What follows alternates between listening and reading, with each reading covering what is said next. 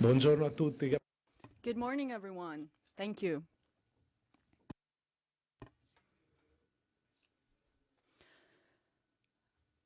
I would like to start by greeting the Minister of University and Research, Minister of Health, as well as the President of the Conference of Italian Rectors, all the authorities, and dear guests. I wish to start by thanking the Conference of Italian University Rectors for promoting this event today. I am very honored to see that this very important event is taking place at the Chamber of Deputies. In fact, the States General represent a very important opportunity to be able to think about the future of the universities. We live in a society of knowledge, research, and formation, and these are the fundamental starting points for the economic development of a country. Not only are they fundamental to be able to guide the development of our country, but they're also fundamental to be able to prepare our professionals to the future. In this regard, we can say that our universities have a huge responsibilities. But there is something more. There is a very important link that is present among the territories and the universities. This is a very important relationship that carries out a very important role for the growth of entire communities. We live in an ever-evolving world that is always changing, and the Italian universities have shown their ability to be able to adapt, to be able to innovate. Our formation has been able to grow in the past few years. There has been a growing interest in the scientific and technological subjects. Moreover, there has been an improvement when it comes to a series of indicators. For example, there has been a reduction in the number of students who are not able to graduate in time, and also the average age of our graduates has decreased. But we know that nowadays there are important challenges that we are addressing. For example, the demographic decrease has had an important impact on enrollment in universities, and this is also having an impact on the competitiveness of the country and on the labor market. According to a recent investigation carried out by Mediobanca, by 2041, we may also lose up to 415,000 university students. This accounts for 21% of current students enrolled in university nowadays. This reduction could also lead to a reduction in qualified employees, which would have an impact on our enterprises and businesses at the international level. Technological evolution also makes it necessary for us to constantly update our programs and especially to update the knowledge of our teachers. This needs to allow us to be able to pass on the knowledge that is up to date with what is needed in our world. So we need to be able to find the right balance. We need to be able to put together the potentials of our incredible tools together with teaching methods that are based on a very direct relationship between teachers and students. Nowadays, a university is facing a very crucial moment. Not only is it offering an opportunity for innovation, but also to be able to relaunch the market. So I hope that these days of work will be able to offer some important food for thought that can also help the parliamentary debate. I also hope that this will allow us to have a very important conversation and relationship among all the representatives of the academic world as well as experts. Lastly, I want to say that I love universities. I am still a university student.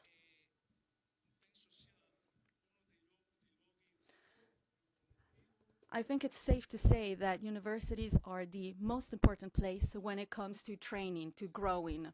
Most importantly, I love being able to gain new knowledge because the more I know, the more I realize that I know nothing.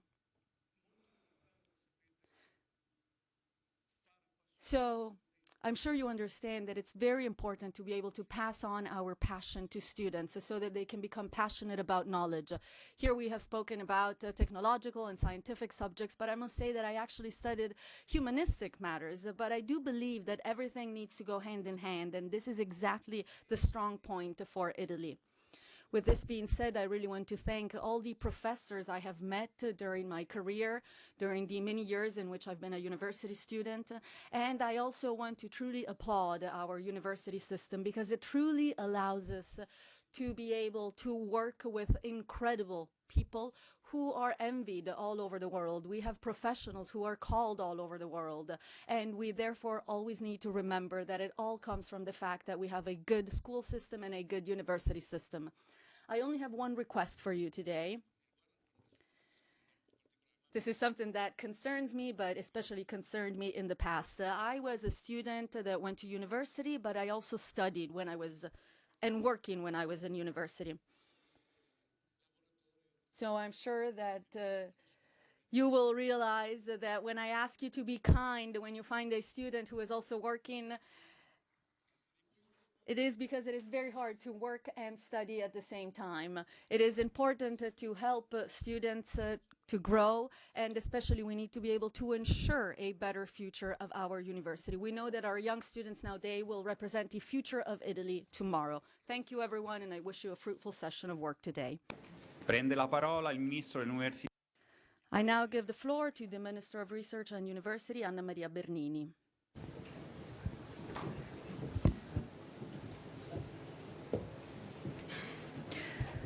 Buongiorno a tutti. Good morning, everyone. Mr. President of the Chamber of Deputies, dear colleagues,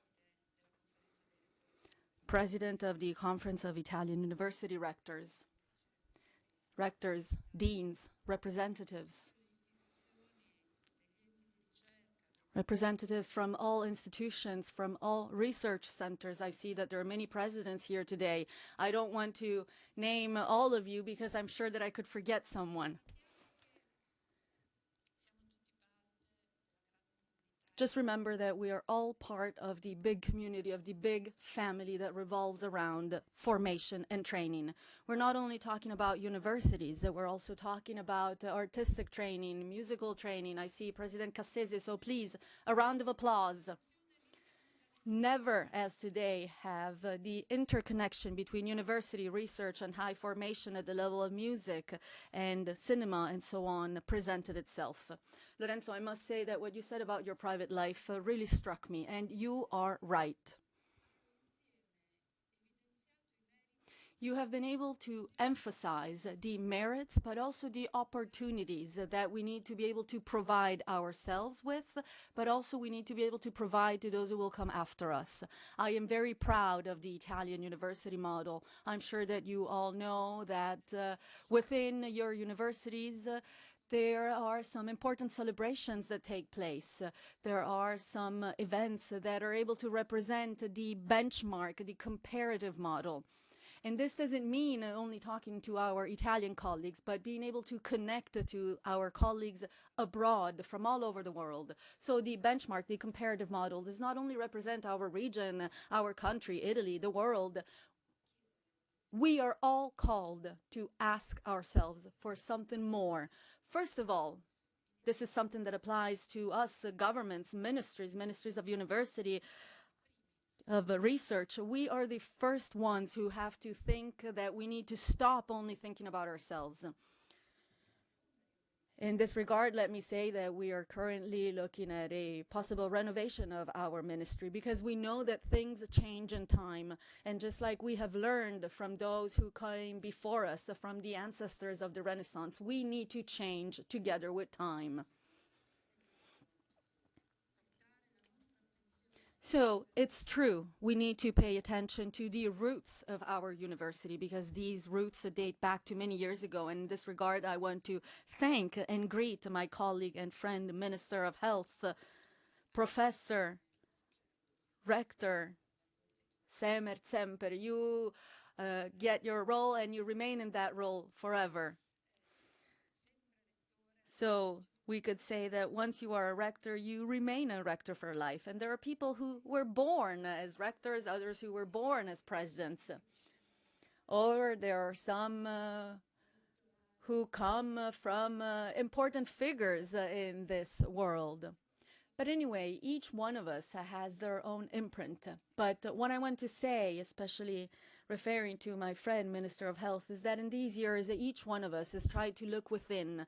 And I'm sure that you have already done and you will continue to do. And this is actually a request that I'm presenting to you. We have been able to carry out a due diligence. We have tried to understand what is available, which our assets are, which are our weaknesses, our strength, our expenses. We have tried to understand the quality of our expenses, because it's true that, as the president said, we sometimes are forced to study and work at the same time. So we need to act as managers of the institutions in some way. Our institutions are very high level, and in the end, we're simply called to serve these institutions. Now, before calling two of my friends and then giving the floor to Giovanna, but we must say that Giovanna is pretty much the added value of this presentation that is divided in 3 different parts and that I want to share with you. But first of all, I want to thank you for inviting me today. When we met last time during one of your meetings, I also thanked you not only for inviting me, but for stimulating me. I remember that last time I was together here with you, I listened more than I actually spoke. There was a person here who I really admire, my colleague Bronzini. I don't know if he is here today, from the Aldo Moro University in Bari. If he's not here, we will greet him on our behalf. I will actually be in Bari very soon. And he asked me, "Minister, what is your idea for the university?" Right there and then, I thought, well, actually, you should be the one telling me what your idea for the university is. But I agree. I agree, because we belong to an institution, and therefore I am called to coordinate in line with Article 33 of the Italian Constitution, according to which it is important to focus on the principle of autonomy. However, being called to coordinate your very diversified and transversal autonomies, I obviously need to have my own personal idea when it comes to university.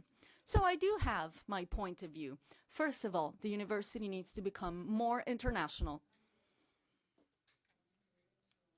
My dear friend, President Lorenzo, you spoke about the demographic winter. Honestly, I think that we should talk about the glacier of demographic. I think that we come after Antarctica, pretty much. We rank 3rd. So we need to keep this in mind, especially because we need to be able to make sure that our universities are not only rooted as they are right now, but they're also interconnected with our social fabric, our cultural fabric, scientific fabric, and so on.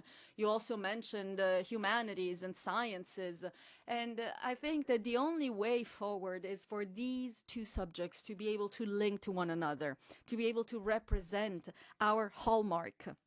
We are sciences and humanity together, and this is our strength. So starting from the roots of our universities, we need to be able to give life to the future of our programs, the future of our research, because research is carried out in universities, just like research centers, just like the CNR, our most important research center in Italy. As we have heard, we need to create a bigger and stronger link between research centers and universities. This is what will give life to a very important connection of talents, opportunities, and financial availability. I am sure that President Jan Antuoni, whom I spoke with, and of course we are always in touch, even though sometimes we may have different opinions. Even this time we actually got together, and we will see if our speeches today pretty much follow the same lines. But I remember that she told me about the comparison between European models, Italian models, and models around the world. And now, in a very humble way, let me say that very often we tend to compare things that are in some way similar. To be able to compare elements, it is important to make sure that there are some elements that can actually be compared and therefore that are in some way similar. Let's also remember that our resources to finance research we need to be able to remember that a certain percentage of our Italian budget must always be used for research. But let's also remember that apart from that percentage, as Minister of Research, as Italian government, as a National Research Center, we have invested and we have made available 1,200,000,000 to be able to participate in a European competition, we could say. We will try to pursue this competition up until the very last moment.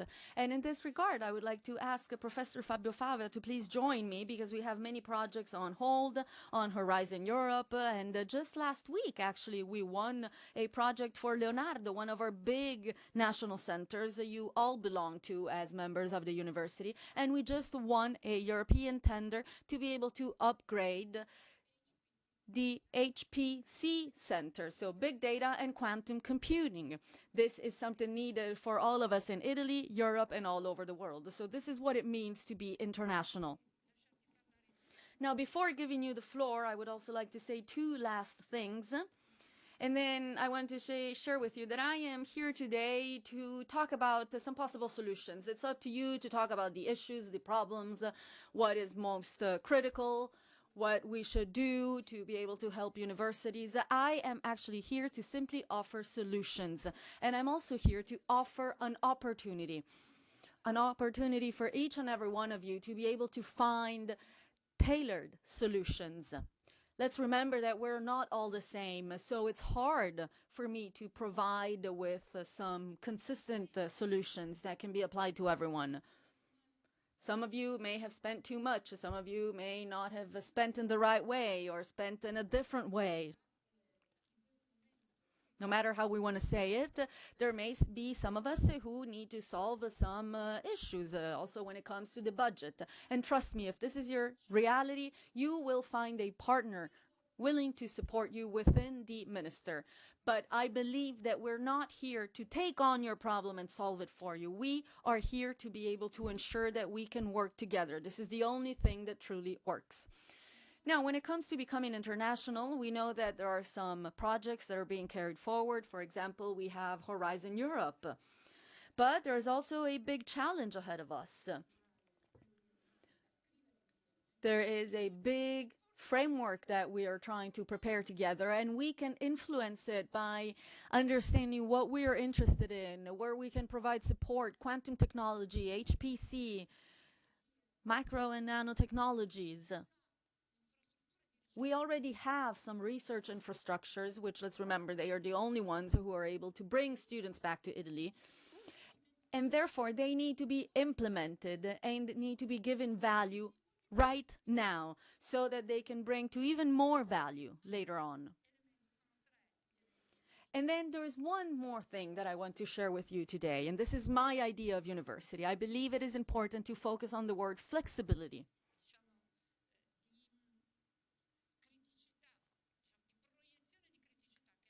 There are many critical aspects that were discussed during our last meeting, and this all has to do with ordinary financing. I believe that I was the first minister to say that the funding that we have available nowadays does not work anymore. A change is needed. We need to be more flexible. We need to make certain amounts of money available, especially where such money has been blocked and has therefore led to problems within the universities themselves.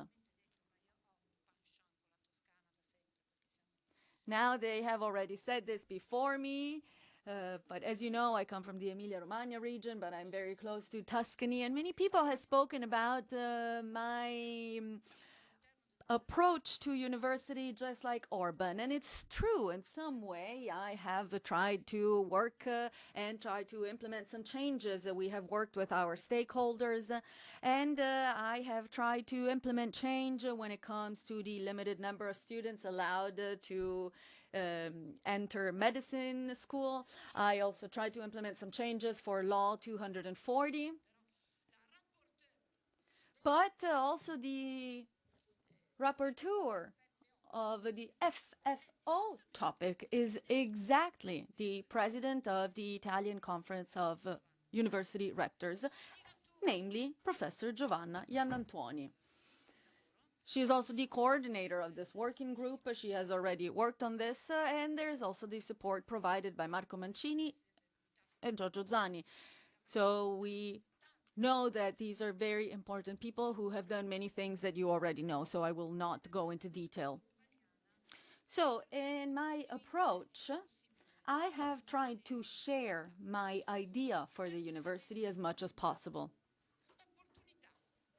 And then we need to discuss opportunities. When I talk about opportunity, I'm referring to the right to education, and therefore I would like to ask Professor Andrea Lenzi, who is also involved in this revolution, to please join me on stage.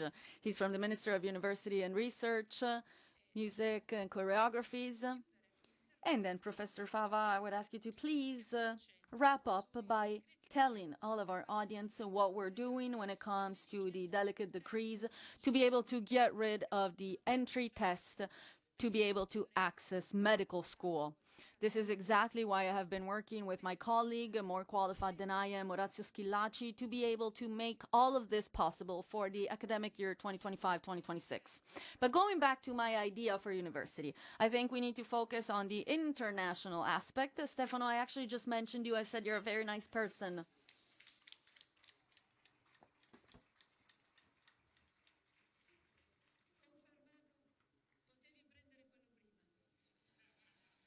Confirmed. Il ministro prima o il ministro dopo? Vediamo chi. Let's see who's going to accompany the other. Which minister will speak first? Anyway, I was saying that I will be present at Aldo Moro for the 100th anniversary. And I also tried to say that my idea for the University of the Future is to focus on the international aspect, opportunity, and flexibility. This means the right to education. So what are we doing together with Professor Fava? Professor Fava is the coordinator of all research projects at the European level, so Horizon. He's also the coordinator of non-European projects. And this leads to many cooperations among mission, cluster, and experts, which represent the future of each and every one of us, university and research center. Grazie. Thank you, Madam Minister, Mr. President, ministers, authorities, magnificent rectors. Thank you for this opportunity, and good morning to all of you. I would like to show you two slides, if you don't mind. In 2025, the FFO will be increased,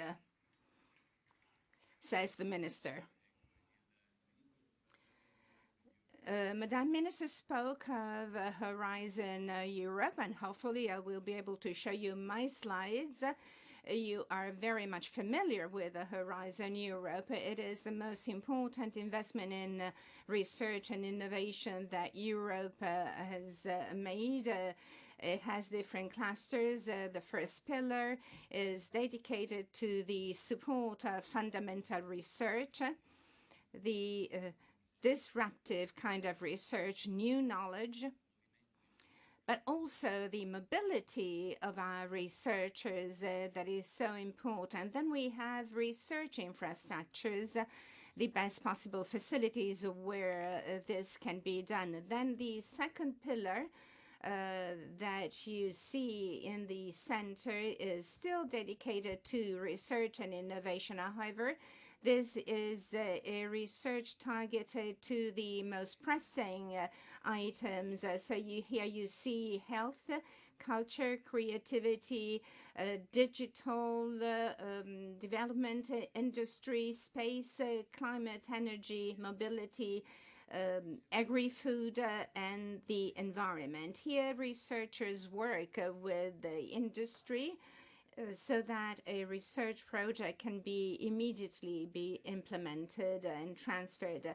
To your right, you see the third pillar that is devoted to the transfer of knowledge. So to create the opportunities that we really are in need of. So this pillar is meant to create the conditions for a resilient, inclusive, and democratic Europe. So how is Italy faring? Now, I would not like to take too much of your time, but let me tell you, 95.5 billion euros, and this is the richest plan in the world to support research and innovation. Certainly, this is the highest possible allocation by the Commission. And I will get to what the Madame Minister is mentioning. So how is Italy going? I would say that Italy is doing well. In the first 3 years of our Horizon Europe, we have been able to participate in competitive tenders, 3.2 billion euros, and we have received this financing after, obviously, other countries did as well.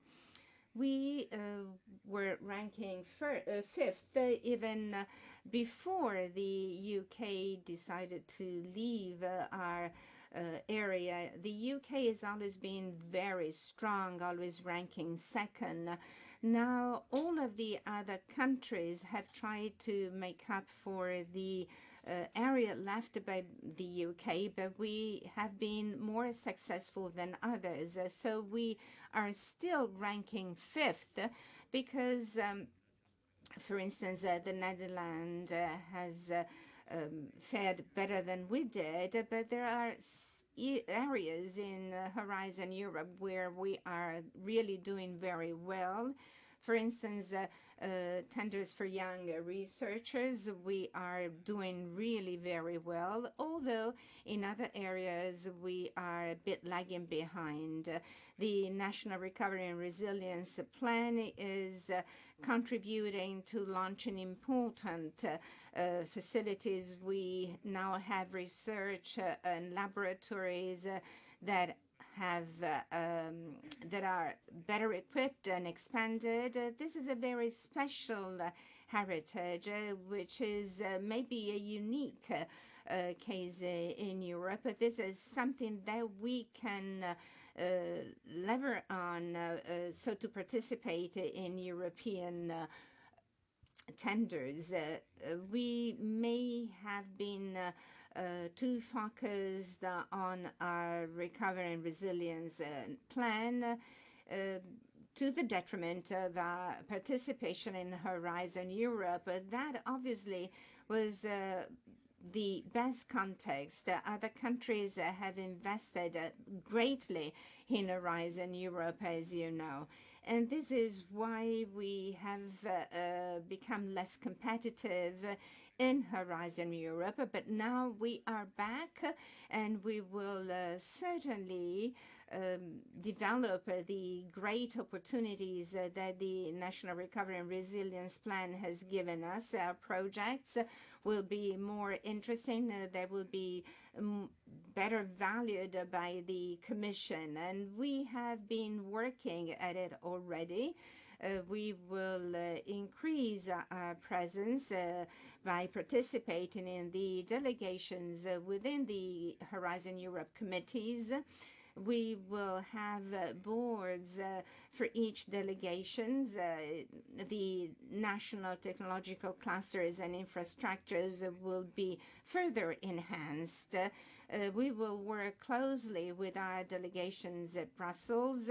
We will certainly use the support of the institutions, and we will try and reach out to small universities, to small realities that are not part of this network just as yet. So we will be very active in 2025, especially for the upcoming tender, and we will try and identify all the priorities and participate in the drawing up of the 10th framework program.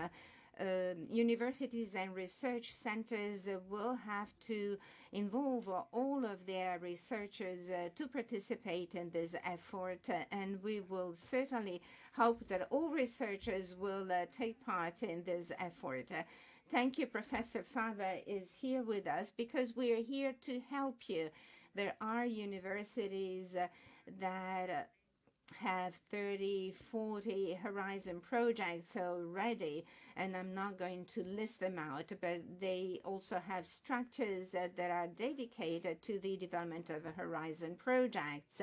But we are all part of the same community. We are all connected to the research infrastructure established by the national plan, and they can act as a value multiplier. They can be +2, +3, +4 in each one of these goals. And this is what we have to do all the way up to 2026, because together with the funds that we allocated for 27 and 28, that is 300,000 euros, and that will allow us to respond to what will happen after 2027. And I would like to ask President Andrea Lenzi, who's here with me and who is the chair of the working group on health sciences.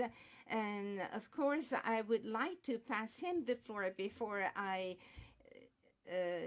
continue speaking on things that I'd rather have the chair describe. So first of all, thank you, authorities, excellencies, President of the National Rectors Conference, and Madam Minister, Mr. Minister, President of the Chamber of Deputies. I'm very happy to be here with you, and I need to be quite concise.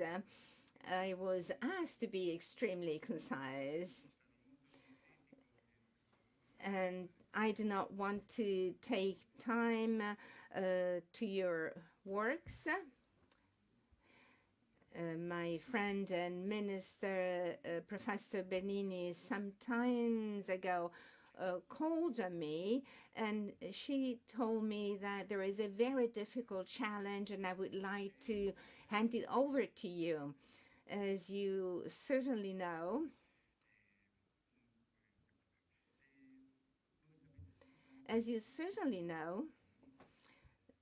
our Parliament, the body that we must all report to, the Parliament is asking the medical area of our universities to ponder on reviewing the access to medical schools, veterinary faculties, and the health sciences as a whole. So this regards the whole of the training area of health sciences. Let me just say that the minister, and I have to say, being a medical doctor myself, this is a very wise approach. So Madame Minister decided to set up a working group made up of super experts and an advisory group that is made up of people that have responsibilities in this area, starting from Rector Polimeni, so, but also President Pedoni, and the super experts selected should be in a dialogue, so to review this approach ahead of the actual approval of the bill. You know that the bill is going to be discussed in the chamber, and as a result, Italy will have to respond to the request issued by the Parliament. The Parliament represents the country. So the main goal is to manage and monitor and be ready to have the necessary decrees in time to respond to the needs of students and families, quality of training. and what Italy actually is demanding for the field of health sciences, and I know that you're all very much committed to it. Certainly, regardless of the area concerned, and certainly Professor Fava will agree with me. So what is common to all of us is to understand how to manage the situation. We actually had hearings for a month so to understand what students and professors have to say. And this has turned out to be a great source of information. We have found a great collaboration from all of the people that we have got in contact with. So we also reached out to the most involved disciplines. So we have carried out all of the preliminary work so to have proper advice and suggestions in such a way that when we will be called to do so, we will be able to respect, of course, the will of the Parliament, but also involve the schools of medicine and veterinary sciences, and allow students to have the necessary training so to be able to provide the proper services. Our national health system is a fantastic legacy. It's a very important good that we have. We must have homogeneous courses of study throughout the country, and we must also be on the side of our students that sometimes find it difficult to complete their course of study. So we must provide them with our support, and especially for the gainful employed students, we will consider their situation quite closely, because we understand that they have an extra challenge to respond to. Thank you to all of my co-rapporteurs, and I apologize if I have taken up too much time, more than what I was supposed to have. But once again, welcome to you all, and please do consider that the Ministry of Research and University is always your home. Thank you. Prende la parola il Ministro. We now give the floor to the Minister of Health, Orazio Schillaci. Grazie, buongiorno a tutti. Saluto il Presidente. Thank you. Good morning and greetings to the President of the Chamber of Deputies, Lorenzo Fontana, Minister of University and Research, Maria Bernini, President of the Conference of Italian Rectors, Universities, Giovanna Iannantuoni, dear colleagues, deans, representatives of the academic world, civil society. I am very honored to take part in such an important event today. The States General of the University represent a very important moment of reflection, dialogue, especially to be able to face the challenges that are embracing our academic system, but more generally our society. University is a fundamental engine for the growth of our country, and I've had the honor to be able to work in the university field. I've been a dean, I've been a rector, I've been a professor, and therefore I know the role that is carried out when it comes to knowledge, innovation, and others. Through university and research, not only does the university give young people the tools to be able to face the future, but it also helps solve some big problems that are being addressed in the present. As you know, this is an ever-changing world, and for this reason, we need to make sure that the academic world can best address the needs of our young students nowadays. Of course, because of my background as a medical doctor, Minister of Health, I am very concerned with the training of the future doctors. This is something that is very dear to me. We know very well that our health system is still a focal point when it comes to being considered a point of reference at the international level. However, we're now facing some unprecedented challenges because of the demographic decrease, because of the opportunities offered by new technologies, but also because of global challenges that constantly remind us of the need to be able to have some very strong and resilient health systems. To be able to address all these challenges, it is fundamental to be able to invest in qualified employees that can really manage the innovation that is having a huge impact in all fields of medical sciences. We need to be able to ensure that our programs have the technological, scientific innovation that is needed, and we need to be able to integrate competence when it comes to artificial intelligence, robotics, personalized medicine, and especially we need to be able to offer our university students all the needs that will allow us to address today's and tomorrow's needs when it comes to the health. We are now reviewing the medical system in the territory. We are pushing towards digitalization, and this obviously requires digital managerial skills, which are very useful when it comes to managing the new health systems and also the new technological and innovative digital technologies. I'm thinking, for example, of medicine. In this regard, I would like to mention an investment of 18 million euros for many health professionals in our health system. We still have the need to support all those specializations that we cannot afford setting aside any longer. As I have said more than once, I cannot and we cannot afford to think that tomorrow we will not have ER doctors, but we will not have specialized doctors.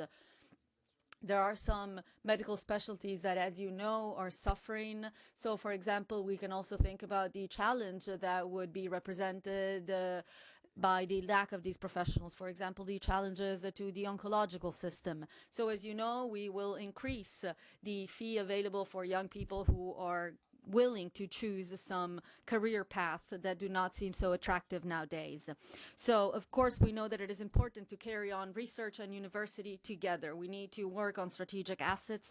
And, of course, we know that university are among the participants that take place in the tenders carried out by research centers. We know that research is fundamental to be able to make sure that the knowledge that we acquire can actually be implemented, practically speaking. And especially we need to be able to make sure that there is good cooperation with our university. We have resources to be able to incentivize young students, to be able to promote international cooperation, and we're also doing so together with the interventions of our plan.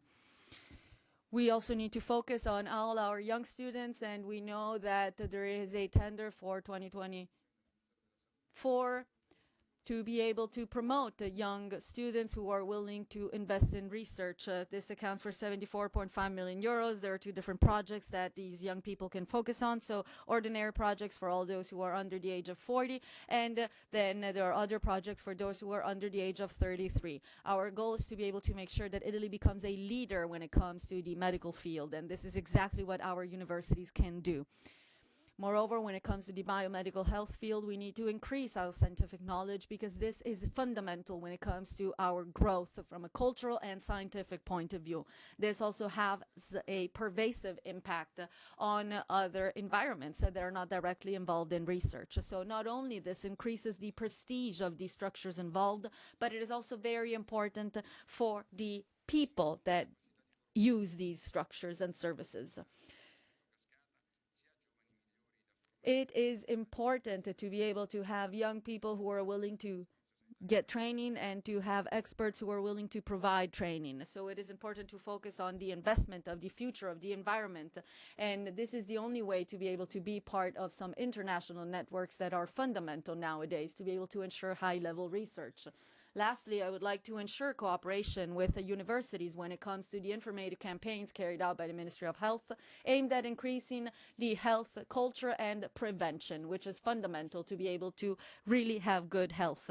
For example, I would also like to mention the cooperation with the Conference of Italian University Rectors, with the University La Sapienza, to be able, for example, to donate blood. We know that in this regard, it is fundamental to have the contribution of young people to be able to promote this solidarity practice that can really help save human lives. But most importantly, when it comes to prevention, universities can have a central role. We need to be able to train professionals who can carry out research projects that can have an important impact on the health of the public, general public, and that can have an impact on our general health system.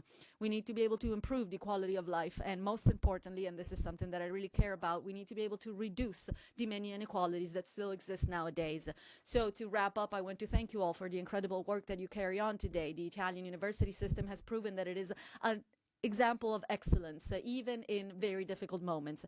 And as Minister of Health, I assure you that I will always be committed to be able to supporting all of you and to emphasizing the link with institutions. We need to work together to be able to create a future in which knowledge, innovation, and health go hand in hand. And most importantly, they need to be the pillars of a more equal and prosperous society. Thank you very much.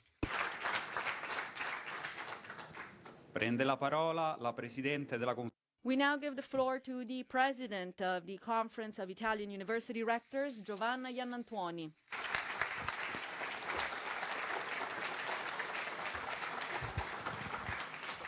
Grazie, grazie. Thank you very much.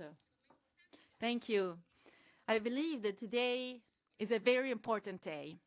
Of course, I want to start by thanking the President for hosting us, for inviting us, and especially for listening to me. I hope you can stay until the end of my presentation, but I understand if you have other commitments. I also want to thank our Minister of University, Anna Maria. Thank you for being here, and thank you for sharing your proposals with us today. And of course, thank you because we have met many times during the Conference of Italian University Rectors, but also on other occasions. Thank you for always making sure to be able to carry on an important conversation with me. Thank you also, Orazio. We worked together in a very hard moment, for example, during the COVID-19 pandemic. So we are rectors who had to face some very difficult moments. And for this reason, we also became friends. So I really want to thank him. And allow me to also thank all of our colleagues who are here today in person, but also those who are connected online. In fact, in all universities, there are some rooms set up to be able to listen to the conference today. I want to thank the President, Alessia Conti, for representing our 2 million students. Thank you, Alessia, for being here today. And thank you for showing your willingness to be able to talk to us. So we know that university is an incredible world. I love it. I think it's very important. And I think that this is something that is true of all people who are here today.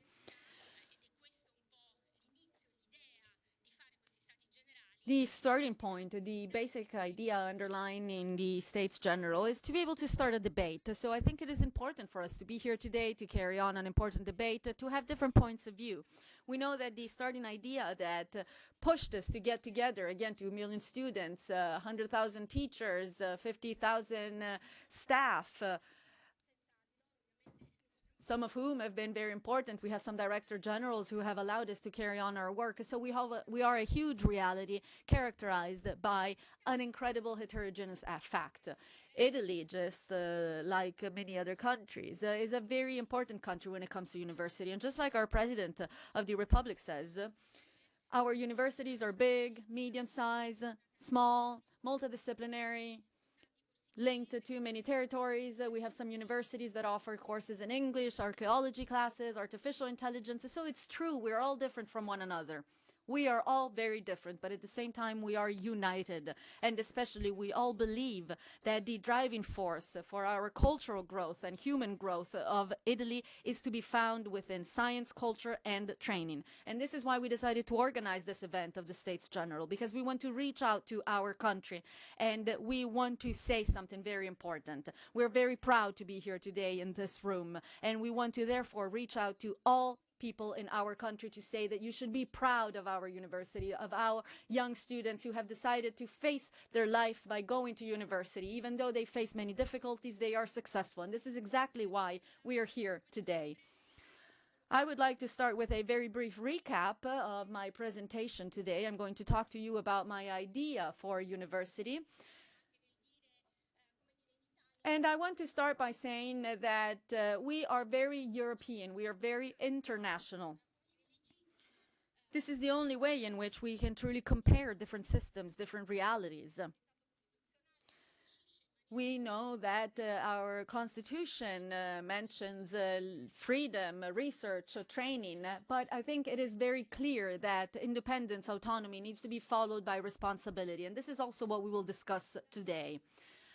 I think we need to start by saying why it is important to go to university. Why is a university important for a country like Italy? Why do we need to consider our university system as fundamental in our political and economic action as well? Well, I think that the reason lies in the fact that studying makes us free. What does this mean? Well, it means that when we're able to study, when we're able to train, when we're able to interact with other students, other teachers in our universities, we're able to talk to people who are in our countries, then thanks to this exchange with other students, as I was saying, but also with teachers, also thanks to the participation in different events, we are able to see that we can train the critical consciousness of young people.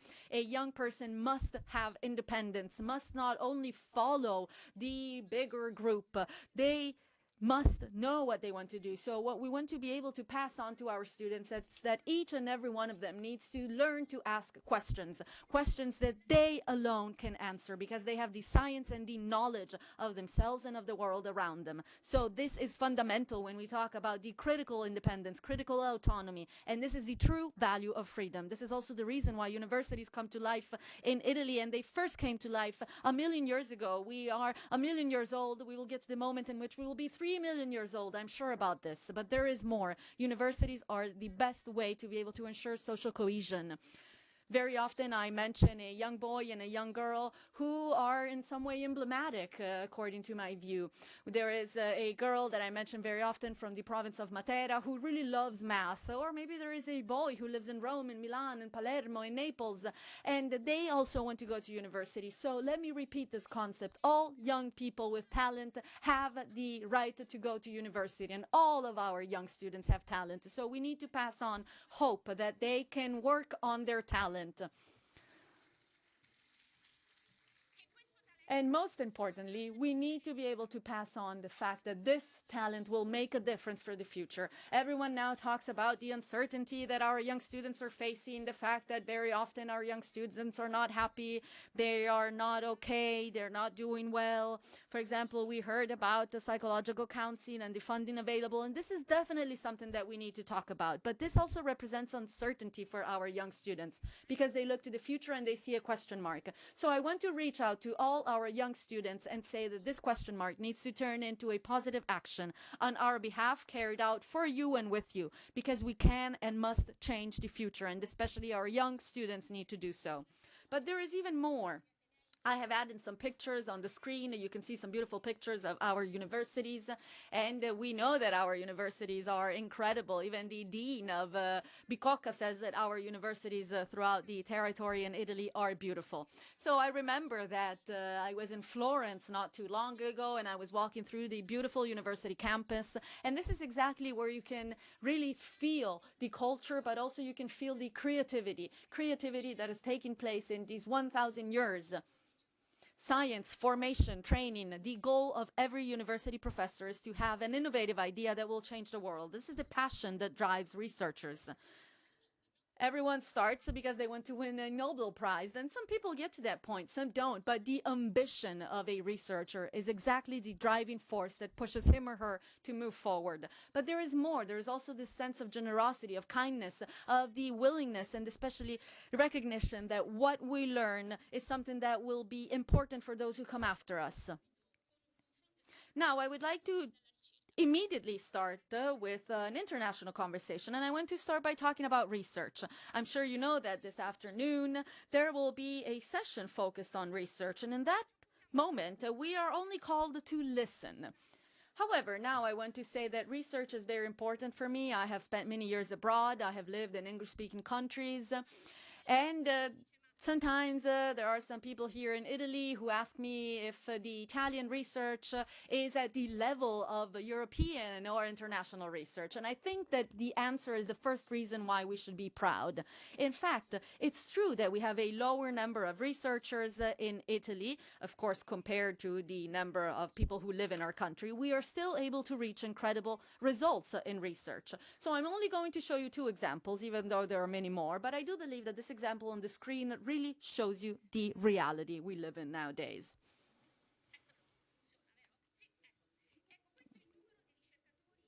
So here you can see the number of Italian researchers. Of course, I decided to also include the European average. Things would change if we consider China and the United States. But if you take a look at this chart, which we actually prepared, but it also comes from the Shimago country rank. So, of course, this is very important when it comes to ranking our students, researchers, and so on. But you can see that our researchers are able to produce more than double than European production, and especially they're able to do more than is done in Europe. So it's true that we have less researchers, but our impact on research is still very high. It is exceptional, actually. And this is something we do not repeat enough. Many of my colleagues and also many of the people who are here today, I hope, will be happy listening to this, because it's true that we have some difficulties sometimes. It's true that very often we don't have the number of researchers like other European centers, but we're still able to publish. We are still able to have an impact. Then I will also talk about our National Recovery and Resilience Plan and what we can do through our research. Also, when it comes to technological transfer, we see that we need to give value to research, and this is definitely a topic on which we focus as a country and as a university system. However, improvement is much needed. We need a change of mentality, but this cannot happen by universities themselves. This can be done by universities working with the private sector. I know that there are many entrepreneurs today here in person, but also connected online, who realize that it is important to work together. I very often say that we are here and we are available and we are willing to become the drivers of innovation, of technology and growth. And therefore, we want to be able to make sure that Italy reaches the level of competitiveness that we always talk about in our newspapers, for example. So we are here to work on this topic. I really push you to take a look at the number of patents.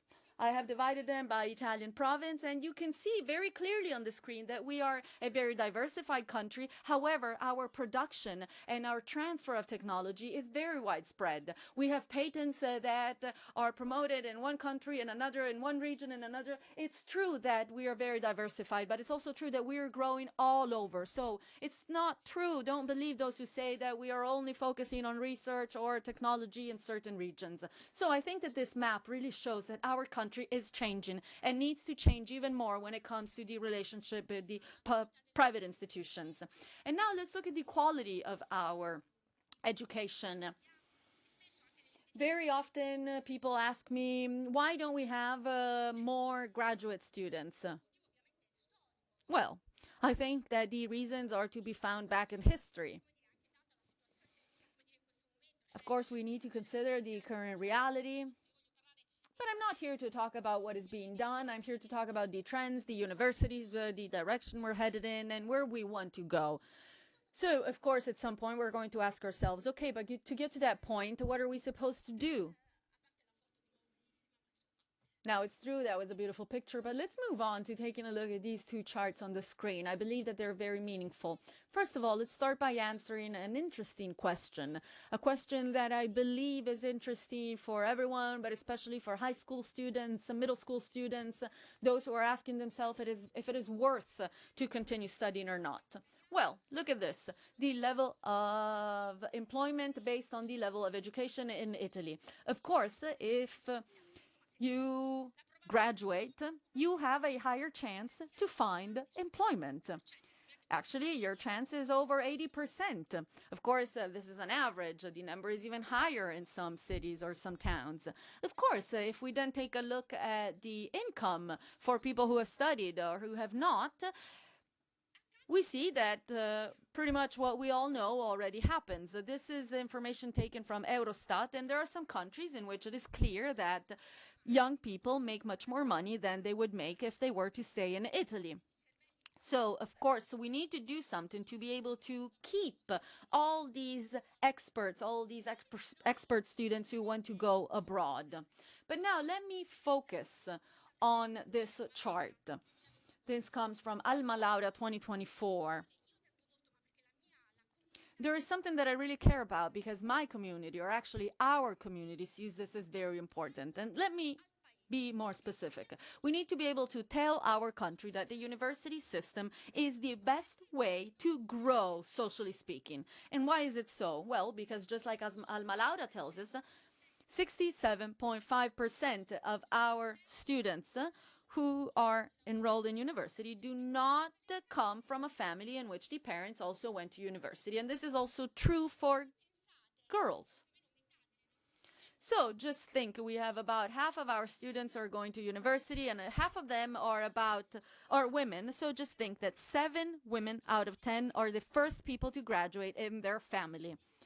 This is something that should really make us incredibly proud, because considering everything that I said earlier, considering the link with the income and the level of education, this shows us that believing in yourself and believing in the importance of training really works and bears its fruits. And especially this is true for girls. So in a country in which gender gap is still very present, in which 1 girl out of 2 do not work, so this means that 50% work and 50 don't. 1 out of 2 women do not have their own bank account. But this data still shows us that we need to really push these girls to believe in the fact that they can receive training and they can change the world.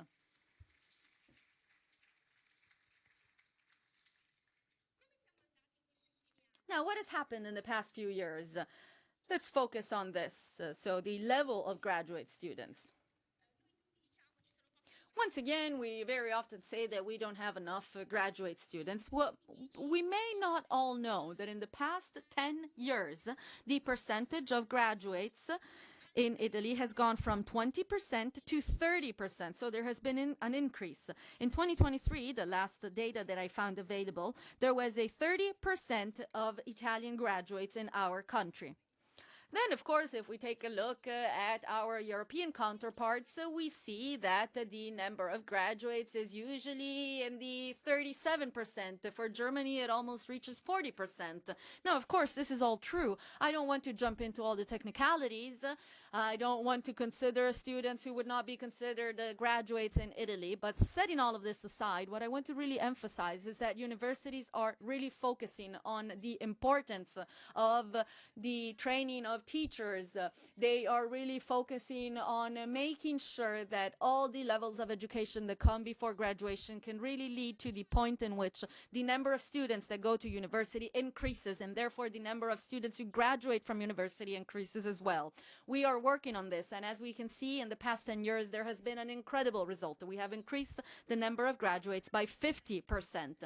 And now let's move on to talking about the entity of our resources. Well, I think it's pretty clear that we cannot set this topic aside. The minister also mentioned this in the speech. I think it's clear, no one is trying to deny this, and that is that in the past few years, we see very well that there has been a change when it comes to public resources. Now, I'm not talking about the past year, the past 2 years, or the past 10 years. I think it would be crazy not to say that our country is one of the least financed countries in the OECD countries. I think that if we were to deny this, we would pretty much be saying something that is not true. But I also believe it is safe to say that in the past few years, also thanks to the 22 billion euros invested by the National Research and Recovery and Resilience Plan, we have been able to see incredible changes in our universities. But let's compare the data to what happens in Europe. This is the European average. This is the total expense when it comes to tertiary education per student. Now, I did not want to exaggerate. You can also look at the percentage, GDP percentage. You can take whatever data you want, but trust me, this is a historical trend of our republic. This is not just data that we're putting out there.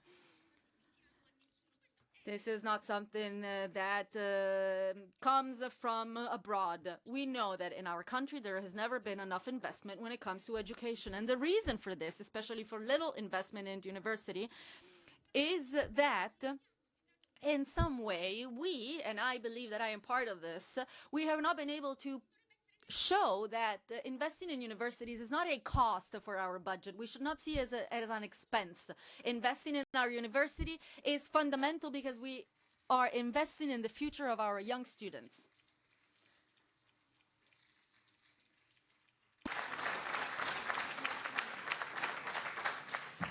Guardate, anche Now, look at this. I think it's very clear that the minister defends the work that they have done. For example, next year there will be 175,000 euros available. So, of course, all of this is very right. These are the figures. But we cannot say that this is only because of the current minister, if the historical trend has changed because of the present time. One more thing, very delicate, and as president of the Conference of Rectors of Italian Universities, something that I want to say and actually ask is why many universities, and this is something that you can very easily read on the newspaper, so why do many universities have a difficulty in closing their budget? Why does this difficulty exist? This is something that you read about in the newspaper, and of course I cannot exonerate myself from providing an answer. I think that the real reason is to be found in the cost of employees. So there has been an increase in the cost of employees. So what happened in the past few years? This is something that started back in 2019, and it is a problem that comes from the way in which the Next Generation EU was designed. So Next Generation EU, which in Italy we could refer to as the National Recovery and Resilience Plan, the aim was to improve the lifestyle for 1,000 inhabitants. So it's true that there has been an increase, but at the same time, we know that the increase was linked to the extraordinary plans. So it doesn't mean that we are not respecting the rules or we're doing something even worse. Actually, we decided to sign up to the incentives that were being given to us and therefore to be able to increase the number of researchers available. This has therefore led to having an incredible number of young students. Almost 16,000 young students have been hired, almost 9,000 thanks to the National Recovery and Resilience Plan. And there has been an incredible growth, for example, even during the COVID-19 pandemic. That was a moment in which we ask ourselves, what can we do to change our country in such a dramatic moment? In that moment, we decided to invest in young people. So this was something extraordinary. I do not want to dive into the topic in detail. For example, there are some temporary employees that then become fixed-term employees, and this has made it possible to increase the number of our staff.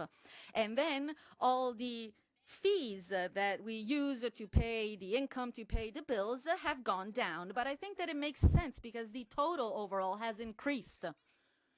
Now, what am I trying to get to by saying all of this? Well, I am part of a commission, and I want to thank the minister for appointing me, but also Mr. Bonini, in the commission that allows us to discuss this and therefore to get to the point in which there will be solutions that will make us more flexible, but most importantly, we need to be able to ensure that autonomy is followed by a responsibility by the universities. Now, moving on to procedures, bureaucracy. What can we say? Anyone who has had an experience in other countries can easily say that bureaucracy is not well and does not work well in any country. So I think that this slide can apply to France, Italy, Germany, the United States, from all over the world. This is a complaint that is common to the entire world. But it is true that there is one problem when it comes to Italian bureaucracy, and that is that the administrative times are very long, very slow. So, for example, we have commissions made up of the Minister of Research, Minister of University, but also members of other institutions as well. So what does this mean? That we have many representatives of the public institutions that need to be checked. And of course we want all of this, but we are constantly checked upon in every action, ex ante, in itinere, and ex poste. So of course this is a huge burden that we are facing. Now, let's move on to some proposals, some possible ideas. Of course, we will talk more about this in the future, but I would like to focus on some proposals specifically. First of all, it's clear that autonomy for us universities is something that is incredible. We need to be able to conquer it. It is incredible for our constitution because it means the responsibility and the freedom to be able to decide for ourselves. Of course, it's hard to manage 85 different universities. I am the president of CRUI, but there are 85 different universities and each one acts in complete independence. So of course, it is very difficult to be able to find a common point. As I was saying, this common point does exist, but at the same time, there are also some differences. This is something that was also said by Anna Maria before me. So we have to clarify the mechanism that from responsibility leads us to resources. This is most important. We should be aware of what resources are going to be allocated to us at a very early stage, not at year end. So we need at least a 3-year plan for resources, because if I have to be judged and valued on my strategy, then my strategy must be developed well based on certain figures and data. And if I do not know how many resources I can count on, of course, I will not be able to develop the proper strategy I need. So we must change, revolutionize times and ways according to which universities are financed. And I am sure that we will find an agreement on it. An idea that, of course, it's just an idea, no more than that. We believe in our universities, we believe in our students, we believe in the 2 million of students that Alessia represents. I'm an economist, so if we do believe in all of this, we have to connect the financing fund to the GDP. Of course, we are very respectful of the different problems attached to the public spending. We know that we have to keep public spending under control. But when the GDP increases, also the financing fund, the FFO, must increase. And this could be an agreement, a pact between Italy and its university system. So far, I have not spoken about the demographic winter and the impact that it will have on the number of students in the university system, but the impact that this has on our country. You see here the data that were kindly provided to me by Professor Billary. So this is a projection to 2041, and this is the so-called demographic winter. President Fontana gave a similar data. You see two curves. The best possible scenario is the blue curve, according to which we may increase the number of students enrolling in our university. And this should be what we should aim to. We talk about the political debate and the so-called second generation students. So aside from an effort for internationalization, and these figures are international figures. In Milan, more than half of our students are second generation.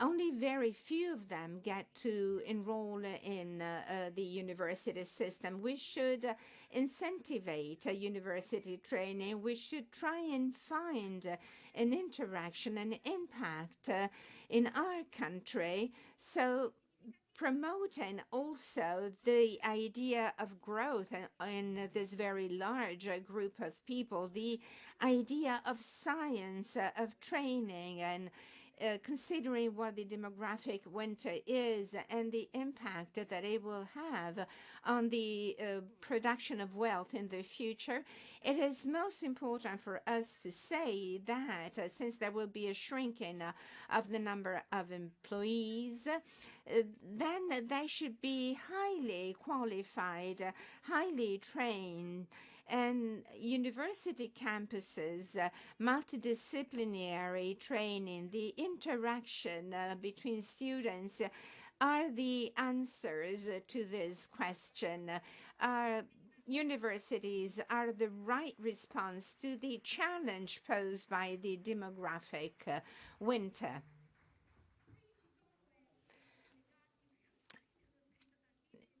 I know that many young people, young professionals and students are following us remotely, and with the minister we have agreed to get into the detail of things. This is the number of students enrolled in doctoral study courses.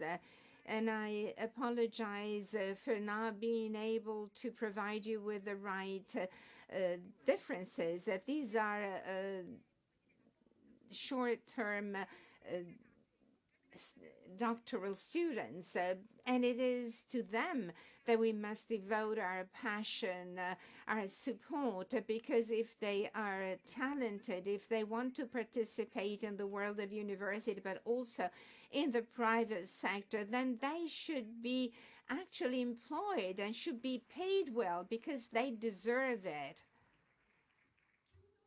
Let me just conclude, and I apologize with the president for being a bit too long. Let me just wrap up by focusing on what is the door to the future. When I talk with private enterprises, I am asked, how is it possible to have a public-private partnership, how to have private and public entities work together? Then let me tell you that we are doing that already because we have 34 projects, national centers, ecosystems, partnerships, and I'm looking at Anna Maria and Orazio because this is something common to the two ministries. We have 34 projects that total 6.5 billion financing for startups, and these projects features universities, the private entities, the world of research, citizens, and these public-private partnerships are a reality already. Are we to increase them? Yes. Are we to find a way for this to have an impact on small and medium enterprises? Yes, of course. Because the small and medium enterprises have not been able to participate in the Next Generation EU tenders. So we have to try and expand what the Next Generation EU actually offers, so to have an impact at a larger to a larger extent. So my call to institutions and to the private world is to get together and work out rules for innovation and universities to be the driver of growth. We need both innovation and training, and I believe we all agree on this.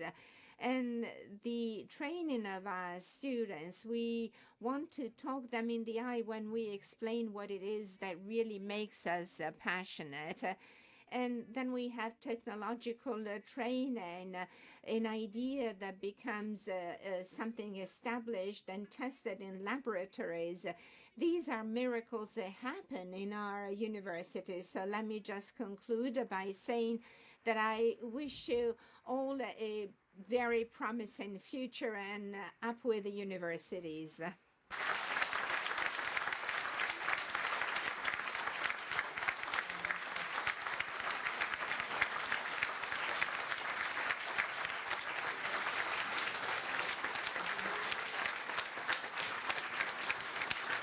Prego. Avanti a destra. Avanti a destra.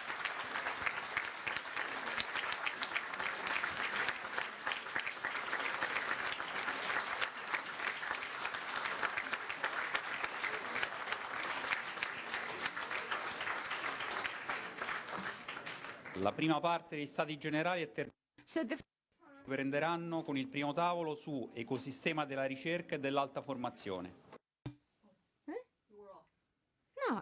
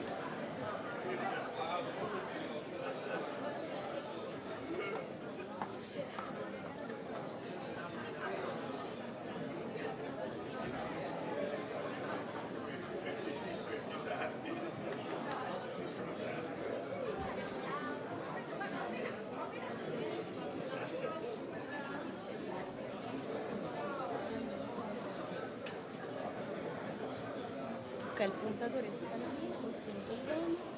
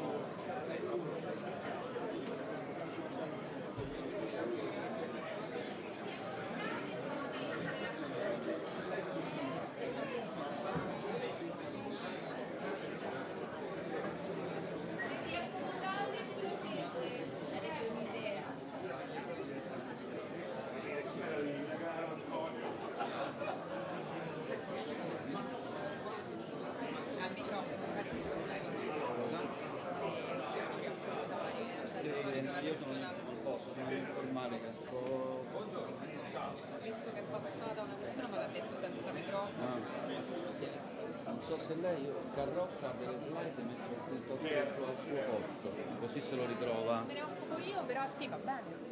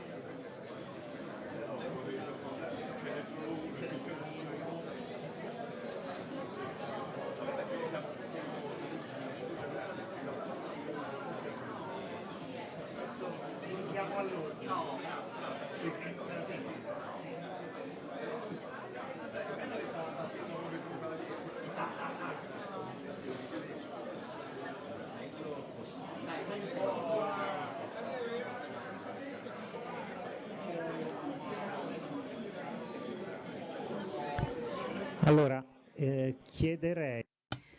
I would like to ask the speakers of the first panel to kindly approach the table. Thank you.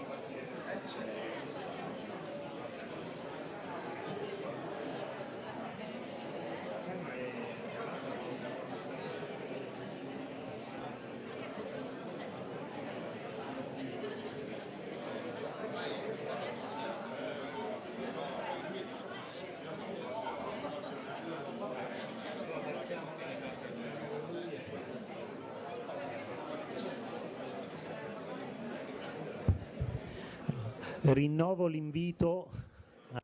If I may, I would like once again to kindly ask the speakers of the first panel to come to the table. Thank you.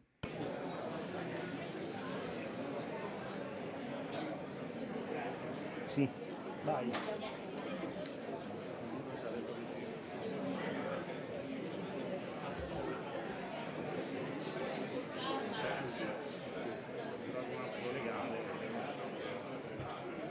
Abbiamo la prima udienza a febbraio, appena arrivata la citazione. Ma poi la legge in atto, tanto va sempre tutto peggio, quando può andare peggio.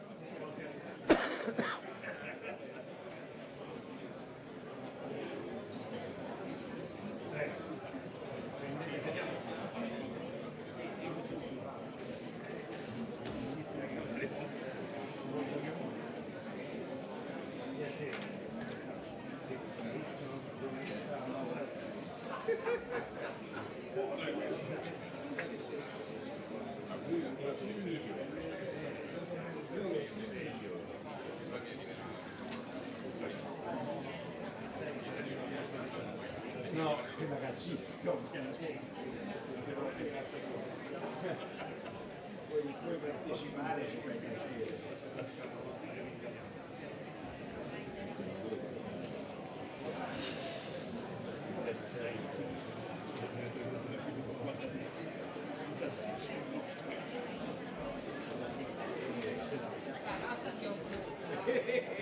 Solo se tu vieni qua e ti siedi si può dire così, altrimenti ci sta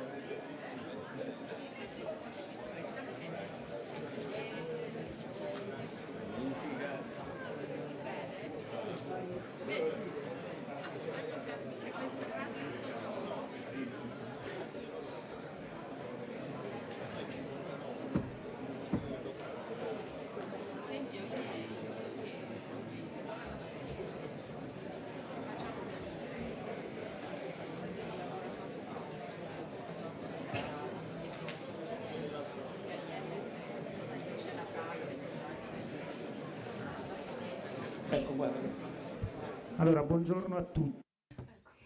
Good morning, everyone. First of all, I would like to ask President Carrozza to join me. Here she comes.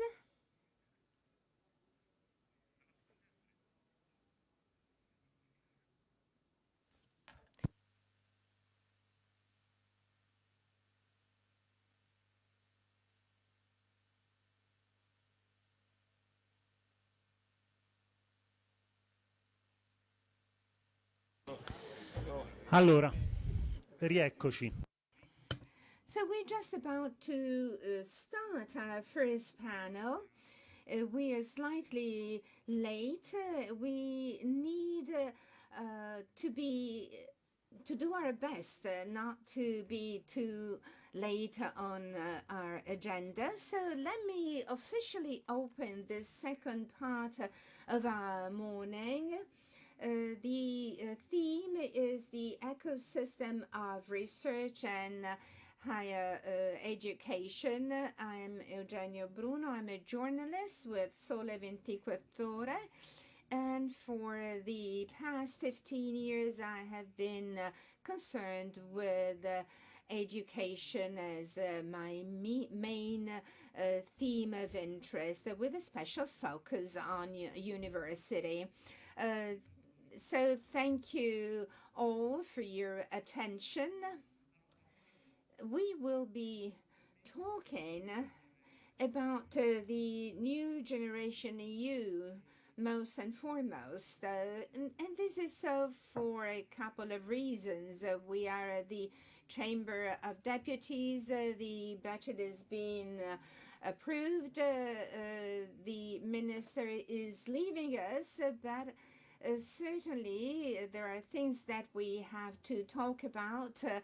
Resources for PhD students, doctoral students. So we will be talking about the next generation EU that envisages 11.5 billion euros for the world of university and research, out of which 3 billion euros are to be allocated to education, and then the rest is to be dedicated in the transition from the university to enterprises. Out of these 11.5 billion, over 6 billion euros are to be allocated to the building of ecosystems. And as a result, I would like to start from the research, and I would like to invite the President Antonio Zoccoli. He is also the president of the National Institute of Physics, aside from being the president of CONPER. So the ecosystem, your institute is part of the realities that President Jan Antoine depicted.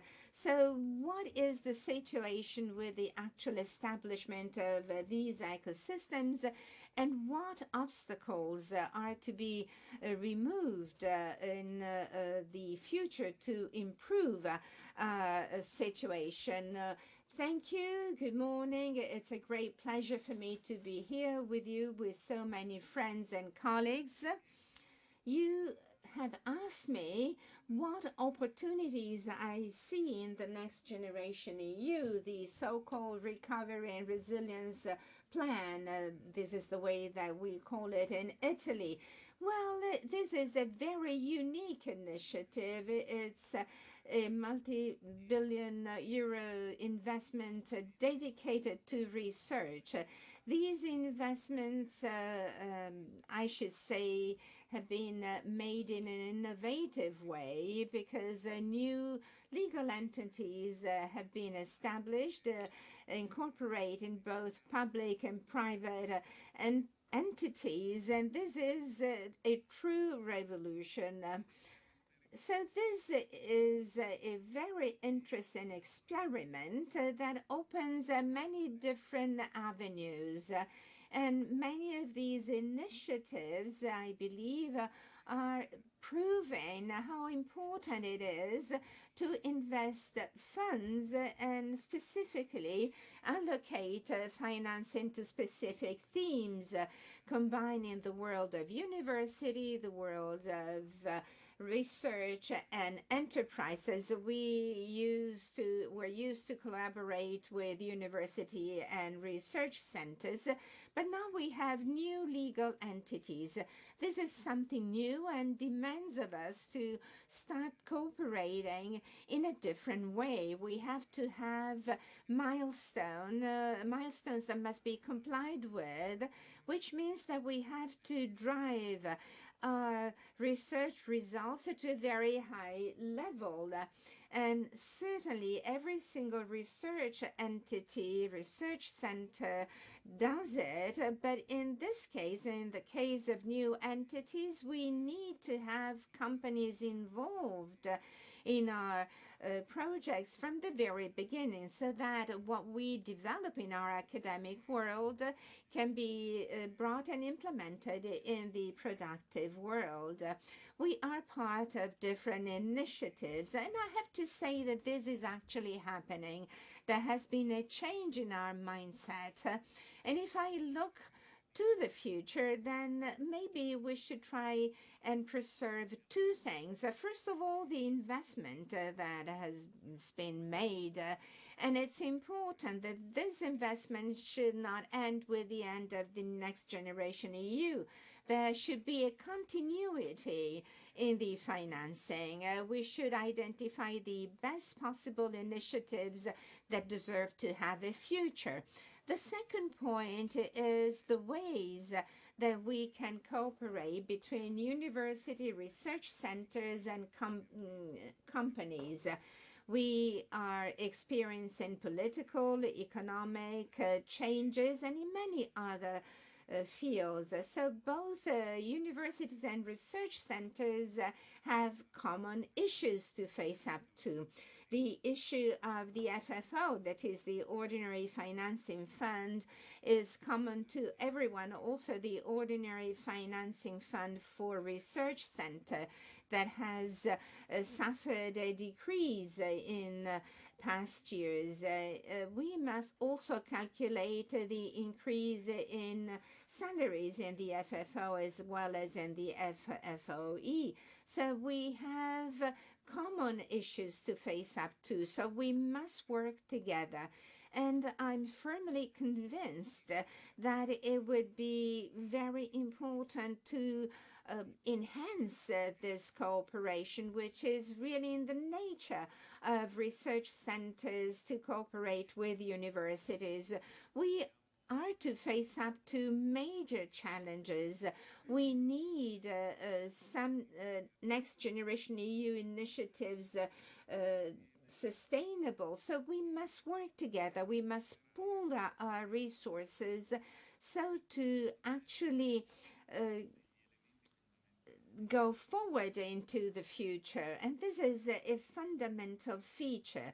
The second feature that I would like to call your attention to is to increase and actually strengthen the cooperation between the university, the research world, and the industries. How can we do that?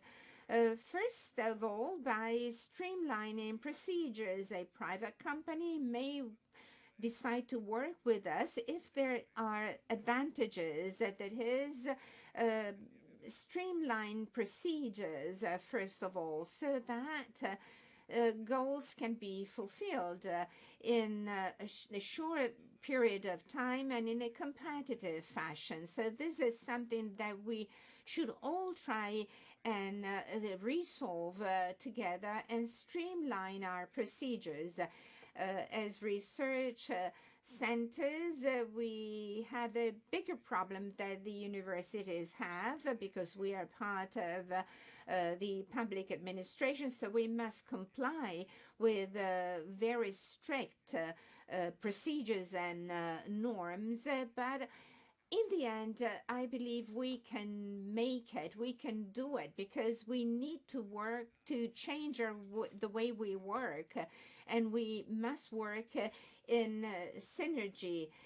So rather than getting into the detail of each one of the initiatives, and certainly Chiara, speaking on behalf of the National Research Council, will give us a more detailed overview. But from a political point of view, about the meaning of Next Generation EU and its perspective, this is the main message I would like to leave you with. Allora, grazie. Ringrazio Antonio Zoccoli e lo saluto anche perché... Thank you, Antonio Zoccoli. I know you will need to leave soon. So I also want to thank you for being so brief. I hope that this is also a benchmark for the other colleagues sitting here. The minister said the research center is the main institution of all research centers, and it's true. It is involved in many realities that are financed by the Next Generation EU. I don't know if you have the data, but now I would like to give the floor to Maria Chiara Carrozza, the president of the National Research Center. C and R. I believe that this is the beginning of her last year as president, so maybe this can also be the opportunity to tell us about the National Research Council of Italy and what you believe it will be like in the future. Thank you, thank you. These are the last few months of my mandate, so I can say that I have broad experience, about a 4-year experience, which gives me a detached overview of the current reality of the National Research Council. I believe I have a presentation. I will try to be very brief, but of course this is an incredible opportunity and therefore I could not avoid presenting the National Research Council to this conference.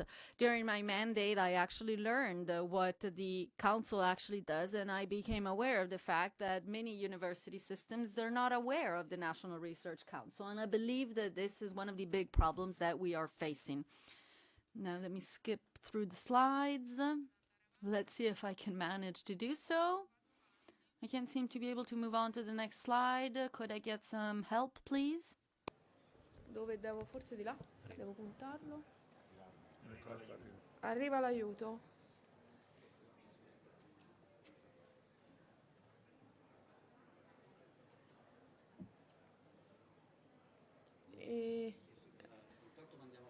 Sì, mandi avanti. Yes, please. You skip through the slides. First of all, let's take a look at these pictures. We had a photographic competition for the 100 years of our research council. This is a tender that took place last year. Many universities took part in our celebrations. We have organized events all over Italy. And our goal was to be able to celebrate our National Research Council with the cities involved in the council. There are many Italian cities that have important offices of our council. Also, some offices are found within the university campuses and buildings. I recently signed a agreement with the University in Milan. So pretty much it is safe to say that we have a sort of agreement with many universities in Italy. These past 100 years have been very intense. We have been able to keep up to pace with what was happening in Italy, and therefore there have been some positive moments and negative moments. The President of the Italian Republic came and gave a speech. He spoke about science as the importance of our future. He said that we need to look to the future just like researchers do.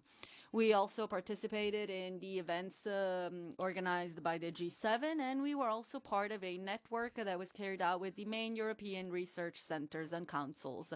This is something very important for me to say, and I want to stress this concept. All European countries in Europe that follow our university model have a big research center that is widespread all over the territory.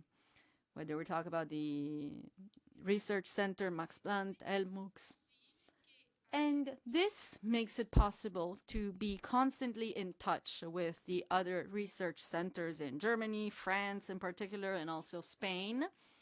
And therefore, it becomes possible to create a European network that obviously mainly resorts to the universities, the entrepreneurs, but that is also very important to create the future of our country and also to be able to ensure cooperation between research centers and universities.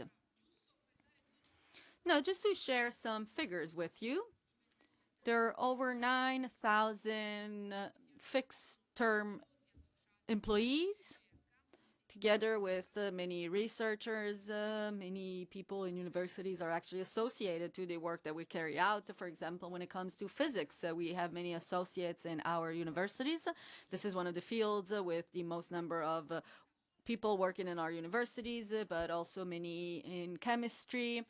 So again, 9,000 employees, then we have about 3,000 employees with different contracts, and then we have doctoral students. We are present in the north and in the south of the country, pretty much we're present all over. Of course, we could say a lot about the work that we carry out with our universities, but unfortunately, I do not have time to do so right now. So what is the CNR doing? Together with the Next Generation EU, first with the Draghi government and then with the Meloni government, it has been possible to really present a very clear vision, which has not changed much. So I must say that the change of government didn't lead to an incredible change for us, because in the end, the vision that they had was simply continued. So we understand that the Next Generation EU is able to coordinate, to participate. We in our center can support the development of research infrastructures. We are carrying out an important work when it comes to regulating the access to research infrastructures to be able to make sure that universities and therefore scientific communities can be of help and can also provide their opinion when it comes to the strategic future of research. So they can help when it comes to understanding in which infrastructure we should invest the most. At the same time, this also helps us have access to these realities. The oceanographic ship Gaia Blue is currently made up of scientists from the university sector, and the Arctic and Antarctica are another example of our contribution. So, for example, in the case of the Arctic, the CNR is involved firsthand to be able to ensure the maintenance of these structures, but maybe the chief of the structure could be someone studying in university. This happens very often. So what does this mean? It means there is an incredible interaction. And given my experience over the past 4 years, I believe this is the place and the sector where there can be cooperation to maintain infrastructures. For example, Gaia Blue, we had to work together for 2 years to ensure that the maintenance was provided, and also to be able to not stop access by all international communities and scientific communities. At the same time, our research council also carries on international agreements to be able to implement the governmental strategies when it comes to international infrastructures. You can see some of them on the screen.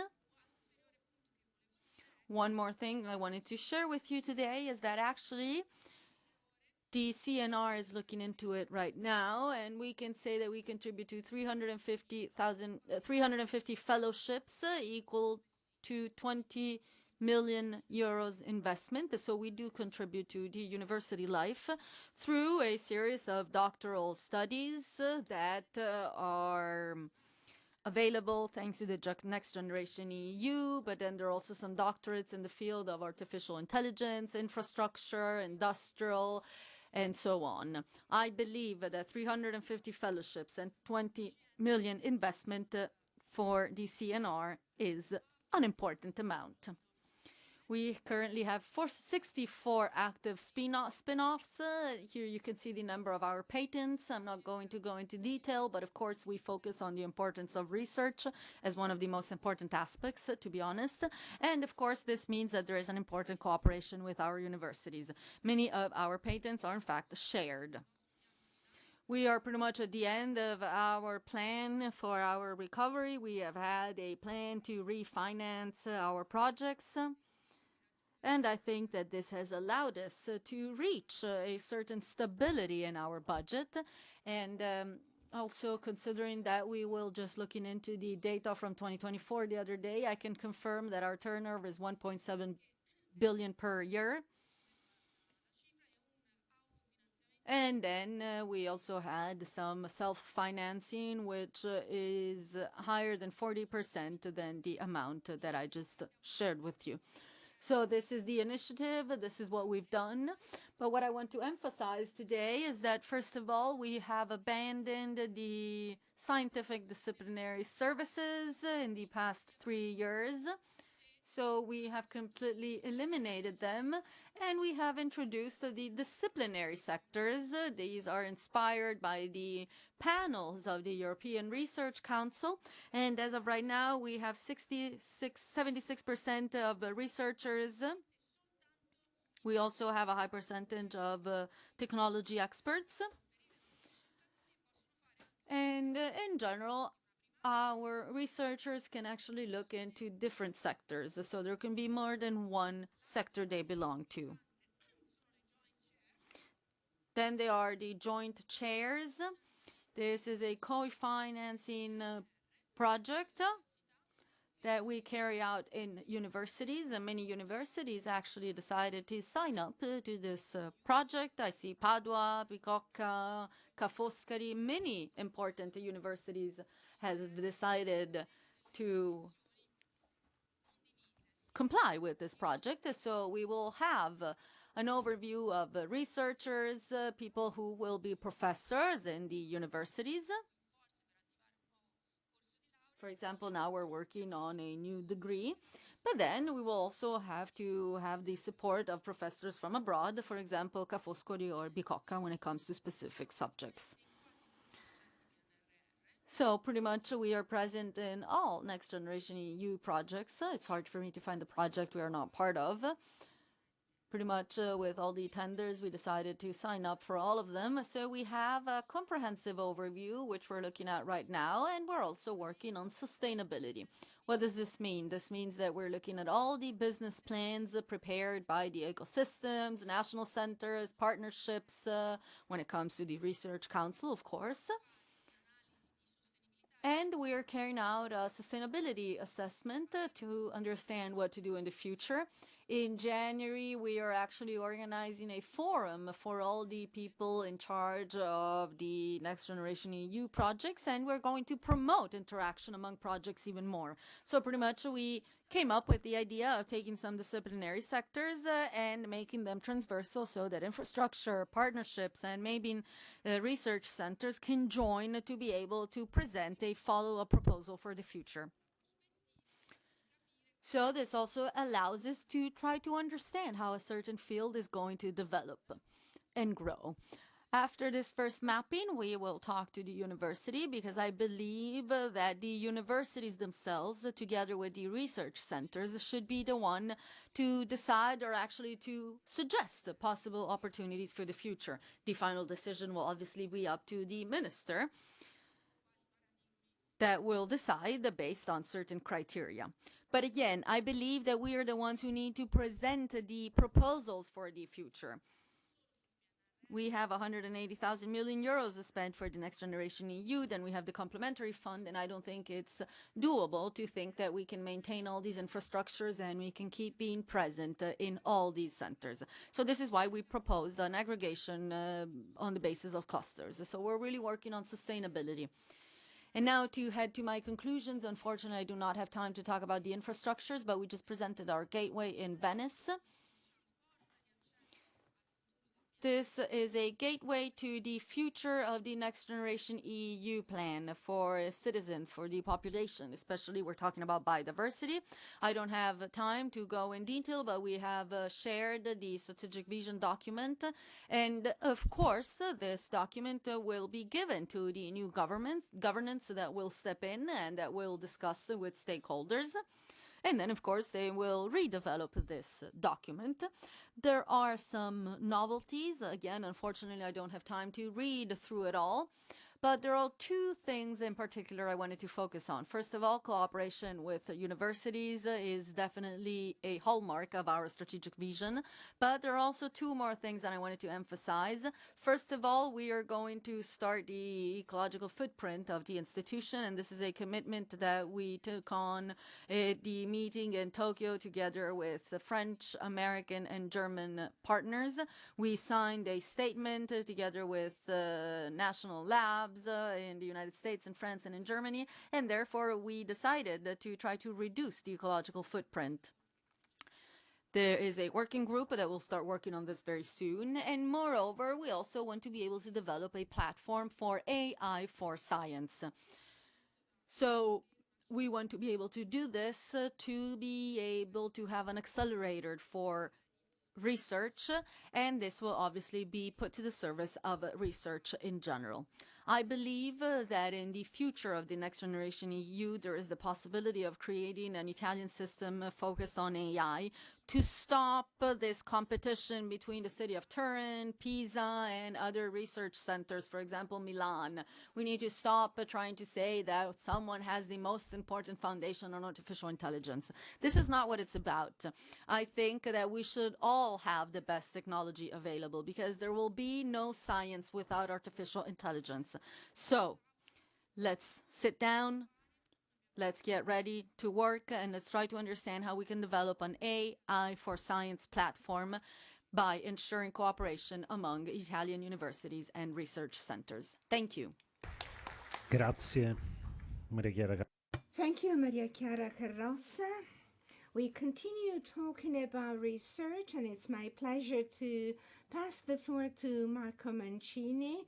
He can either speak as chairman of Censis or the chair of the National Committee for the Assessment of Research, CNVR. While listening to Mr. Fava, I realized that an issue was put forth, that is the presence of the Next Generation EU and its tenders may be in a way distracting the university world from other sources of financing. Is this something that you are noticing as well?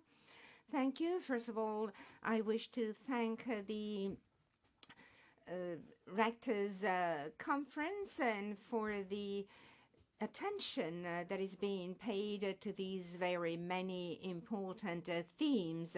So I will try and be very concise and respond to the questions posed. That is the fact that we may be distracted.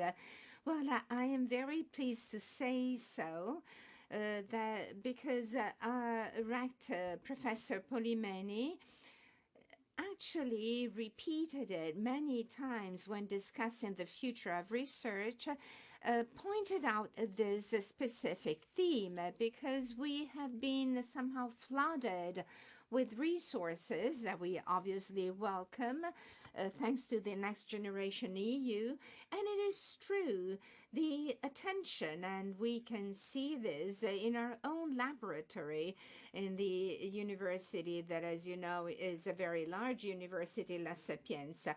But I can also confirm you from the point of view of the committee that I represent, we have come to realize that the attention paid to, let's say, traditional projects, that is the projects that are at the basis of research financing, that is PRIN, FIS, and many other tenders, FISA, for instance, but also vis-a-vis international tenders, well, the attention to all of this has decreased. And this is somehow linked and allows me to reply to an implicit question that is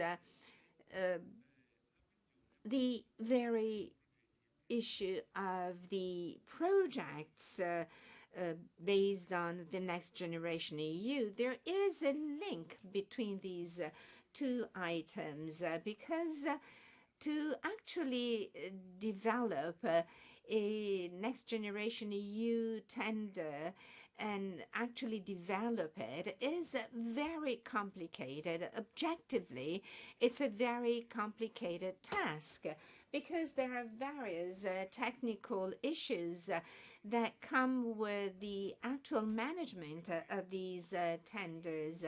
You certainly are aware that usually those that are interested in the field of research seem to be keen on saying that the subjects acting in the research field spend too little and late.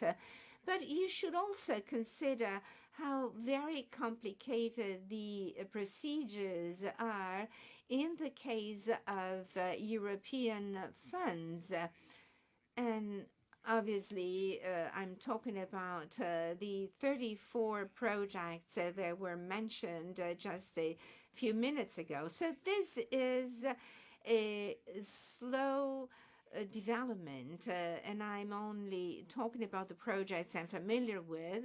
So the starting of these projects was delayed by a host of bureaucratic factors, plus one very critical item that I need to point out, and that I'm sure all the rectors are familiar with, that is the Next Generation EU tenders limit the administrative and management expenditure.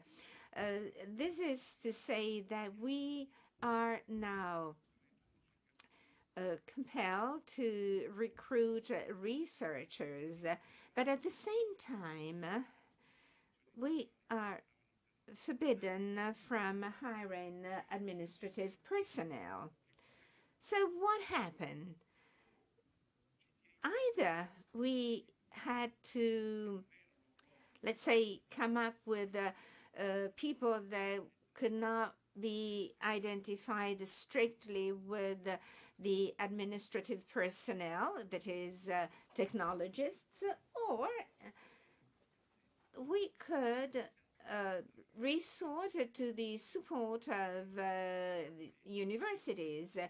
If Sapienza University had not decided to engage itself and wanted to really take the responsibility to support the many different tenders and the projects that plays the role of a hub for such projects,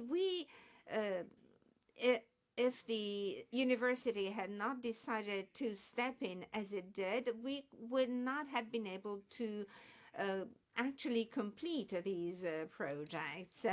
And the universities are the ones that play the role of hubs, and they actually had to take upon themselves this role so to actually kick off the Next Generation EU projects. This is to say that we are faced with objective difficulties, so we must count on the support of public partners, because finally, today, the average ability of resources and spending of all of these subjects is gradually increasing to an acceptable level, which is still far from being 50%.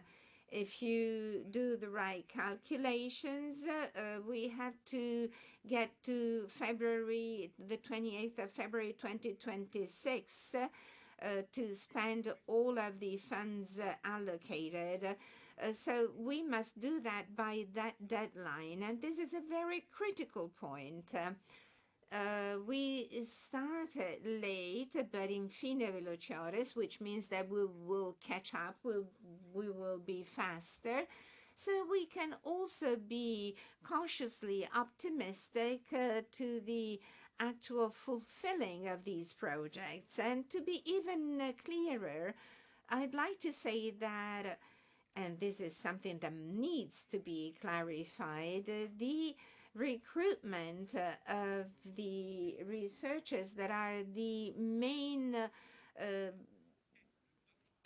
tool for our future. So the recruitment of such resources was part of the tenders.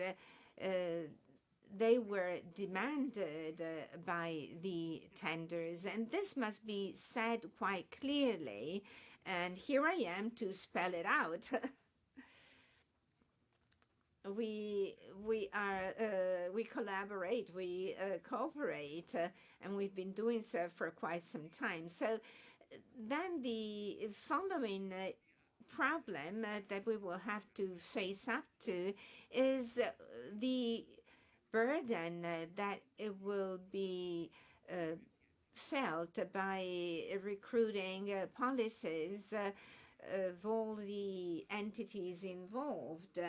So the very last remark that I would like to make, and that somehow responds to an implicit question posed by our moderator, that is the future. Do we have a structure for the future? Well, yes, we do. But if we are talking about ecosystems, that is encompassing all of the 34 different subjects involved in the Next Generation EU tenders, then, from my point of view, there's a structural relationship with enterprises and all of the members of these clusters that we are shaping with the universities and research centers. Well, this is actually working well. And what President Zoccoli said, private entities now are encountering major difficulties in working with us when we have to deal with public procedures, and this is something to really be borne in mind. But as to the future of ecosystems, then I'm very optimistic. But since the minister this morning spoke of 300 million euros that will be allocated to support the following up of the activities, and the ministry has already stated the possibility that we will have to discuss together how to be part of this financing. Thank you. Grazie, Marco Mancini. Thank you, Marco Mancini. And now, let's move from the world of research to the world of university. National Recovery and Resilience Plans is more than simply investments. It also has to do with reform. And when it comes to university, and of course, Paolo Pedone will tell you more about this, will have to do with adapting the offer to current times, and also making sure that the academic career is in line with what is requested by the labor market. So I would actually like to ask him to please tell us where we're at when it comes to the multidisciplinary, different career paths and different disciplinary journeys. Well, let me start by saying that the data are quite similar when it comes to the disciplinary fields. What changes is the taxes. Anyway, good morning, everyone. Thank you to the Conference of the Center of Italian University Rectors. Thank you, Giovanna, for organizing this important event here today.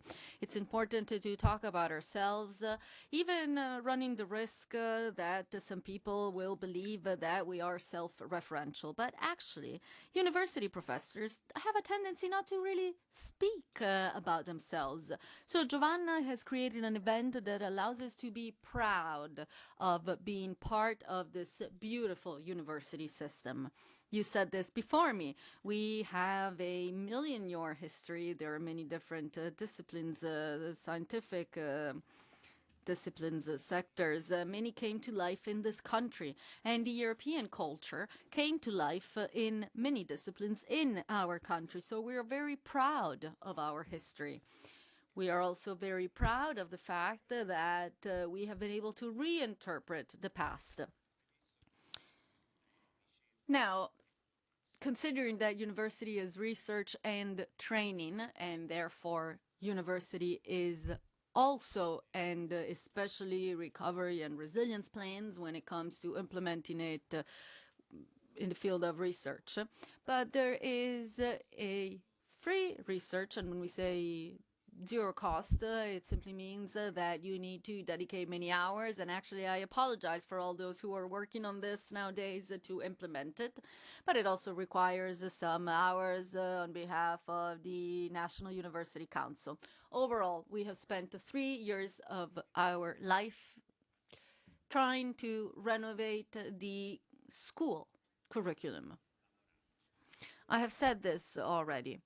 We need to understand that we have reached the last stage of a process that was mentioned more than once in our events, and that is autonomy and responsibility.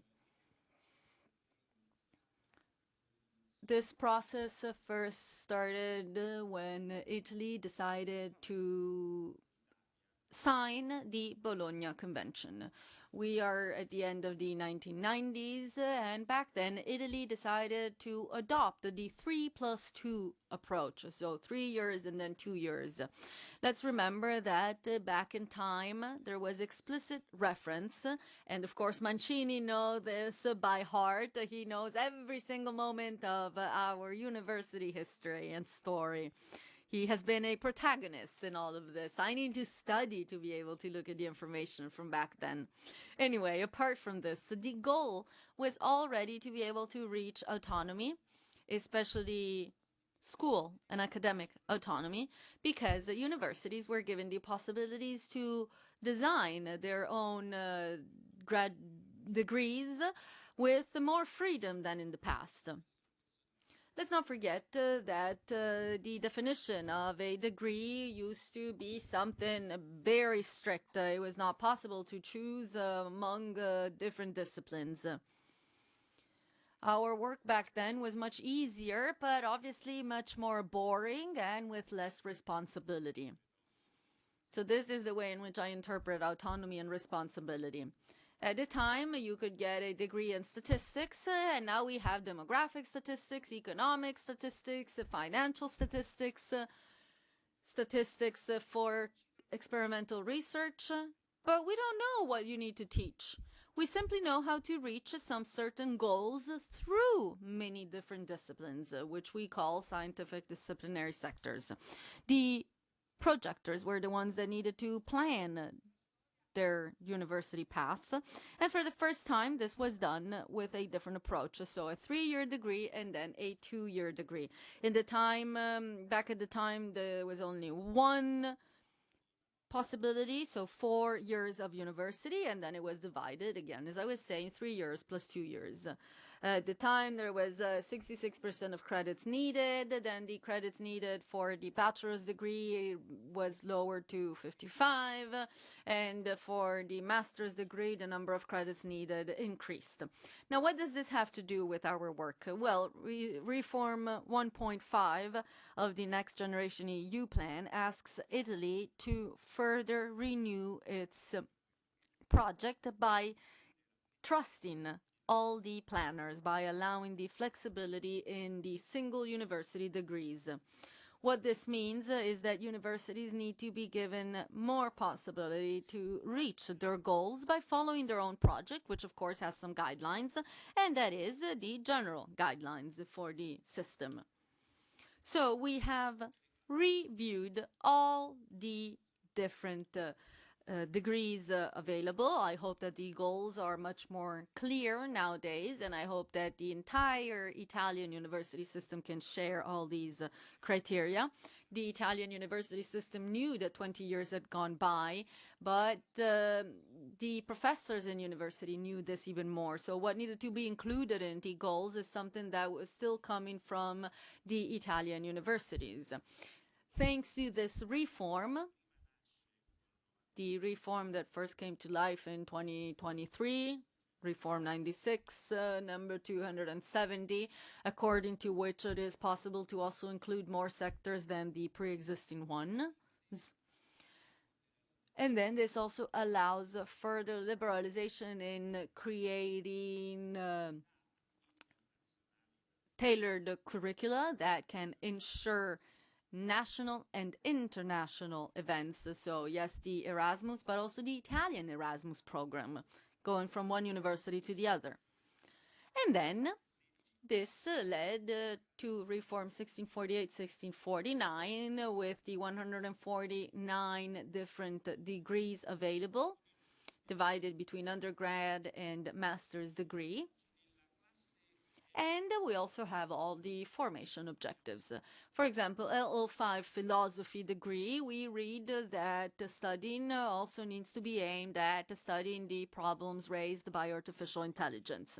What does this mean? What am I trying to say? That the goals in today's school programs also represents the future and the present. Now, I'm not only saying this because Professor Mancini is sitting right next to me or because the dean is sitting in front of me, but because philosophy and artificial intelligence was already an active graduation course in the Italian university system, and there will be many more. I'm saying this because there were many examples, and there are many examples of innovation that simply needed to be relocated so that all those who are preparing a graduation nowadays understand what needs to be taught to be able to graduate in a certain subject. Also, when it comes to the medical field, I'm sure we are not surprised to find reference to global health, big data analysis, bioengineering. We also find the disciplinary field, which did not exist but was created to be able to include all those sectors of technology that were already explored by Italian medtechs. So all those fields that pretty much are a bridge between medicine and engineering. So you are mentioning all of this. And we know that in the past there was a problem because technically all Italian university graduation courses from next year should be implemented with all new changes. But actually I tried to be very clear in saying that maybe not all courses needed to be amended.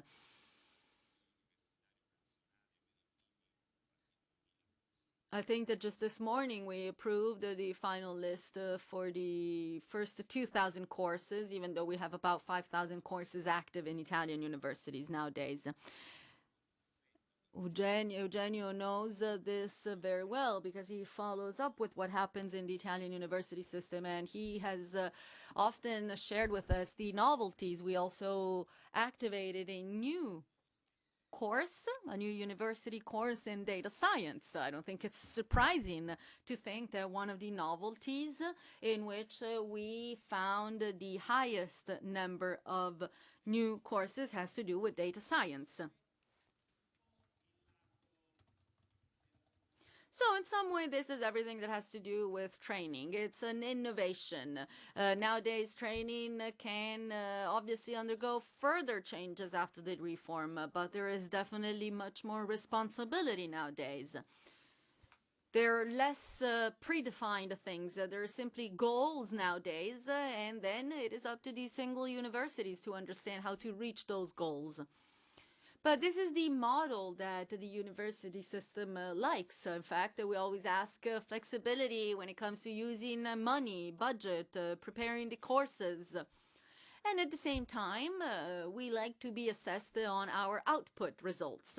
And I am sure that with President Uricchio and with others, we will find a way to appear less complex. Very often, it is necessary to simplify. Sometimes we seem very complex. It seems that what we're doing is very complicated. So I believe that we need to improve in this regard. And I am also sure that we will be able to get to a point in which our process will be simplified. And then there was another process of our same story, and that is that we updated the disciplines available. So we have rewritten the goals of the scientific disciplinary fields, and in some way we linked them, we put them together in scientific disciplinary fields that nowadays have to do with the knowledge needed in 2024. So once again, you will be able to read about many activities, many research that is being carried out in Italian universities, and that obviously needs to be recognized when it comes to the career paths of our colleagues. Maybe we can say that the time has come for us to give this some thought. We have new courses available, new sectors. We have undergone a 20-year period in which we renovated our training, our university system. We said we came from a one-cycle university program to a cycle divided in 3 years plus 2 years. So many of us didn't even know what we were talking about back then. Of course, the Italian university system found itself with no real rules, with no real understanding, and we had to replan all of our courses without really understanding what was asked of us. I always say that back then we had the undergrad courses, but we didn't have master's degrees. So we were accused that we had decided to put too many disciplines in the undergrad. But it's not easy to think about the new plan without knowing what is being taught in universities. So of course that was a very complicated moment. We had to completely renovate our system. 20 years have gone by. We have made many steps forward. And I believe that we have also been able to understand what we mean when we talk about this new system, the 3 years plus 2 years.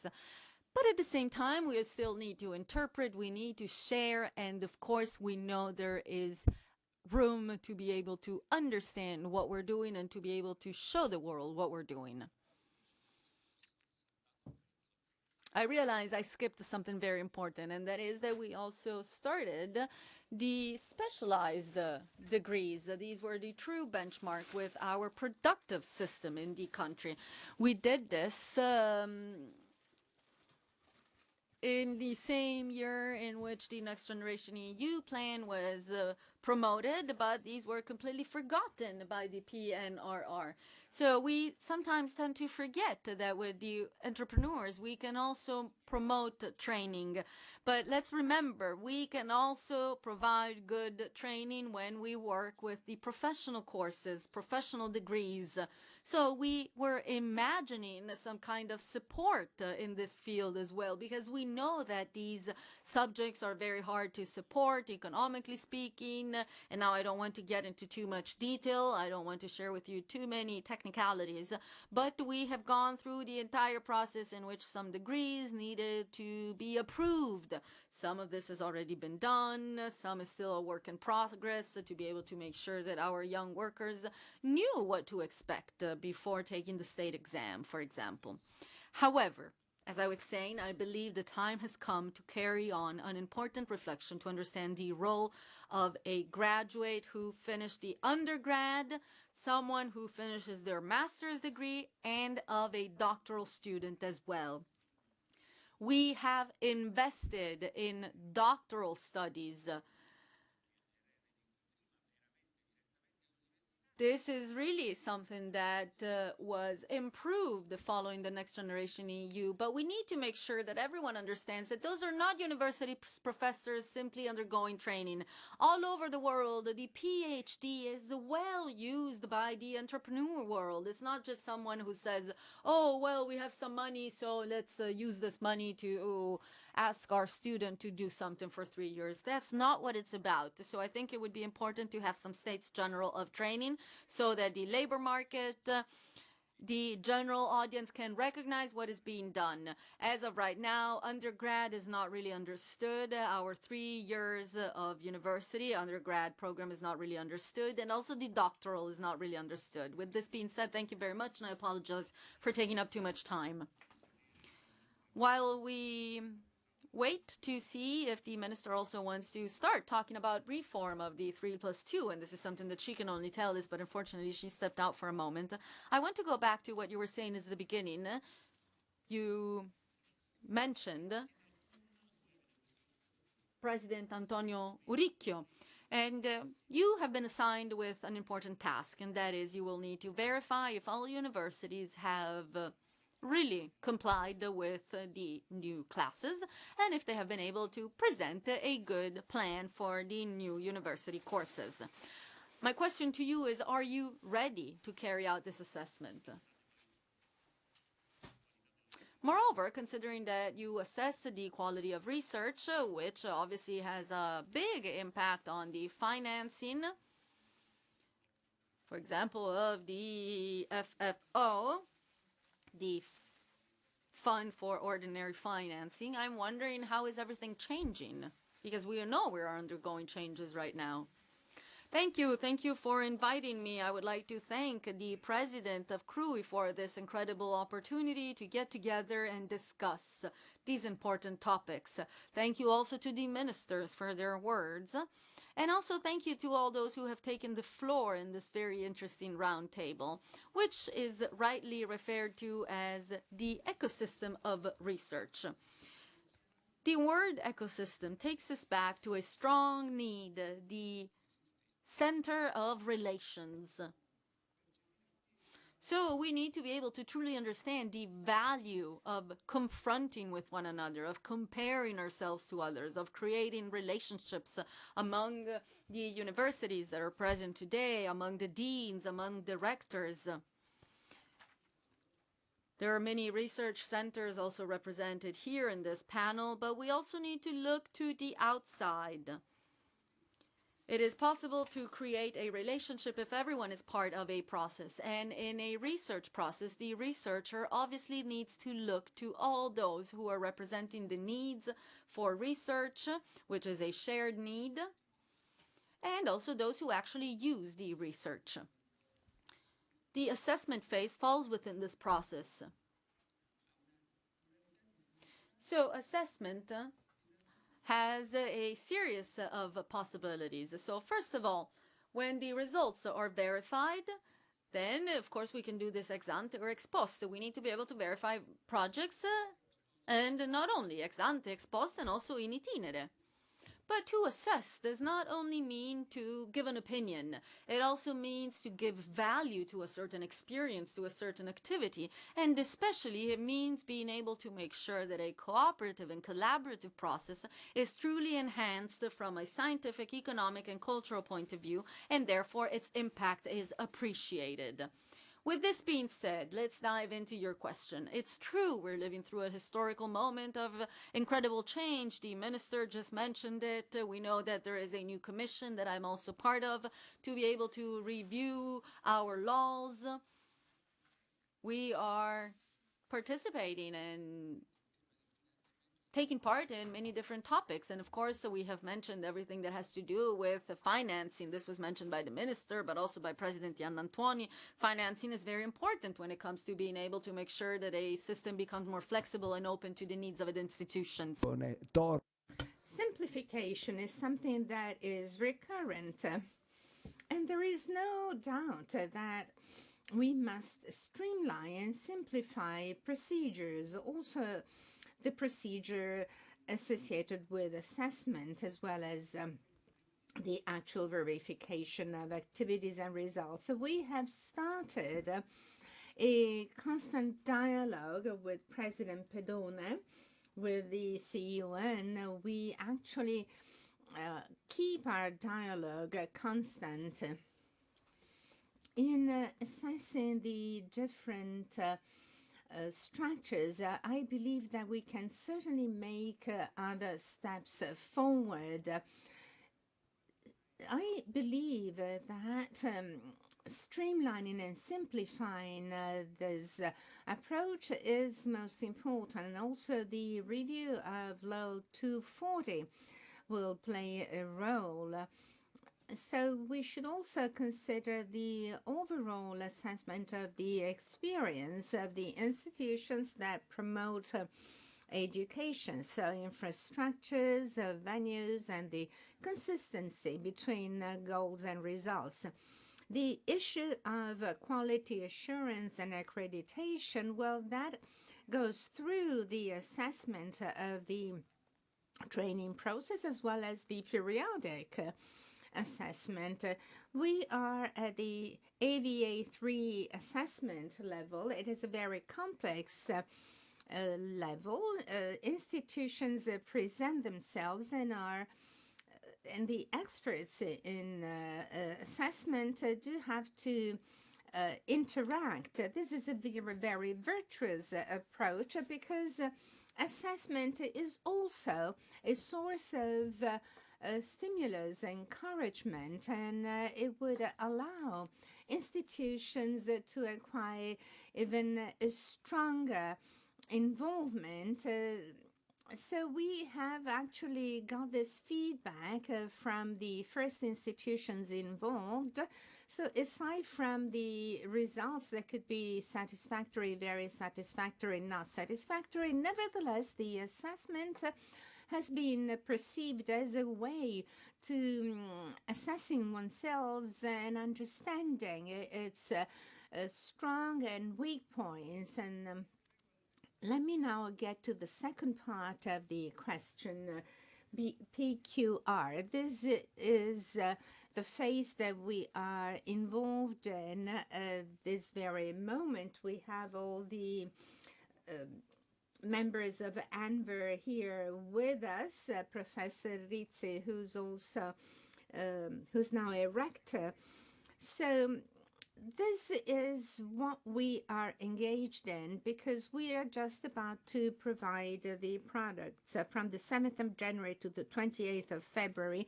All of the institutions, that is universities and research centers, that on a voluntary basis access this tool. There are over 20. And then it will be the turn of research centers in March. They are all of them involved in selecting products, in making their assessment according to their own responsibilities. And I believe that it's also important to underline the assessment criteria. That is, today's by means of bibliometric areas actually carry out assessment by peer review. There are many simulations. They're all very useful. They're not binding because assessment is based on quality. And quality can, the assessment of quality can also be assisted by given indicators, but these simulation criteria do not automatically provide a score or the selection of a product. This is a criterion which is very much supported at the international level because ANVER is a part of international entities, and these criteria are very many times mentioned by European institutions and assessing agencies.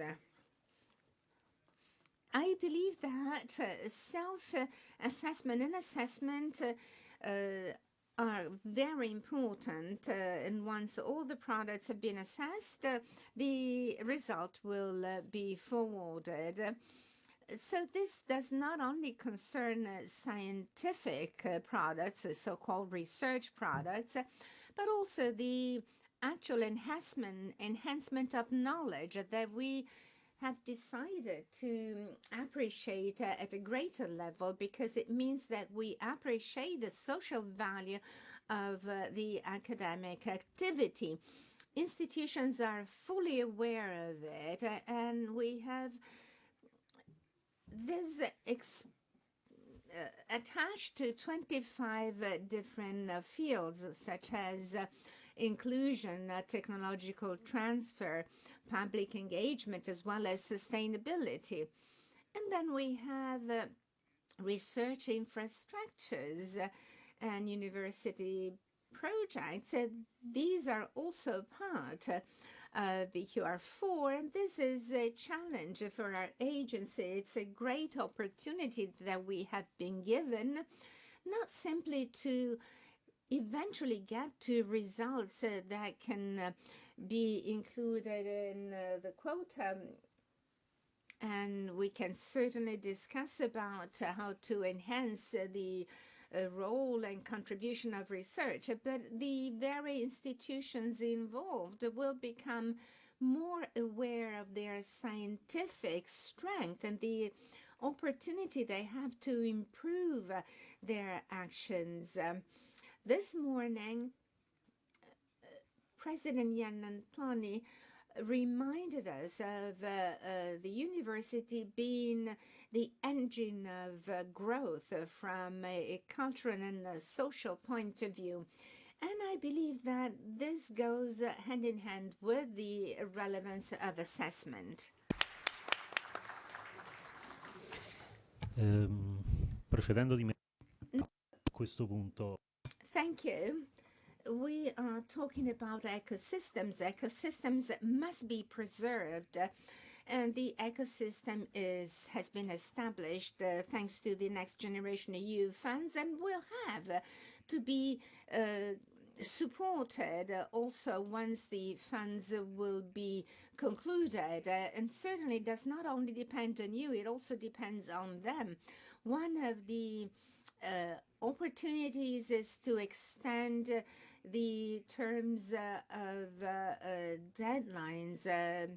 There are many issues involved. So if I may, I would like to go around the table and ask you, if we are to preserve the ecosystem, what is the most important action that should be done? So let's start as we started earlier on, and Maria Chiara Carrozza first. We can tell you what we are doing at the moment. I think that first of all, we should fully understand each one of these initiatives so to develop a sustainability plan that is a business plan, so to really understand what the spending and funds can be. So let's get to a specific example. Considering the different initiatives, we should make a distinction between ecosystems that are territorially important, but they're also important at a national point of view. We know that the universities are part of a local area, but they're a part of a national system as well. So this is most important and should be certainly worked out with the regions, but also in light of a strategy that would help us to be present throughout the country. Partnerships were to be resting on fundamental research. For instance, this is specifically the case of artificial intelligence. And we should understand that this is a sort of spontaneous organization promoted by universities and research centers on fundamental research. So we know that we go from research activity to the enterprise, but certainly we need both of these actors, and fundamental research devoted to quantum sciences as well as many other themes that the partnerships have been involved in, well, they should be turned into projects supporting research. And we should also have a bottom-up initiative, because fundamental research needs bottom-up initiatives. So this is why I spoke about these clusters. We at the National Research Council will outsource in order to understand what is the future that the areas see. So to review the scientific organization, it was a top-down structure at first, but now science evolves. After 2 years, it has changed dramatically. So we should not always refer back to what was at the beginning. So the action that we have undertaken is to create 300, 400 member communities on the different fields, so to understand what specific fundamental research projects they want to continue. I'm not the one to decide it, neither ourselves or other entities. We need to consult with scientific communities, and unfortunately, this is not enough. We do it not enough. Marco Mancini. Marco Mancini, you already said something about this earlier. Well, there's not much that I can actually add to what President Carrozza just said. I think that she really presented the problems that we will be facing in the next few months, not in the next few years, in the next few months. I think that something very important is to be able to strengthen structural autonomy of the various individuals we are referring to. This is very delicate. As you know, we are a network made up of universities, research centers, and then there are private partners as well. Now, they're in the startup phase, and I also mentioned a very specific case. This world of universities was really involved. I used the word to sacrifice earlier. There has been a lot of effort to make sure that this phase could actually take hold. But the spirit of the tenders of the Next Generation EU plan was to make the subjects created by these tenders as independent and therefore to be able to walk on their own. So this is something very important. We will need to find a way to walk on our own, to be independent. We cannot keep thinking that universities and different institutions can be secondary. We need to be able to work independently. It's true that this is institutional, but we're also talking about finances. So I think that the institutions that Professor Carrozza was mentioning right now are projects that are heading in the right direction. I can bring you my experience, the experience of a unique partnership in Italy. It is unique because it is the only partnership that not only has to do with technology, scientific sectors, but it also involves humanistic subjects. And this is obviously a weakness. To have the possibility to be able to count on projects, tenders is obviously something that has decreased. But anyway, I don't want to be the one who's always complaining. I don't want to be that person. I remember I took part in a conference that was also attended by back then Minister Carrozza at the National Research Council. I was the head of the department back then. I had just been appointed by Maria Chiara.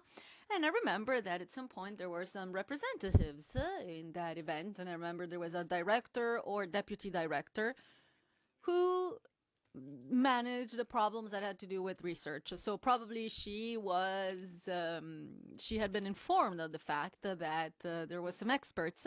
So at some point she turned to me and she said, "But Professor, we are most definitely worried about humanitarian sciences." And I got very worried at that point. The humanitarian aspect. The Red Cross, that's what they thought we were. Anyway, apart from the joke, it's clear that the weaknesses in our field are higher. But at the same time, you also know that cultural goods have a goal. We resort to the Minister of Culture. We have already created synergies.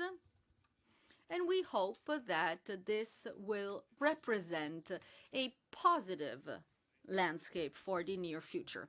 But we're still facing the problem that I presented at the beginning, and that is creating a management structure to be able to deal with the partnerships. And now I'm only talking about partnerships, but I know that this is a general issue. But there is more. There's no point in pretending that we should not talk about the future of researchers.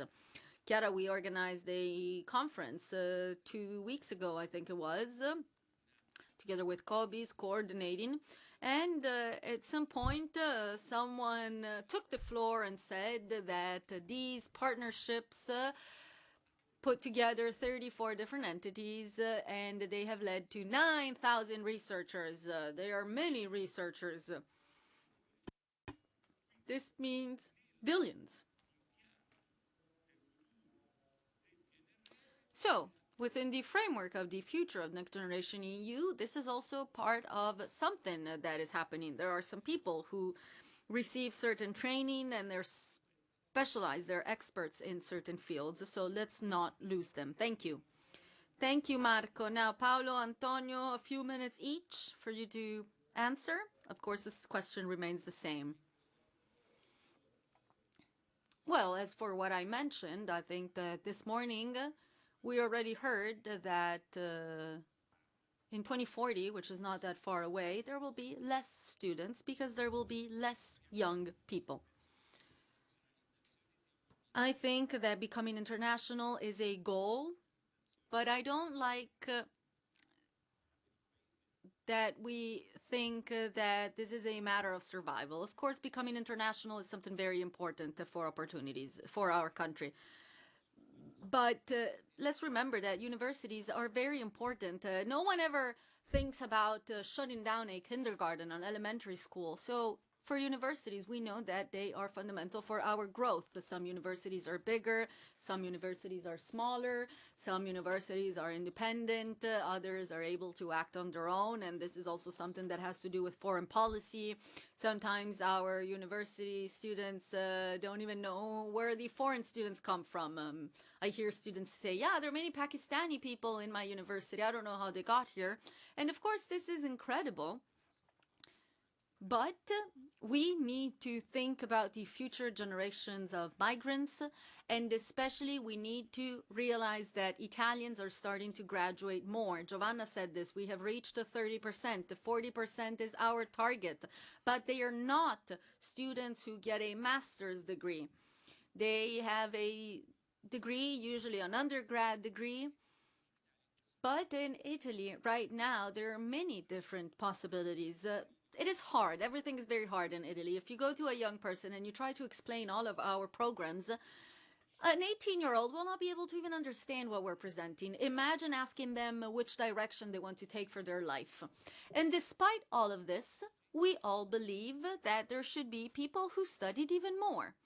Now, the employment rate of people who got a university degree is an index of a developed country. This is true. It is confirmed by all data.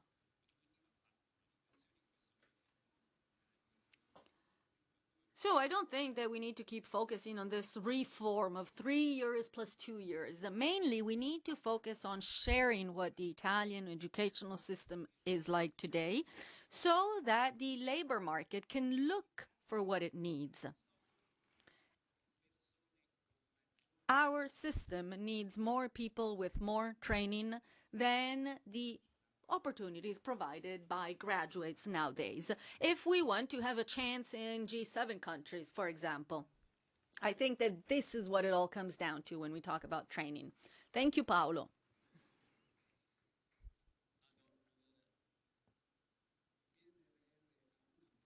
Next Generation EU plan has many tools available, many measures, and of course we need to reflect upon all of this. So today we're talking about the ecosystem of research. And of course, to be able to preserve this ecosystem, we need to focus on the experiences we've had so far. And most importantly, we need to be prepared for a historical moment in which resources will change. So we need to be able to adapt to the structures that exist nowadays. Moreover, we need to be able to develop interactions, always looking to the outside. Everything needs to come to life through partnerships, but then these partnerships need to self-support themselves through a continuous interaction with institutions. But the Next Generation EU plan is even more than all of this. There are some important plans for doctoral studies, training, right to education, and especially when it comes to the direction taken, We see that there are many projects that have been promoted because in the end, this is the way to be able to attract students, to direct them in a certain direction, to avoid the dropout rates. As of right now, we know that there's still 20% rate of students who drop out of their university career and decide to pursue a different university career. And most importantly, we need to be able to support our students once they finish their university career and they will try to get into the labor market. It's not easy to find the direction. We have 5,500 university degrees available, and therefore there are many opportunities offered by our system. But this means that we need to be aware and that students need to be able to make their own decisions.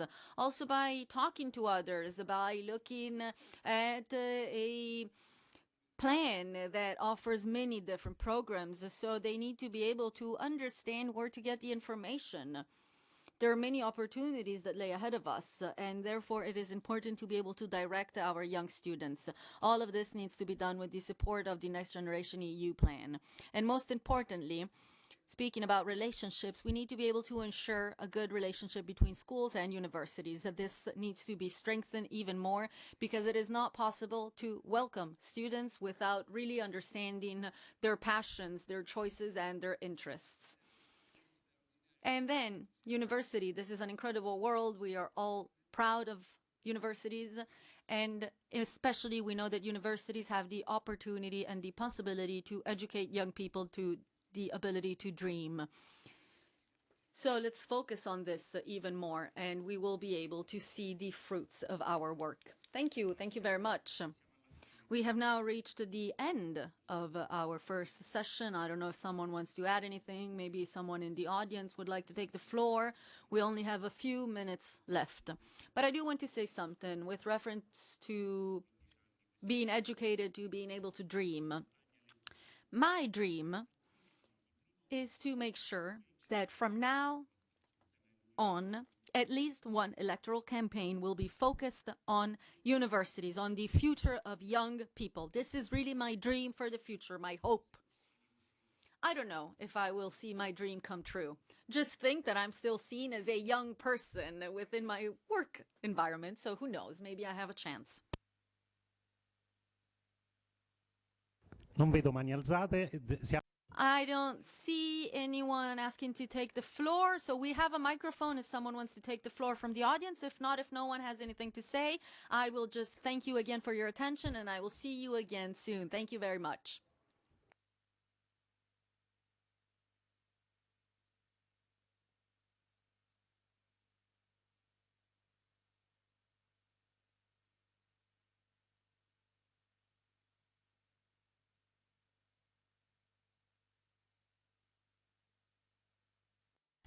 We have another one. Two more. Intellectual property rights. No, I I cannot. found it on the... Yeah, I cannot, but I have no idea. Anche ITS, Istituto Tecnico Superiore? Sì. Ma quello non è il liceo? No? Yes, ma loro lo considerano... E quindi he said something fuorviante, because he said a 18 anni noi diciamo ai nostri studenti che esiste la possibilità di fare questa laurea, l'ITS. No, l'ITS lo fai a 14 anni. That I know, yes. Però ITS è quello. Sì, sì, sì. No, quindi ok, he said something... Vabbè, I skipped it, no problem. No. We No can need. leave everything here, they're gonna close the room. Yes, no. I mean, our computers, are they safe? Or I is everyone suppose going to be so. walking around? No, but let's ask. Let me ask. Please remember that we will resume our session this afternoon at 2:45.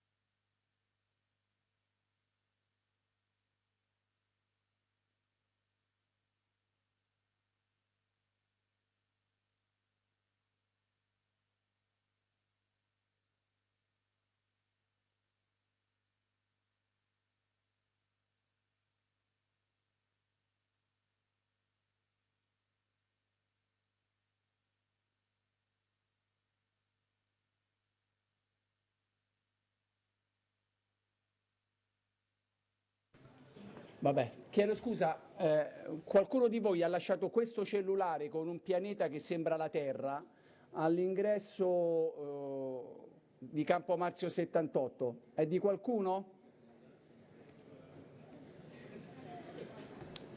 Non è un cellulare strategico, vabbè, meno male, va.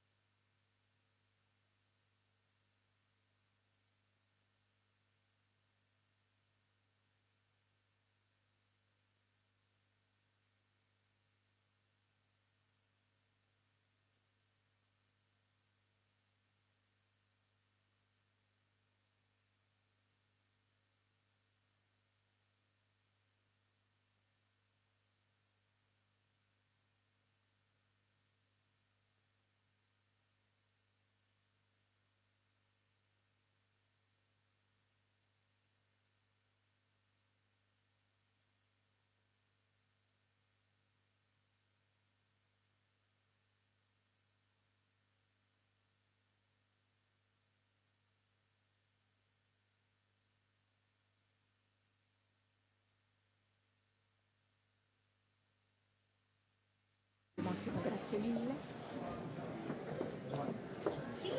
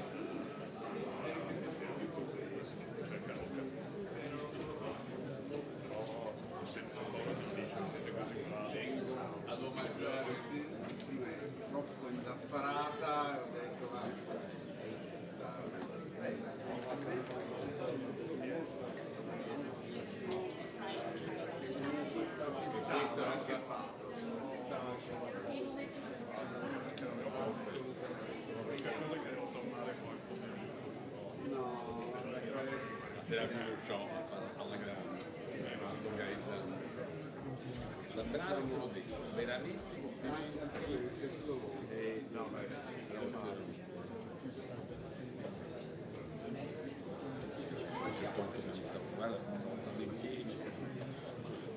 ma io non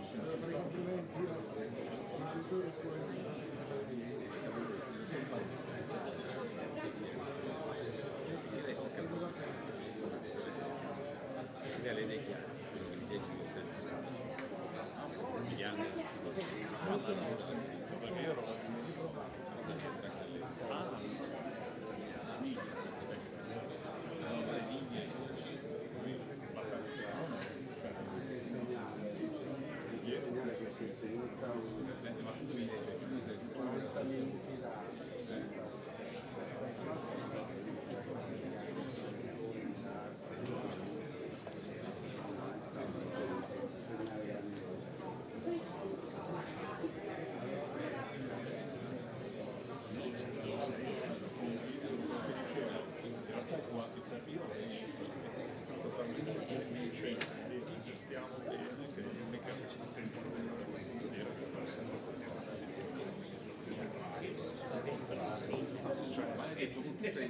però i dati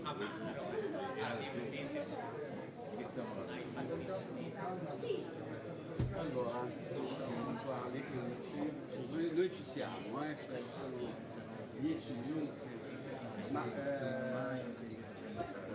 sì, però visto invece che sono tantissimi,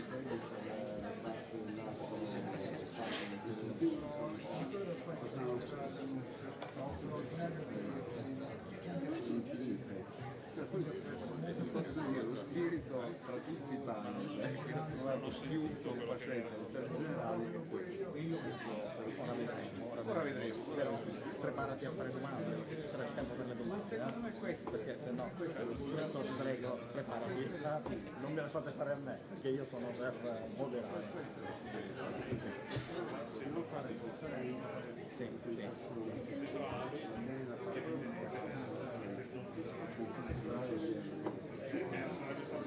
non è esattamente questo.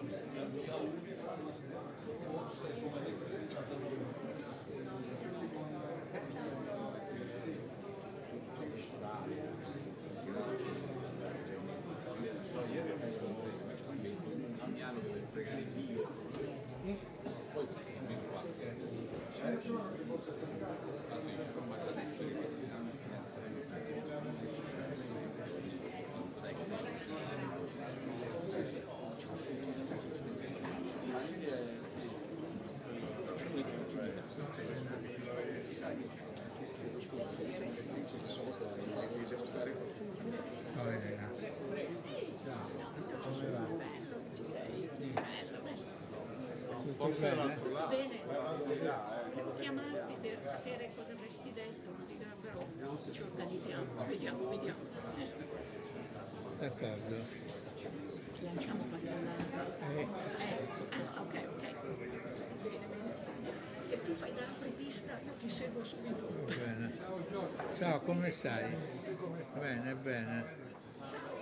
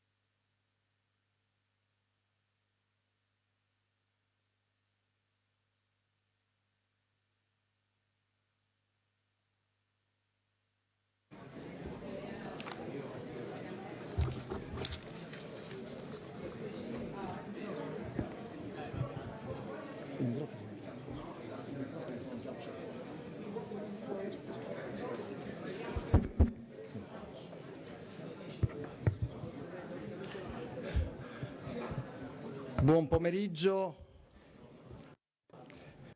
Good afternoon, everyone.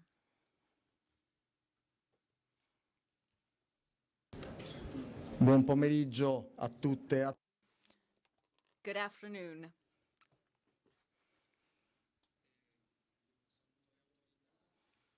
Greetings to the authorities, the rectors here present. Greetings to all colleagues, students whom I see here. And greetings also to all those who are following this event online. I am truly honored to open this afternoon's session, which will be dedicated to research. Today we are going to hear a presentation or various presentations by an incredible panel. So I really want to thank all the colleagues who accepted and decided to be here with us today this afternoon. We are going to hear from them where research is at in Italy and in Europe. Allow me to say that this morning, with a lot of emphasis, our president underlined that our universities are the fundamental starting point of culture, and this has been the case for pretty much 1,000 years. Research is fundamental for any country, and we are proud enough to be able to say that it was right here in this country, in our universities, that the scientific method came to life with Galileo Galilei. Investing in research and innovation is an investment that must be made by each country to focus on its future. This is what we're going to talk about this afternoon. Now, I'm just going to take up a few more minutes of your time by introducing what we will discuss this afternoon, and then we will also have some time available for possible comments, questions, and I am sure that there will be many. The first thing I want to say is where Italy places itself. We know very well that the expense, the percentage of investments compared to its GDP is quite low compared to the European average and compared to many non-European states. We account for about 1.4%. As you can see on the slide, we have a structural problem when it comes to private investment. Private investment in our country is much lower than in other countries. So this is something that should really provide some food for thought. Moreover, something that was mentioned this morning is the percentage of people, percentage of men and women committed to research and committed to studying research in the country.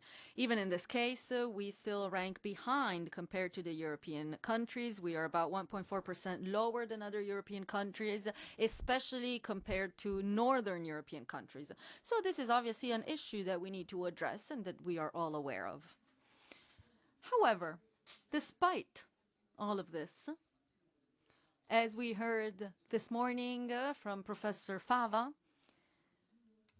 as for Horizon Europe, Italy still receives many financing and still carries out a lot of projects. So many fundings are available, and therefore Italy ranks 5th in Europe when it comes to Horizon Europe. This means that our researchers are carrying on an incredible job. Of course, more can be done. Of course, we could do better. But I believe that when it comes to competition, we can consider ourselves quite happy. We rank pretty well. Moreover, I would also like to highlight what the President Giovanna Iannantuoni mentioned this morning. If we look at the production data, and there is the data of citations per scientific products, compared to the number of researchers, we see that our production and effectiveness is pretty much double the levels found in France and Germany. And actually, our levels are pretty similar to the levels in Portugal. So both our countries are effective countries, and this is once again a fundamental aspect. We can also see this effectiveness elsewhere. For example, if we take a look at the publications that are cited, we see 10% more than anyone else. And we see that in this regard, Italy ranks among the best European countries. So this means that we have been publishing documents that have an impact. Our researchers are good, and this is very important. We need to be aware of this. We are actually aware of this, but of course we need to invest more.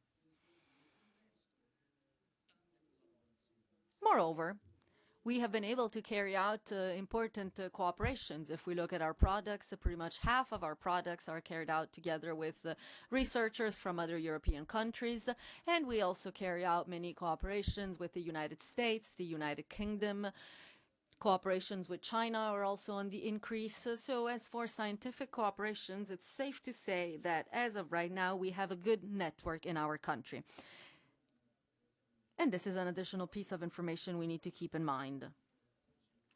And now, European Research Council, ERC. We also have the president of the European Research Council in our panel here.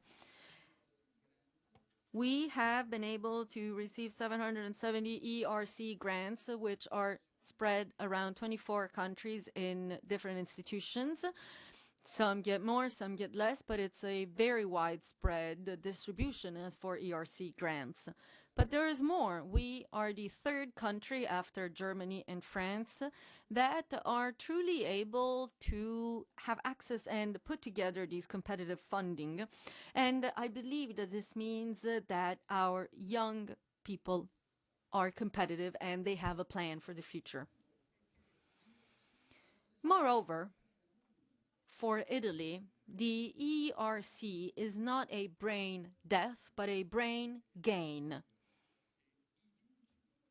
If we take a look at those who were given an ERC grant, who lived abroad before winning the ERC and then decide to come back to Italy to be able to carry on a certain research, we see that the number is much higher than those who live the ERC and live in Italy and decide to go carry out their research abroad. So ERC funds are truly a reason that makes people want to come to our country. It is very attractive.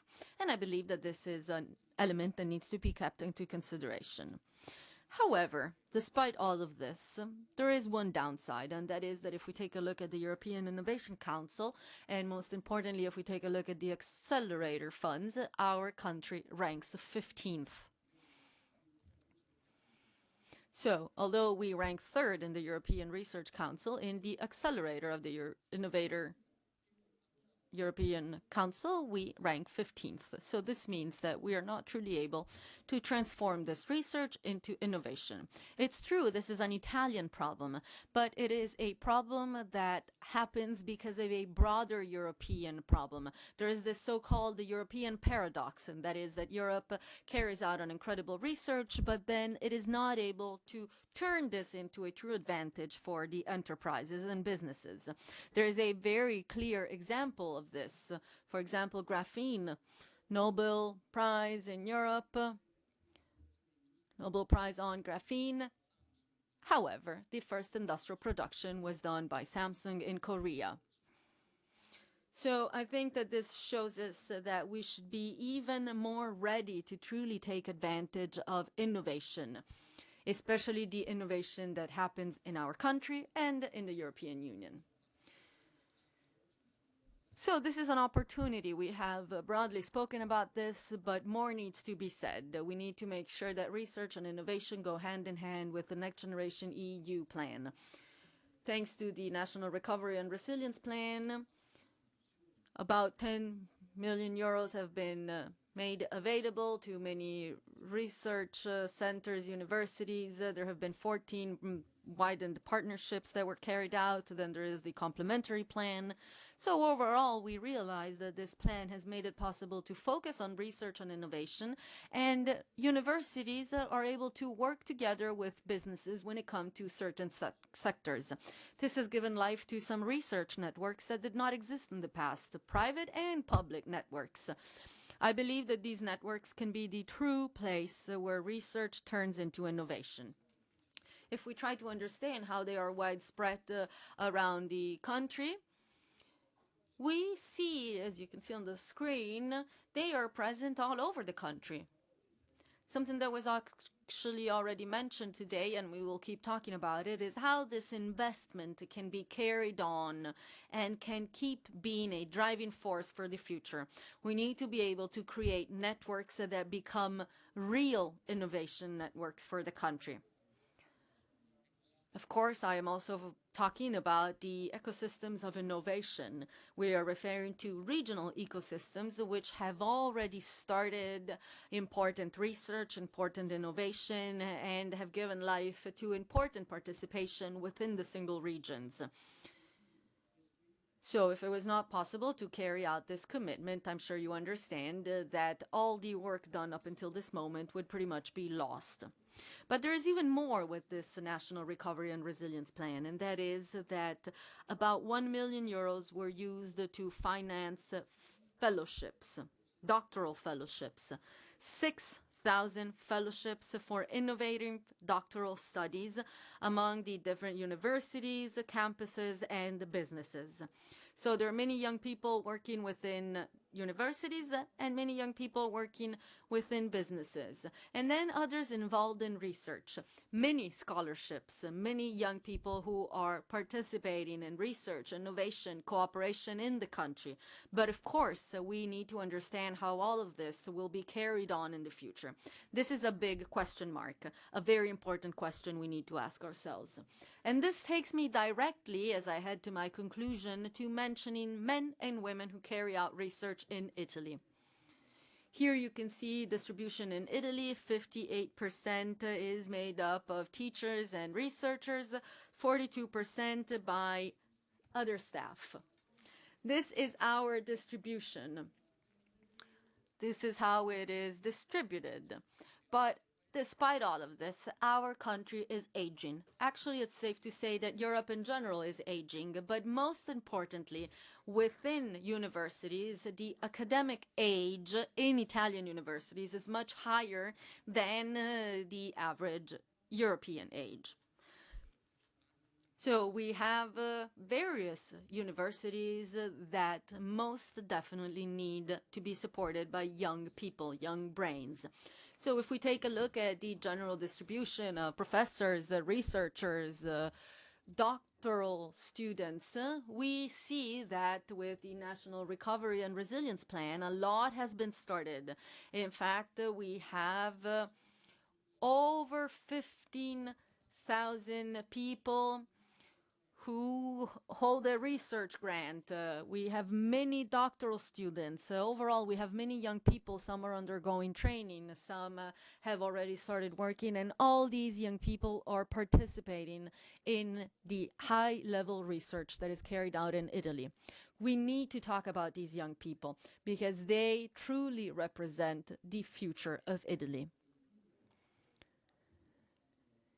And now, to wrap up and get started with our panel, I would like to finish with a picture that represents the beauty of Italian research. These are many first pages of science, nature, and they were all dedicated to research carried out in Italy. Because again, let me stress that research carried out in Italy is a research of excellence. We will talk about all this excellence. We will also talk about all the problems with 4 incredible speakers whom I thank for accepting to be here today. First of all, we will listen to Giorgio Parisi, Nobel Prize for Physics.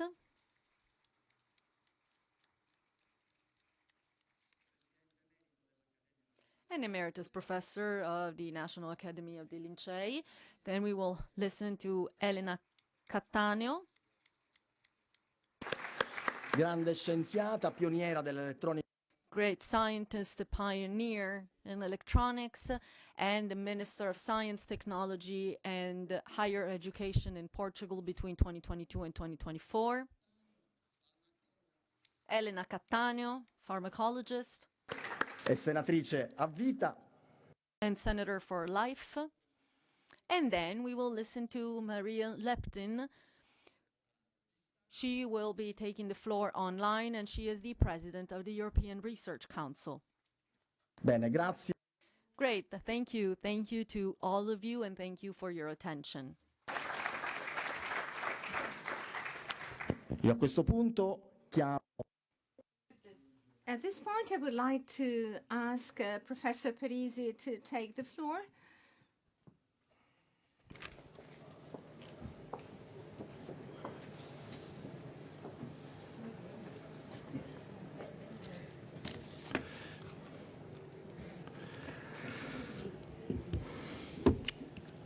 Buongiorno. Good afternoon, everyone. I'm really very pleased to be here with you today. And it's a great privilege and an honor to be talking about the Italian research, its problems, what we know about it, and what we can do about it, what we have not done and we should have done. As Professor Priolo said quite clearly, the Italian research has achieved excellent points. We have university departments, research entities that are widely recognized, and a large number of exceptional young researchers that are granted research grants and then enter the academic career. If I may, I would like to make a list of the Italian most remarkable achievements. This is not going to be an exhaustive list because obviously it's based on my own personal point of view. But I would like to start from the fields that I'm very familiar with. For instance, physics. I'm very familiar with the Italian physics. Amaldi laid the grounds right after the end of World War II, and physics has a very high level of prestige that is recognized in the world. Starting from the Higgs boson at the CERN, Fabio Gianotti is an Italian physicist, and she was not only the first woman to be at the head of CERN, but also she was renewed after the first term.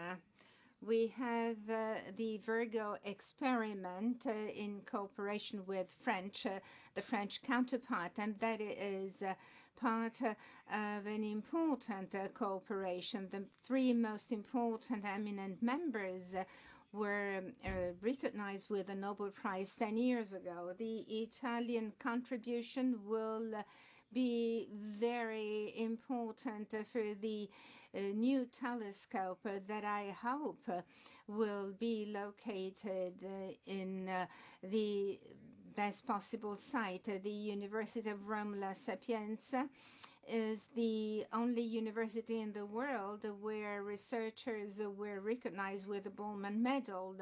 But there are many other disciplines that are just as excellent in biomedical research. Alberto Mantovani in immunology, Vapoli, who actually developed the vaccine against hepatitis B, Umberto Veronesi, who was the first one to realize the possibility of a partial mastectomy. As to clinics, we have Balzani that won the first Mendel Prize for fundamental sciences. I could continue with this list in different disciplines. As to industrial research, we have very remarkable achievements. Just suffice to think of the many pharmaceutical industries, such as the STM Electronics, whose R&D centers are placed in Catania, and that has a very positive cooperation with the academic research in Italy. If I am to do a quantitative analysis of the research in Italy, then I would go even further out as ANVR did. This morning we heard the president of ANVR, who provided us with many details, but I'd like to underline that ANVR also uses a bibliometric methodology that allows it to make a comparison between the Italian research and the world research. And one of the category of excellence actually sees Italy in between 5 to 10 top ranking. The bibliometric research is important. Bibliometrics is not to be used to assess individuals, but it's important to assess departments and research sectors. And certainly it is quite useful because there are statistical fluctuations that are important for individuals, but bibliometrics mediate on these fluctuations.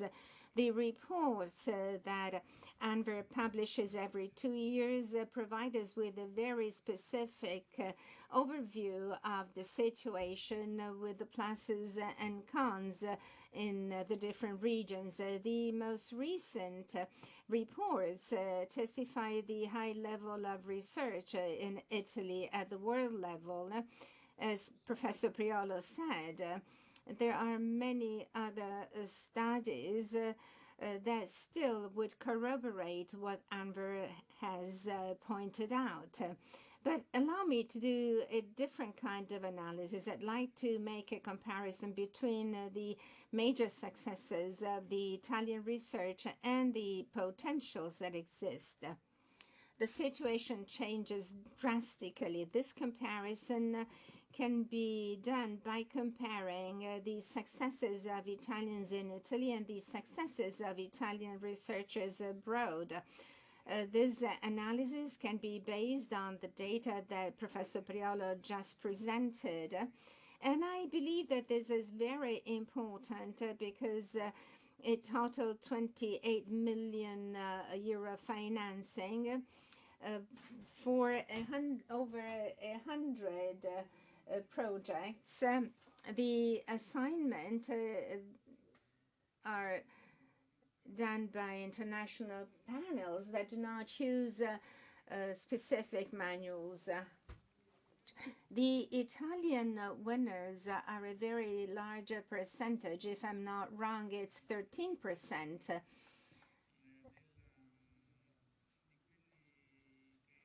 Of those that win the awards, but the projects that have been completed in Italy are slightly over 50%, approximately 60%. And then if we get into the detail, half of the Italian researchers work abroad, and the overall number of the grants of the ones that work in Italy are approximately 7%. This differentiation between Italian winners and Italian winners in Italy is a specific figure that seems to be recurrent year in and year out. So it seems that we have very excellent scientists, but over 50% of them go to work in European countries and they hardly come back.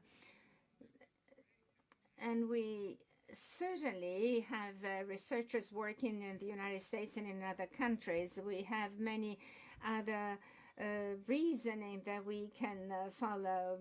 But for instance, in my own field, that is statistic mechanics, Italian researchers, we find them in the French CNRS. They are a larger number than French researchers themselves. The 4 Nobel laureate winners from after the World War II were actually working in the United States. The data on R&D, if we consider the percentage of it, would have Italy rank the very last positions in the ranking. The system is underfinanced. There are other countries in Europe that would offer better positions and better employment than in Italy. But not only that, there is the certainty of financing that will be allocated so that they continue their research work in the future. Italy actually receives financing lower than what can be allocated in abroad, and that has a major impact, especially on experimental activity. In Italy, we have seen the shrinking in the number of university researchers. In the past few years, the trend has changed thanks to the National Recovery and Resilience Plan. But as we already heard from other rectors, we have been faced with a very dramatic situation, and therefore the rectors had a hard time closing the budget. And looking to the future, things may be very difficult, but luckily the National Recovery and Resilience Plans has changed the situation. So the future after the plan is very shady. We don't really know what to expect. For example, the Maldi plan, presented in July 2023 in the presence of the Minister Maria Bernini, expected an additional financing in the years 2024-2027 to be able to reach a total investment in research that accounted for 7.5% of the GDP, so pretty much like before COVID-19. So what will happen after the National Recovery and Resilience Plan is over? What will be the resources available? Is the government really willing to invest in research as needed? It's fundamental to be able to find an answer to these questions because the funding are fundamental for research. It's very hard to attract the people to come to Italy if they realize that after coming to here, they may not be able to buy the chemical reagents based on the results of the next election. So it is necessary to have a plan that ensures minimum financing available for research for the next 7 years so that we already know, and especially the world knows, that long-term projects can also be carried out in Italy as well. This plan needs to be approved by a bipartisan majority in the parliament. And I believe that this is the only way to be able to focus on research, even in the future. All these brains leaving our country are part of a bigger general phenomenon, and that is Italian migration. In fact, in the past few years, migrants from Italy have been similar to the numbers of migrants, yet no one seems to talk about them. Those who leave are pretty much the same as those who come. Very often, Italians who decide to migrate abroad have received a university degree. Many have a PhD, and they decide to go abroad to be able to have a good position abroad. There shouldn't be anything wrong with this because we are all part of Europe, so it's good for young people to move around the different countries and be trained within a European umbrella. However, in Italy, there is no corresponding migration of people who are actually well prepared to be able to ensure high level. There is a loss of qualified experts, and Italy has really contributed to training these incredible brains who then very often move abroad. There's a huge loss of intellectual capacity, and this loss is never compensated. At first, this was only happening in the field of scientific subjects or people who were interested in carrying out research, while nowadays this is a very widespread phenomenon that involves many different people in many different sectors. Italy has a very good school system, maybe not for long, but the school system is able to pass on to the young people the need for research and the need to come up with new ideas. We are able to pass on to our young people that if you have good ideas, you will be able to find a good job. But unfortunately, Italy has not been able to attract people from abroad. There is not enough research or activities carried out to take care of all these people that could really allow Italy to take a quantitative leap when it comes to the industrial services available. In Italy, we're also missing a long-term industrial plan. Governments never wrote a detailed plan in which they specify how much needs to be invested in the IT field and other fields as well, and what we want to focus on for growth. The multi-year plan for research should be a substantial part of this non-existent plan.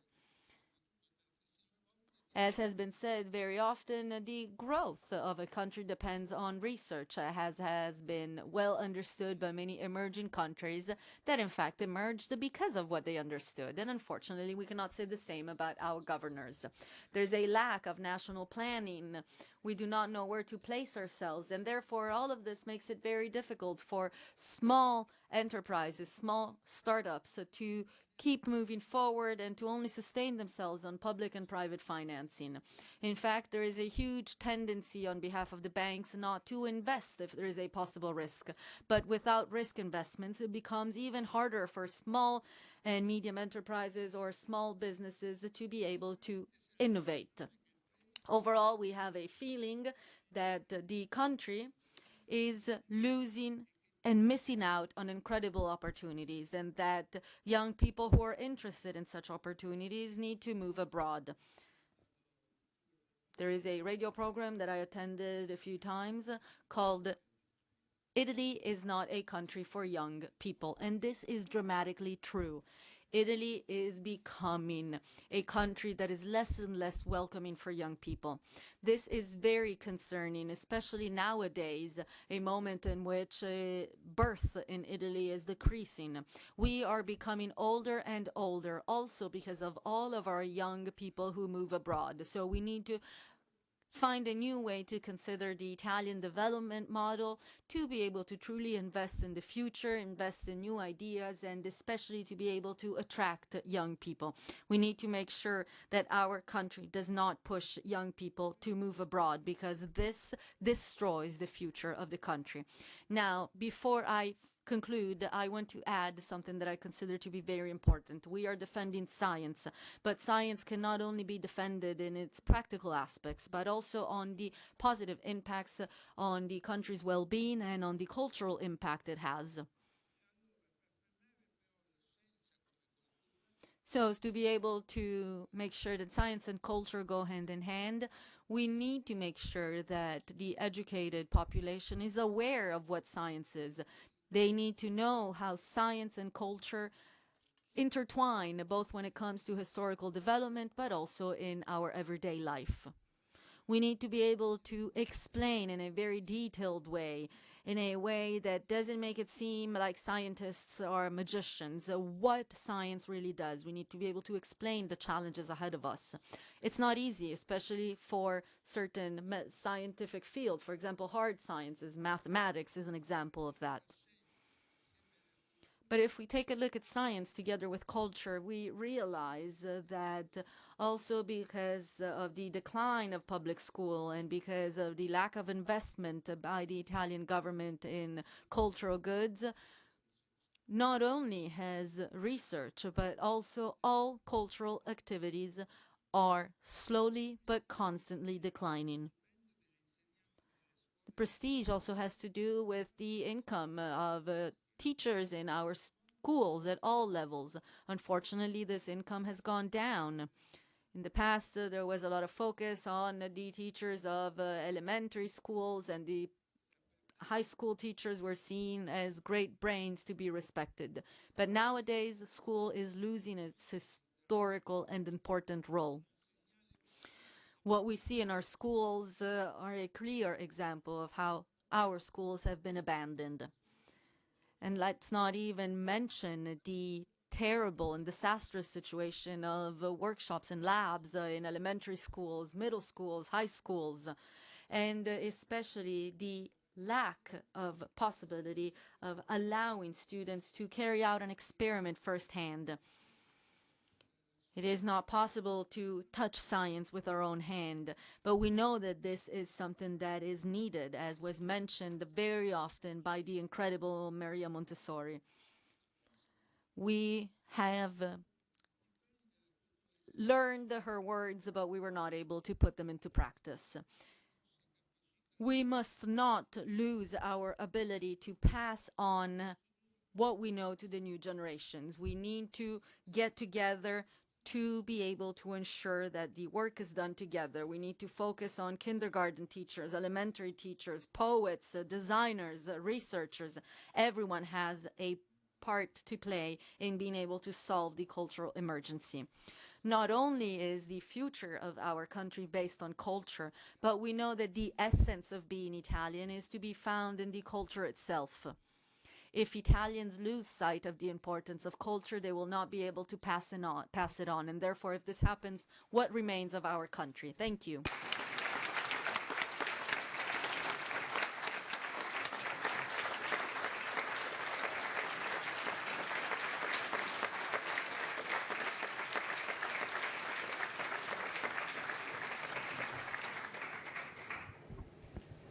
Grazie. Thank you. Thank you very much, Professor Parisi.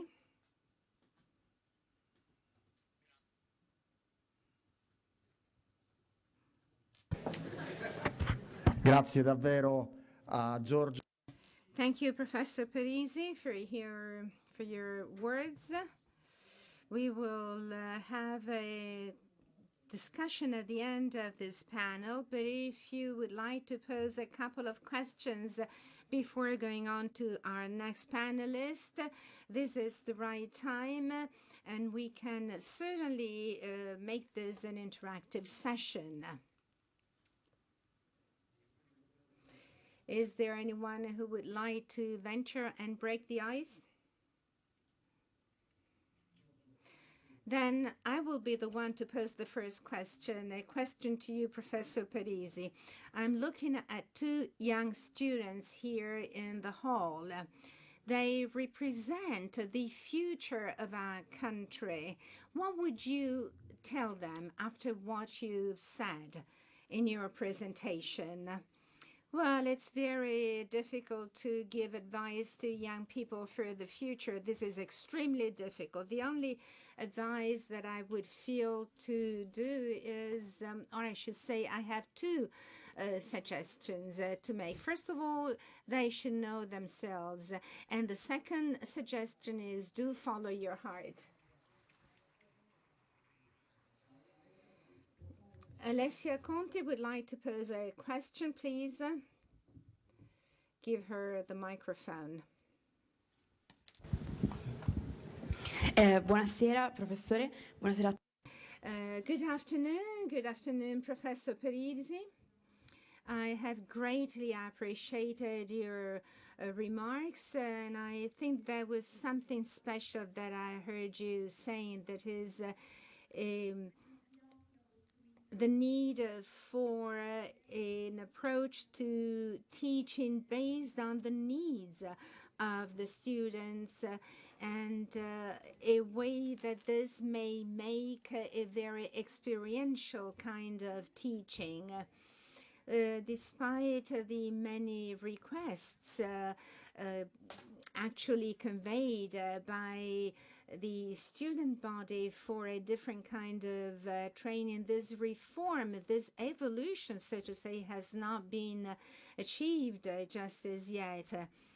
I come from a scientific background, and I realize how important it is to use your hands to actually carry out experiments. But this has become a privilege also for university students, because not everyone, not every university in Italy have sufficient financing. So my question, which should rather be a kind of reflection, so where should we head? Is it only a responsibility that the universities will have to take charge of, or should we promote a change in mentality and the mindset so that the kind of teaching in high schools and universities should not be seen as a privilege, but rather a real experience that would therefore contribute to the formation of citizens and future employees and workers. Well, certainly to have hand-on experiments is absolutely fundamental. In the Department of Physics in Rome at La Sapienza, I know that we still have excellent experimental physics courses where students spend tens and tens of hours in the lab to carry out experiments. But what I must say is that all of this is becoming very difficult, very cumbersome, because not only in Rome, but across the country, we have seen the shrinking of lab technicians, for instance. I do not have the statistic data with me, but administrative personnel, for instance, has decreased. Lab technicians as well have gone through a total change. We need major investments. We need technicians also in the school system so that school laboratories may continue to exist. Obviously, they should be full-time employees and work together with the teachers. This is a part of our responsibility that has been neglected. And obviously, if you lack financing, then you do whatever you can. And we hear that this goes to the detriment of our students. And this is really quite a pity, because we know, as I said, that our students represent our future, and we should always pay the utmost attention to all of them. Thank you. Bene, grazie ancora. Thank you, Professor Parisi. We can now go on to the next panelist, Professor Elvira Fortunato, who will be talking about the future challenges for research, more Europe with more science. Elvira Fortunato is among the pioneers of transparent electronics. She is among the most important scientists in Portugal. She was Minister for Science, Technology and Higher Education in Portugal in 2022 and 2024. Over to you, Elvira. Good afternoon. First of all, I would like to compliment the President of the Conference of Italian University of Rectors, Giovanna Iana Antoni, Rector, University of Milano. Also Francesco Priolo, Vice President of CRUI, Rector of the University of Catania, and also CRUI Delegate for Research and Doctorate. Professor Giorgio Parisi, Nobel Prize in Physics 2021. Congratulations, it is a real pleasure for me to be here and talking along with you. Professor Elena Cataneo, Senator of the Italian Republic, and also Maria Leptin, the President of the European Research Council, that she is with us remotely. Dear guests, it is a great honor and a great responsibility for me to be in the house of the Italian democracy, to talk about science and how it will impact on our prosperity, welfare and comfort. So I'm very grateful for the invitation to be here and talk about a topic that is so important to all of us. We are living difficult times, dealing with our prosperity and how to connect it with our sustainability, going from processes and technologies to systems. Times of great unpredictability, which means that all decision-making must become increasingly responsible for the challenges we need to solve. Europe is starting a new cycle of governance, where knowledge should be in forefront of all our decisions.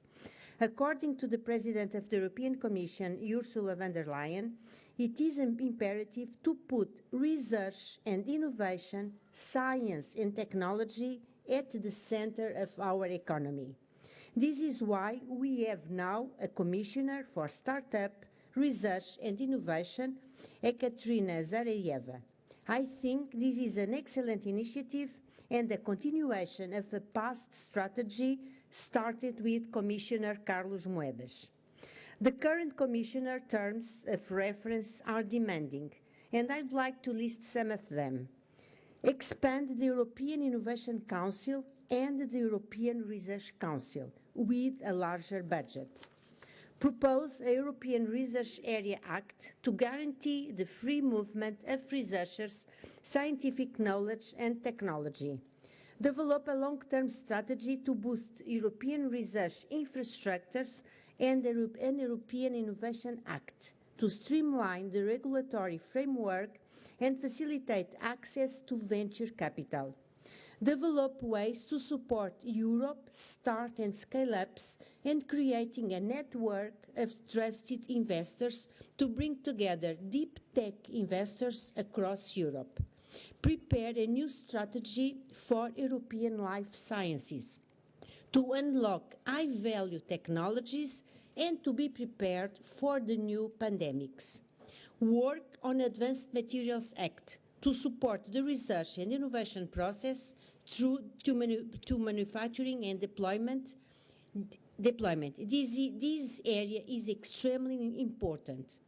Increase the uptake of artificial intelligence by European scientists and helping to set an European AI Research Council. And here I would like to add the problem related to the sustainability of artificial intelligence.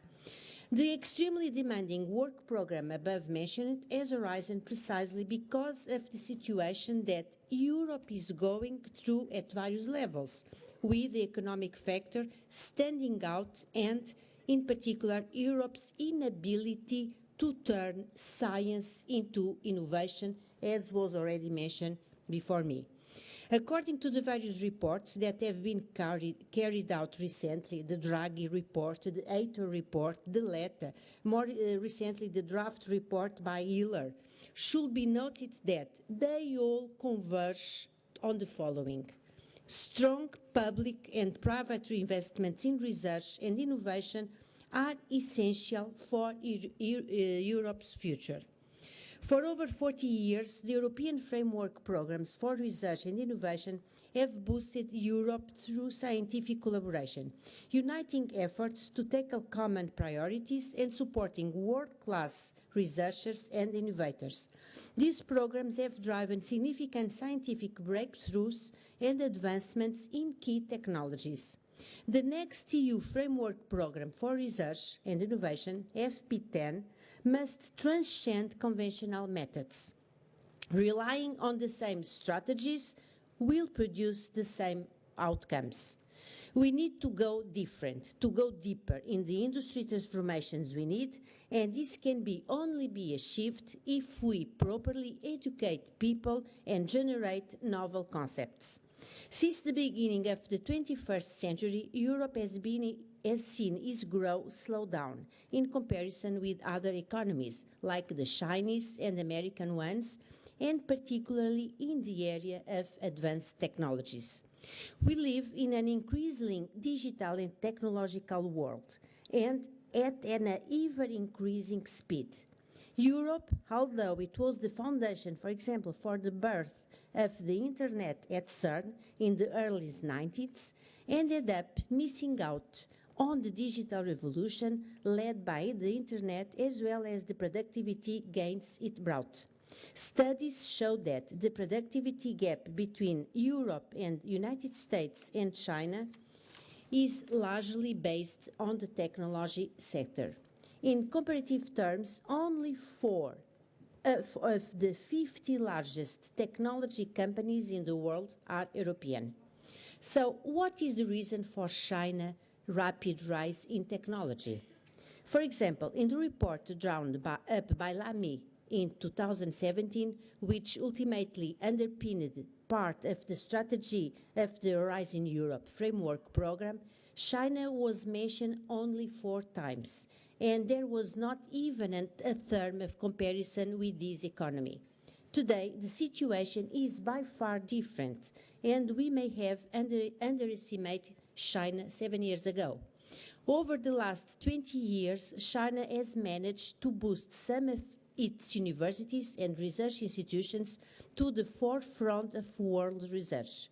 This is the result of a concerted and persistent strategy based on the following initiatives: exposing its students to the world's best universities, mainly at the United States and also in Europe, offering incentives to bring the best academics to its country, and creating a scientific environment as attractive as that of the world's best laboratories. The strategy is essentially centered on STEAM areas with the aim of concentrating resources on the fields with the greatest benefits in terms of innovation. The recent Chinese experience shows us that it is possible to make rapid progresses. So why we cannot? Europe has a broad and diverse industrial innovation base, but lags behind in digital technologies such as interface. Ci troviamo sempre un passo indietro per quanto riguarda le tecnologie, l'intelligenza artificiale, la sicurezza informatica, le blockchain e anche l'informatica quantistica. Dobbiamo capire che l'economia deve riuscire a fare dei passi avanti e quindi dobbiamo investire nella tecnologia, nei settori innovativi, così come investiamo in altri settori. Le tecnologie digitali sono molto complesse e quindi è fondamentale riuscire a creare delle capacità, riuscire a condividere le nostre conoscenze, che chiaramente è molto difficile. Sappiamo tutti the main drivers of productivity and people's well-being and comfort. Innovation generates positive externalities with new technologies serving as a catalyst to other innovations. This creates cumulative positive spillovers that justify state intervention to promote research and innovation. Research and innovation will be the key to financing Europe's social protection system as Europe's population ages and its labor force shrinks.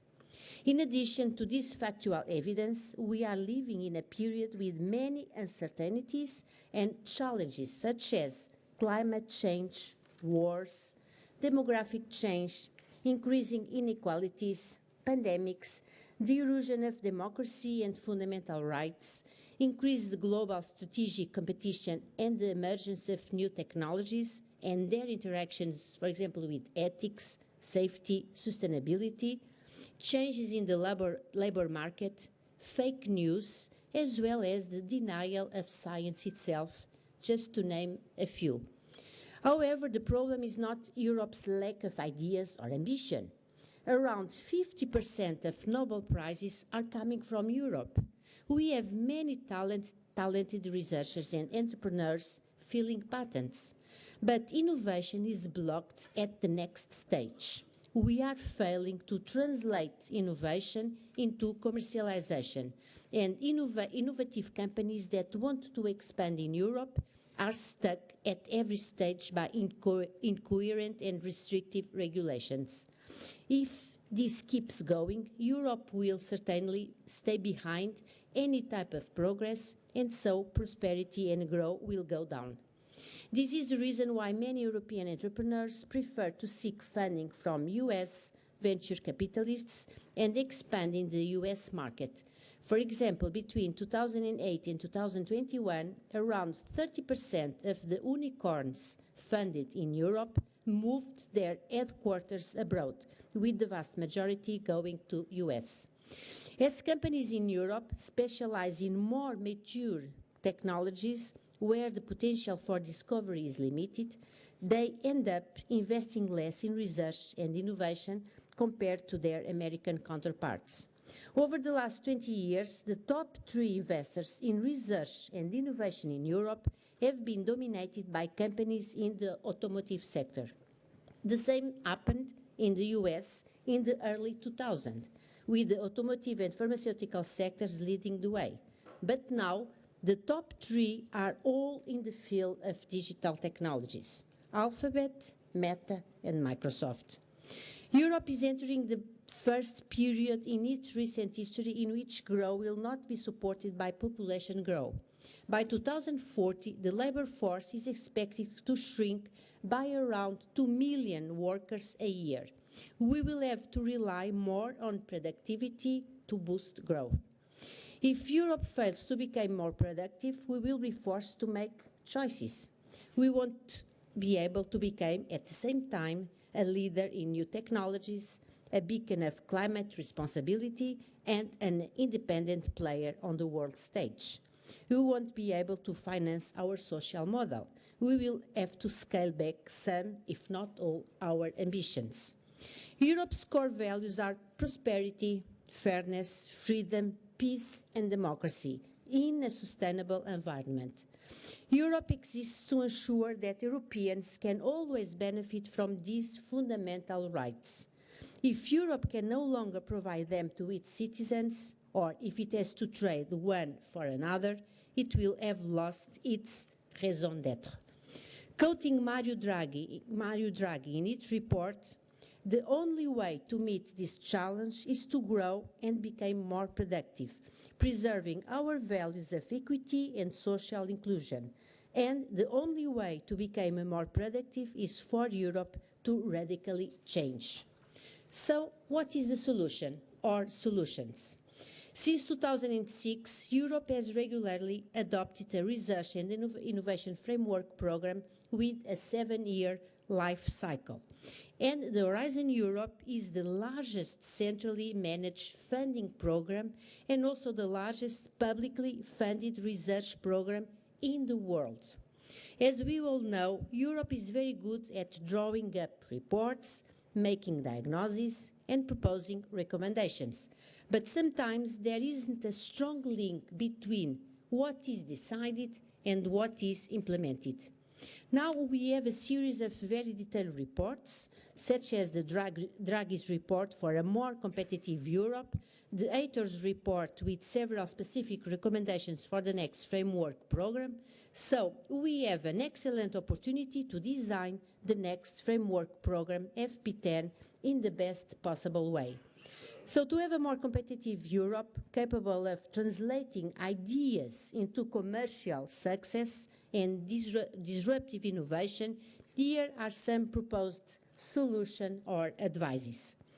Europe's innovation ecosystem is hindered by fragmented markets across the member states.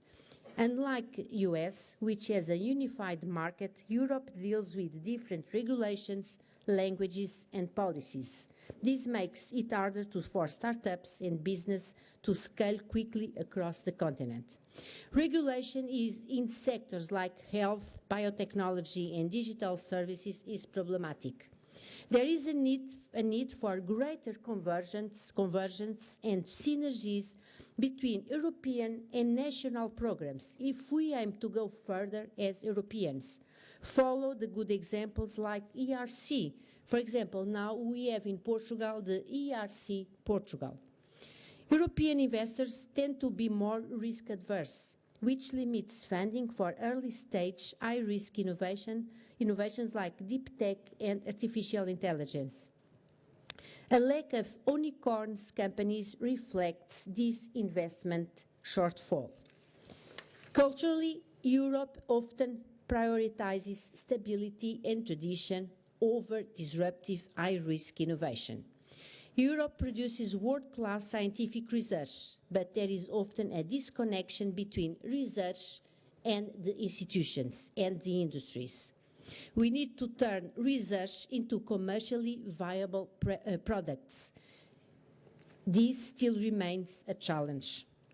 Europe struggles to retain top scientific and entrepreneurial talent, many of whom moved to the United States for better funding, opportunities, salaries, and a more dynamic innovation ecosystem.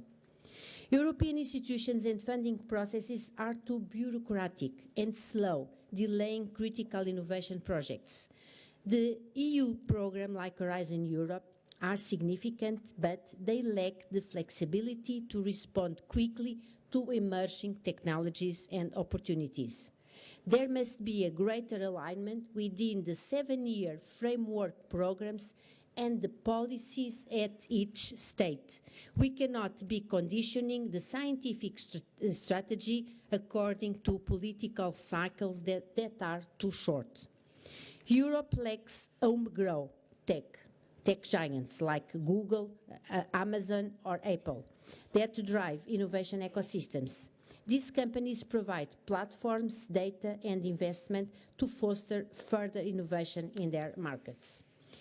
Europe invests less in research and development compared to regions like United States and China. For example, Europe spends approximately 2.3% of its GDP on research and development, where, for example, Israel and South Korea exceed 5%, and China is rapidly catching up. Europe has recognized these issues and should take action through initiatives like the European Innovation Council, investments in digital infrastructure, and programs like the Horizon Europe and also the next FP10. So we need to promote venture capital funding and support startups, simplify regulations and create a more integrated single market for innovation, focus on sectors like clean energy, responsive artificial intelligence, biotechnology, and space to regain competitiveness. And the next framework program should be governed by persons with a proven track record at the frontier of research and innovation. Europe has the potential to excel in innovation by addressing these structural and cultural challenges, leveraging its strengths in research, education, and sustainability leadership. So let's go to do it. Thank you.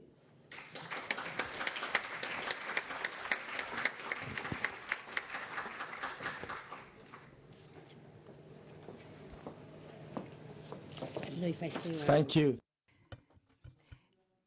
And also anche in questo caso poi avremo la discussione alla fine. We will have a broader discussion at the end, but if you would like to pose questions to Professor Elvira Fortunato, please go ahead. Is there anybody that would like to take the floor and pose a question? Maybe right there. Could you give the microphone to the person who would like to pose a question?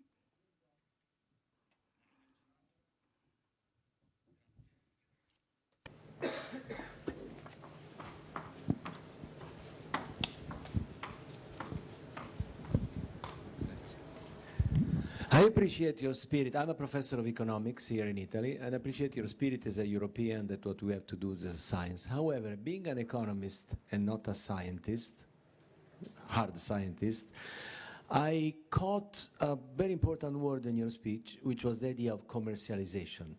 Now, all the research and scientific advancement of the last centuries was done toward better cost, reduction of cost, and therefore diffusion in the economy. But with the problem of decarbonization or the problem of climate change or whatever, now we have a Jeffons paradox coming back again. The more we reduce the cost of our new technology that you scientists develop, the larger the diffusion, which eventually will consume more energy and make more pollution. So right now, your scientific effort cannot be a viable solution without the help of the economists. That's why I'm going to call in some interdisciplinary way now of looking at the problem, so that also the humanistic sciences, those who are looking what the people understand, the people perceive, what the people vote in democracies, are understanding of what you quote-unquote scientists, hard scientists are doing. Otherwise, we will continue to have this paradox of getting better and better technologies, but we will continue to consume more energy and pollute the world anyway. So the effort of the productivity of my colleague and friend Mario Draghi will not work. That's my provocation. Thank you. Can I?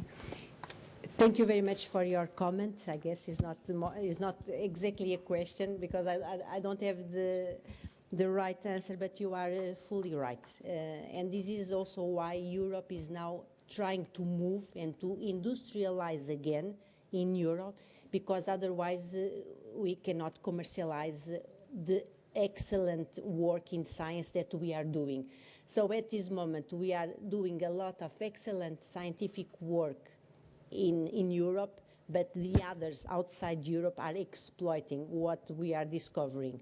And of course, in the last years, there is the tendency, and also the recovery and resilience program that we all benefit from Europe, and also in Portugal, we are benefiting a lot from these funds, is to promote, to increase our economy and to reindustrialize Europe and part of the Europe, but with technologies that are sustainable, either in terms of the materials, either in terms of the technologies that we want to use.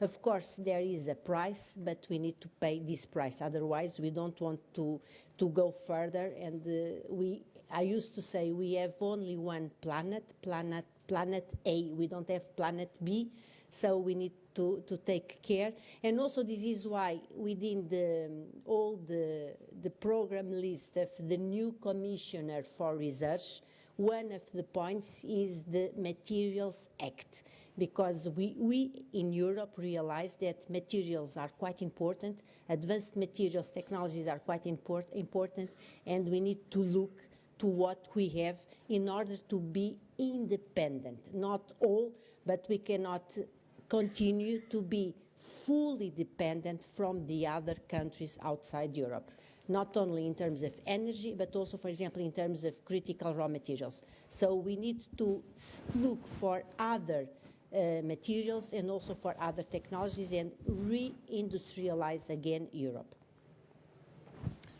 We have there another comment, Alessia Conti. Good afternoon. Of course, your speech was very interesting. I have a question related to the future of European research, related to the amount of money and funds that went in these past years to the war industry, which is an important matter for us in Italy, not just relating to research, but also the agreements that universities have with war industries. So from 2017 up to this year, these funds in Europe have grown exponentially. If I'm not wrong, in 2017 it was like mezzo miliardo. I'm sorry, I don't... $500 million. Yes, and right now it's like 8 billion. So my question is, what is the future of European research in this matter, and wouldn't it be more appropriate for Europe to invest money on and funds on diplomacy, and to see and study what went wrong, because we clearly have failed, as we can see. We have wars near Europe. We have like a very destabilized situation in the western, the eastern part of the world. So yeah, what is the future in this sense? Thank you. This is a trillion question. US dollars. Of course, you are fully right. And I guess we should invest much more in research. We in Europe, this is also what is the recommendations from all these reports, the Draghi and the Ato report. The idea, for example, is to double the amount of money, the budget for the next FP10 for 200 billion euros. This is the proposal, what was proposed.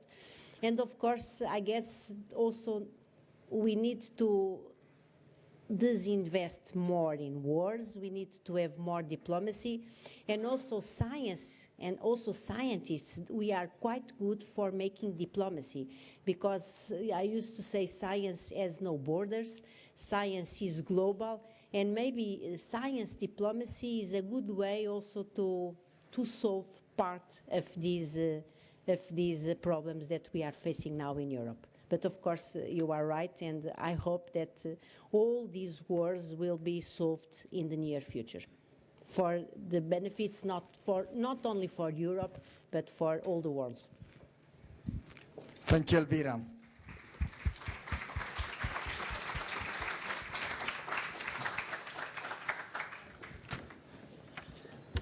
So, noi procediamo. Okay, we can now carry on and give the floor to our next panelist, Senator Elena Cattaneo. She will talk to us about the importance of research and infrastructure. Elena, the floor is yours. Grazie mille. Thank you very much. I believe it's absolutely true that if in Italy you move from north to south, from east to west, also including the inland, you will be able to find incredible minds. When it comes to research, you will be able to run into incredible ideas that are coming to life. Young people, not so young.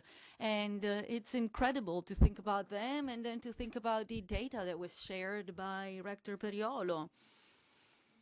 I want to thank all these young people because despite all the difficulties we're all aware of, I actually have the feeling that every single day these people come and reach out to our research centers, they come to our universities, and they open the door to all the labs ready to get started, as if they are about to go on the moon. Very often they don't even know where the moon is, they don't know if a moon exists. But this is incredible in Italy. And in some way, it also upsets me. It upsets me because no one knows about all of this. And trust me, this is the real problem, that no one is aware about it. I see it in Parliament, I see it all over. No one has any idea of what it means to study old documents or to become an expert in a certain field. And this is how you run into problems. You believe that you do not have the skills needed to be able to win against a certain devastation, a certain problem. This is why you run into the problem of stamina, because you're not aware of the fact that we have the most famous experts in the world. Public University in Modena and Reggio Emilia, San Raffaele University in Milan. All of this makes me very upset. And in some way, it also makes me feel guilty because I wonder if maybe it's our fault. Maybe we are the ones who are not able to explain ourselves, to make others understand what we're saying. But it is with this cry that I really want to focus on the importance of skills, knowledge. I want to remind you all of our skills. But I do accept this cry for help. And I want to accept it by quoting and mentioning the last words pronounced by the rectors in the universities in Tuscany, Zucchi, Petrucci, Di Pietra. We are talking about our big universities, important universities in Pisa, Florence, and also Siena. They mentioned the lack of resources in their universities. Minus 16.8 Pisa, minus 17 Florence, minus 18 Florence. There's a lack of funding. Funding needed for institutional activities, activities to be able to ensure research and to be able to ensure formation, training that will allow us to train all those young people who will maybe want to go to the moon one day, or maybe they will want to travel to Mars or Jupiter. It is important to be able to ensure there is a true relationship between students and teachers. And of course, no Zoom lesson will be able to replace this when it comes to being able to pass on knowledge, skills, abilities.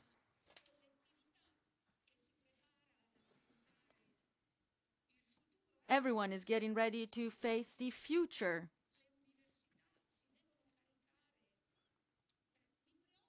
Universities need to take on all these expenses, and I'm worried about the consequences. The consequences will backfire against the young people. We heard the mention of the risk of having to give up on being able to renew a contract to a temporary researcher, not being able to hire a new researcher to replace those who are retiring. There are some true consequences.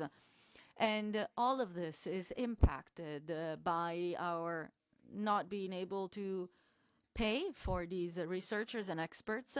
And this, of course, has a big impact on the future of our country.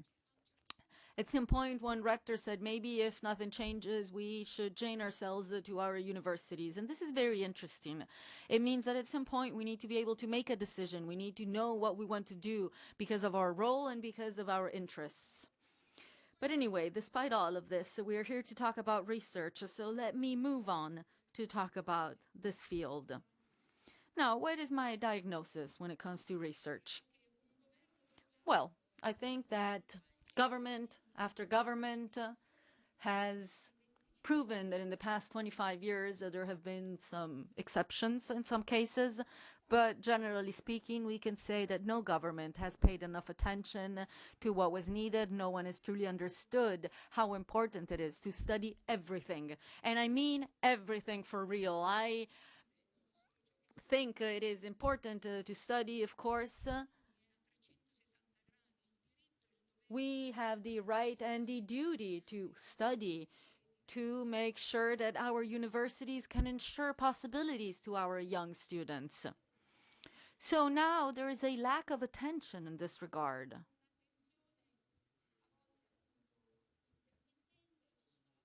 Sometimes the attention is there, but I see it also in Parliament. There seems to be a lack of belief. No one really believes in the importance to focus on this. It seems it's enough to just say 2-3 things and then that's it. I agree with Giorgio Parisi. We need to invest in research, innovation, culture, but very often all these areas are set aside and priority is given to other fields, other areas. So it's true, financing, resources are and have always been inefficient, definitely not enough. But what strikes me even more when I take a look at the system of the way research is carried out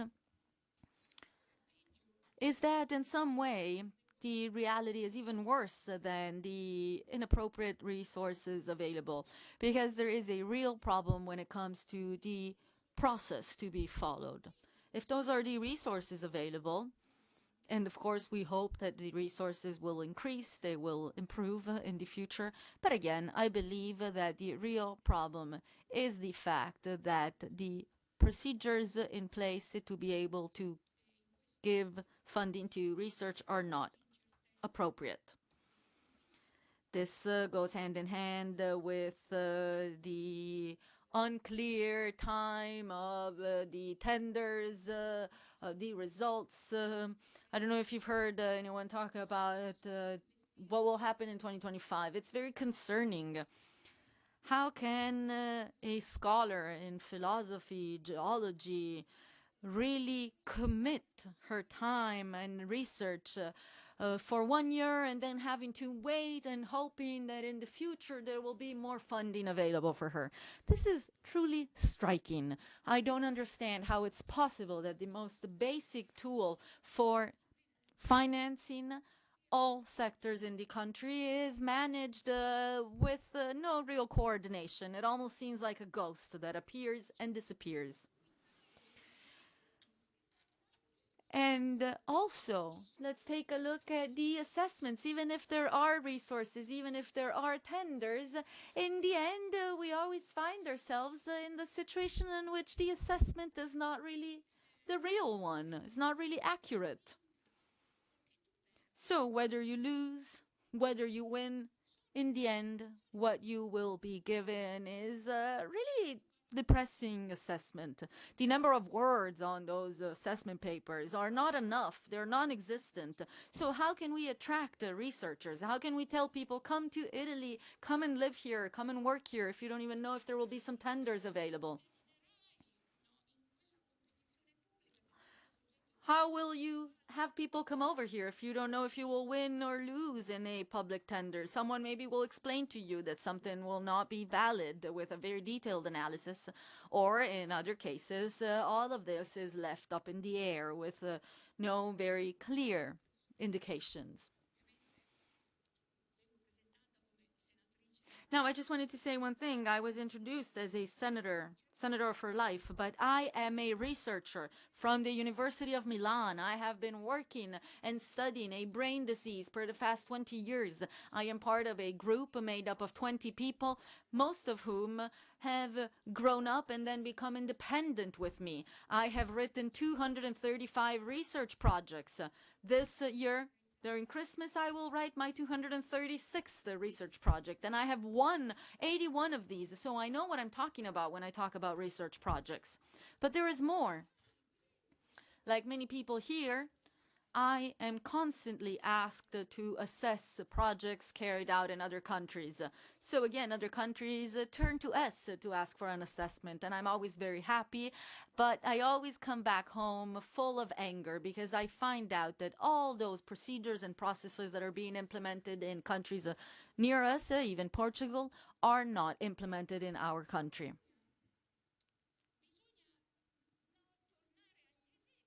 We need to go back to concrete examples. So, for example, the Italian Fund for Science, FIS, number 2. We had FIS number 1, number 2, there will be number 3. But let's take a look to try to understand after how long Italian researchers were able to find out if they had won or not won the tender. Well, I think it's enough for me to tell you that FIS number 3 was released before the results of FIS number 2 were published. If you even think that then you will need even more months for financing, I think it becomes very clear that in this case we're not talking about resources. This is a structural problem. It is a very simple problem because solutions are right there. So not only does it take 12 months to wait for a tender, but also looking at the situation this morning, I can tell you that up until the other day, of the 21 sectors, there were still 9 sectors missing. So for many colleagues who sent their application about a year ago, have not been given an answer yet for their project. We spoke about the ERC. Maria Bernini is connected with us, and FIS in some way is trying to repeat what is being done elsewhere. But let's see if this is really the case. Not only the time needed for the assessment creates a lot of uncertainty. I think that this is already a first starting point that shows that we are very far away from the mechanisms implemented by the ERC. But take a look at the success rate. It's very low. LS is pretty much all done. Life science. And for the advanced, we see that there is a 2% success rate, 2.2% success rate. So this means that we asked 316 scholars to present a project, or actually 316 people presented their idea, and we only awarded 7. Imagine how much work is needed for all of this, how much management. Maybe we still need to learn something from a structural point of view. We need to learn how to carry out a tender. We need to learn which the minimum success rate is. Comments are being made that this is not enough, and of course it's not enough. The success rate is way too low. We are completely outside of any parameter that could have sense. Someone could say, okay, no problem, I didn't pass, I failed, but I would like someone to explain to me why my project failed. But if we're not structured as a country and we're not able to carry out an assessment, what we achieve is something that we can see on the screen. Here I presented 2 examples that have been shared with me by colleagues. And I realized that when I take a look at this, we could say, is this really the reality? I mean, we keep winning ERCs abroad and so on and so forth, but take a look at the assessment of FIS 2. Assessment 8 for the quality of the project. Assessment score 9 for scientific autonomy. And there are no other words. Or if you look at the other tender applied to the fund, once again we see that the assessments are completely non-existent.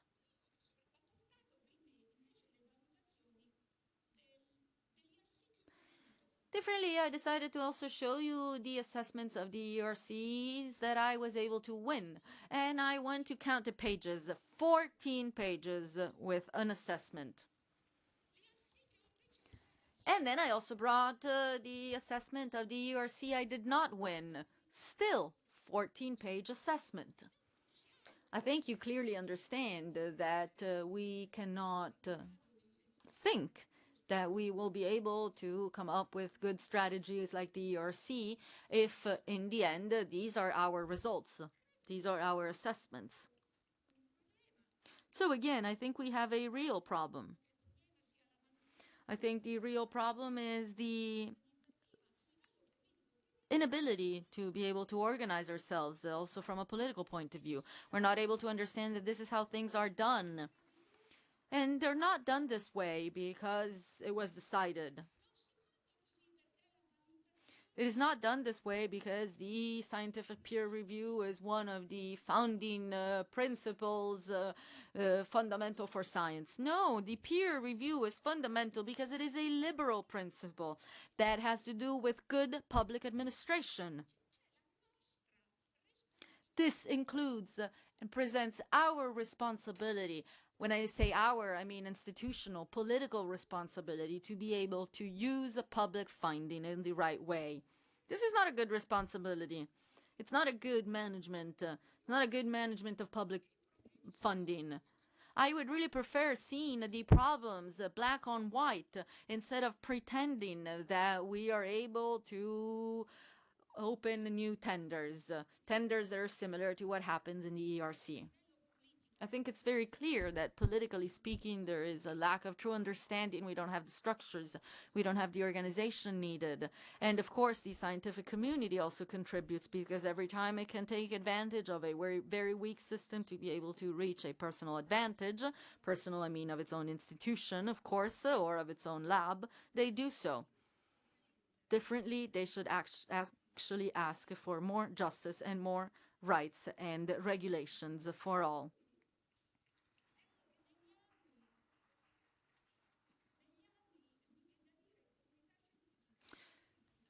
So, scientific community and political community have used one another throughout the years. They have taken advantage of one another. So why don't we put an end to all of this? And why don't we all contribute to freeing our country?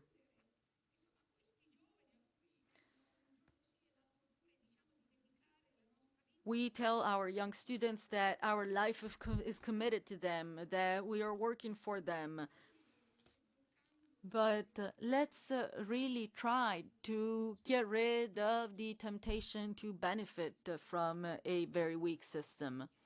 So again, if on the one hand we need to turn to politics to ask them to carry out their job, at the same time, each and every one of us can do our own job by not participating in these methods that have to do with an improper way of allocating public funding. What is our country missing? First of all, we're missing an Italian agency for research, an institution that can really manage the complexity of all the tenders. Tenders are complicated and they need to address different initiatives that must be very specific and must be directed towards our goals, towards the goals that politics says it is investing upon. Again, the goal is to become #1 in the world on staminal cells. Okay, great, but the tenders need to be structured in a way in which we allow everyone to be able to do so. So we really need an agency, an institution for research that can manage these tenders. And trust me, an agency for research is like a crystal house.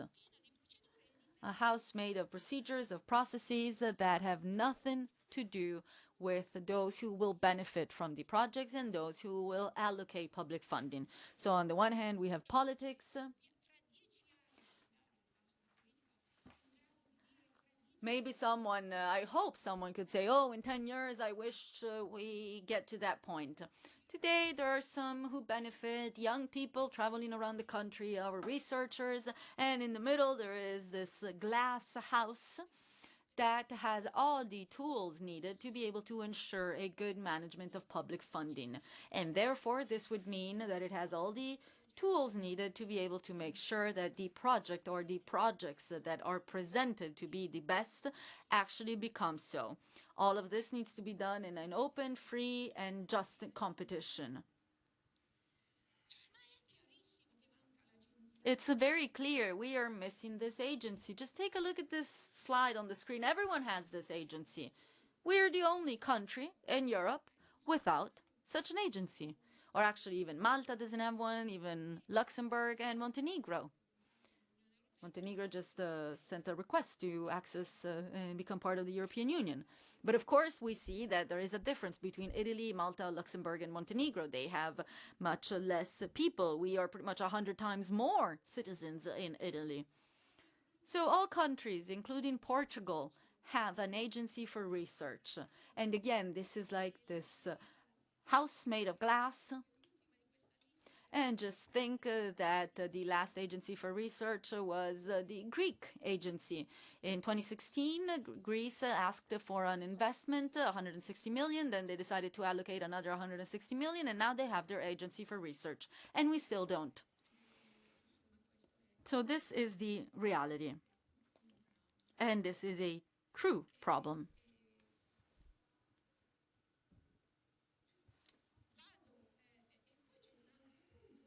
And then there is something else I want to say before I head to my conclusions. And that is that if this is the structural starting point for the lack of certainty of planning when it comes to funding in Italian research, of course, this goes hand in hand with other initiatives. For example, bullet point number 4 on the screen.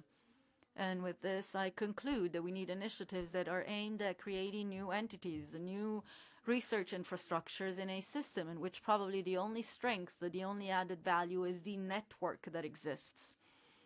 I keep talking about shared excellencies. You can have a discovery in engineering, geology, genetically modified plants. There can be many, many novelties that may come to life in any part of the country. Yet, there is a lack of financing, a lack of very limited resources. And it's true. Some governments have decided to create an additional research center in the country. Very often I was asked, why do you not agree with this? In the end, this is additional research that is carried out. And sure, that's true. But at the same time, we need to ask ourselves, do we really need an extra center focused on research? Is there any point in allocating more money, or do we risk simply having more waste? And in the end, this is what has happened in the past 20 years. Hundreds of thousands of public financing were directed towards certain entities, institutions, centers of excellence, without ever really ensuring the quality of these entities. Very often these institutions were supported because of the funding that was made available, but also because they were allowed to spend this money without having to comply with the limitations that are applied to public research centers. So, of course, we could say that we need to open new centers in a country like Italy. Sure, this is true. There are also some assessments, surveys that try to analyze the risks of only concentrating financing on a few individuals. There have been many assessments to show the risks that can lead to the destruction of a differentiated ecosystem, of a wrong use of the expression of excellence, or assessment mistakes, according to which, statistically speaking, it is more likely for you to find something out if you have more money that is constantly given to you, even though, of course, it is not a given. Another problem is the illusion of being able to predict future excellence based on past excellence. And lastly, there could be a weakening of the scientific ability of a country. Now, am I trying to say that we should not open new centers in a country? No, that's not what I'm saying. I'm saying that you can do it, but there are some things to be kept in mind. Things that have been studied in literature and that explain the existence of centers of excellence. Something I had not thought about is the fact that the centers must not do something that is already being done in the general system. So do not repeat something that already exists. If something is already done, then it is not a center of excellence. So we need to make sure that the infrastructures are not repeating what has already been done when it comes to the costs, to the characteristics required by the scientific community. What is done needs to be done because there is a goal of reaching results that have to do with knowledge. Because if not, you will not be able to pay back the investment. So again, the principle of not replicability, which needs to truly be the threshold when it comes to understanding a concentrated or a free financing. For example, I'm thinking about the investment carried out in Geneva. This is an important center, and it would not be possible to have carried out many researches in the past had it not been for them. And now, heading to my conclusion, we see that this principle of not replicability needs to also be something that is present in our projects. So there's a project, for example, that started in Milan. It didn't start out in the right way. There was no assessment of the need, and then things were changed while the project had already started. Now, Human Technopole uses 50% of their resources in a way that is not replicable. So they are extraordinary. They are able to open up to the country. They have been able to open up to each researcher thanks to 140 million euros a year. And actually over 50% is dedicated to this, to making sure that everyone can participate. And this is actually an article that was published yesterday or the day before yesterday, an interview with Marino Zerial. And in this interview, he explains that this is the winning model and approach. Of course, in Human Technopole, there is a need to change direction. And this happened with the arrival of President Gianmario Verona and the scientific director Marino Zerial. Overall, it's very clear that the structure is incredible. So I believe it's safe to say that we are now facing a similar decision with our national centers, with extended partnerships thanks to the National Recovery and Resilience Plan. Even though they're not actual infrastructures, we still have various laws that have been passed. For example, 250 million for the budget law of 2025 for the years 2027 and 2028. We will see what will be done in the near future.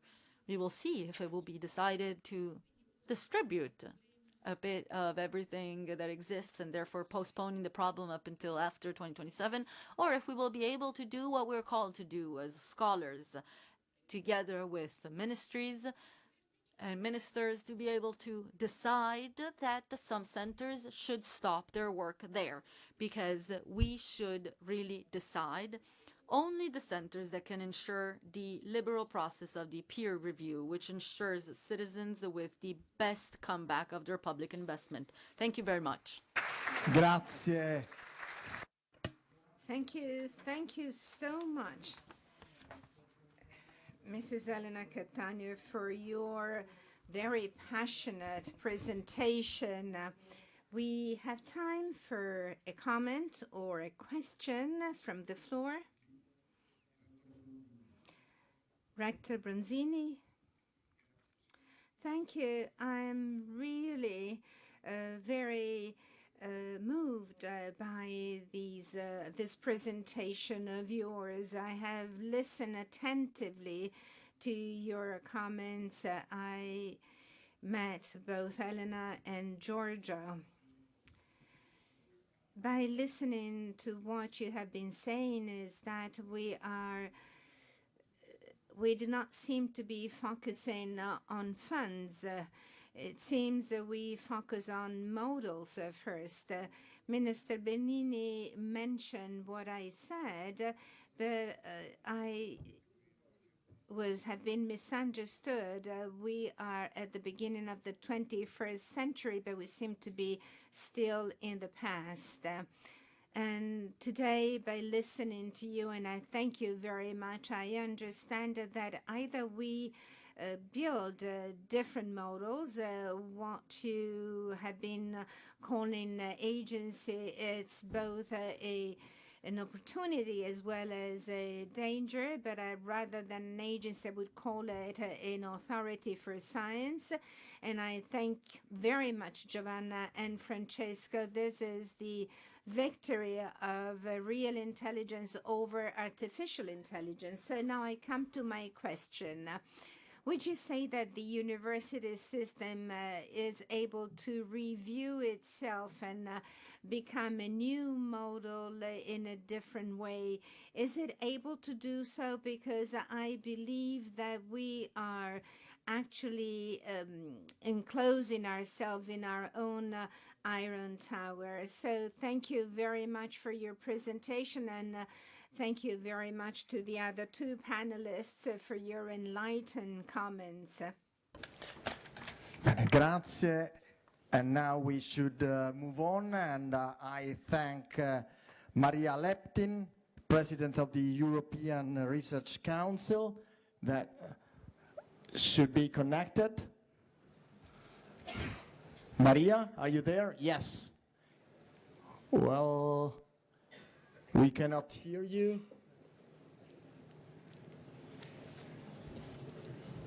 See? Maria Leptin will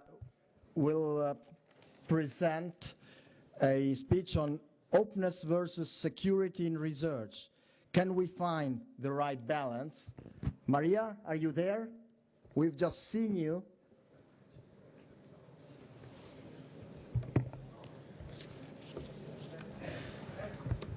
Mi sapete dire? We can see you, but we cannot. We can see you, we cannot hear you.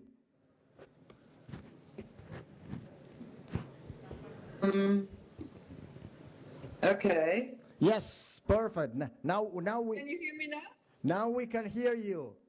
Good afternoon. Great. Thanks for being here with us. Yeah, the lighting seems to be a bit crazy. Maybe I can turn on another light here. Okay, yeah, we were listening to you. There? Okay. Yes. Let's see. Good afternoon, yes. Okay, I don't know if you can see me. Anyway, yes, thank you for inviting me. I don't know who's there. I see those of you on stage, but Minister Bernini, if you're in the audience, hello. Professor Priolo, wonderful to see you again. Giorgio, Elena, and Elena, ladies and gentlemen, good to be here. I wish I was with you in person, but it couldn't be. So better like this than not at all. I would like to thank Professor Priolo and the Italian Rectors Conference for the invitation. We've heard a lot about Italian science this afternoon, and we've heard a lot of science from Italy in our history anyway. So Galilei, the father of modern science, is a name in every one of our textbooks. Fermi, Levi-Montalcini, huge characters. So Italy is the home also to some of the first universities in the world, and these have shaped both the European and the global intellectual landscapes. And these universities are more than simply centers of learning. They're cultural treasures that symbolize the commitment to inquiry and education that runs deep in this nation. And Elena Cattaneo was just very passionate about that. It was good to hear. But Italy's story is not unique. It's part of a greater narrative that binds this entire continent together. Europe itself has long been a crucible of innovation, with scientific discovery, collaboration, and exchange. More recently, with the establishment of CERN, EMBO, EMBL, the creation of ESA, the European Space Agency, and of course the ERC, Europe has shown what can be achieved when nations pool their talents and resources. These are not just institutions, they're more, they're embodiments of an entire shared vision for science across borders. The ERC was established to support groundbreaking research across all scientific fields, pushing beyond our current knowledge. And unlike applied research, which targets immediate challenges, and we've heard some of that this afternoon as well, frontier research explores fundamental questions with no guaranteed path to immediate application. Nevertheless, over time, these explorations often yield transformative impacts. Take, for example, artificial intelligence, which now many believe is on the verge of transforming our economies, societies, and not just science. And the recent achievements of certain US tech companies in this field are impressive.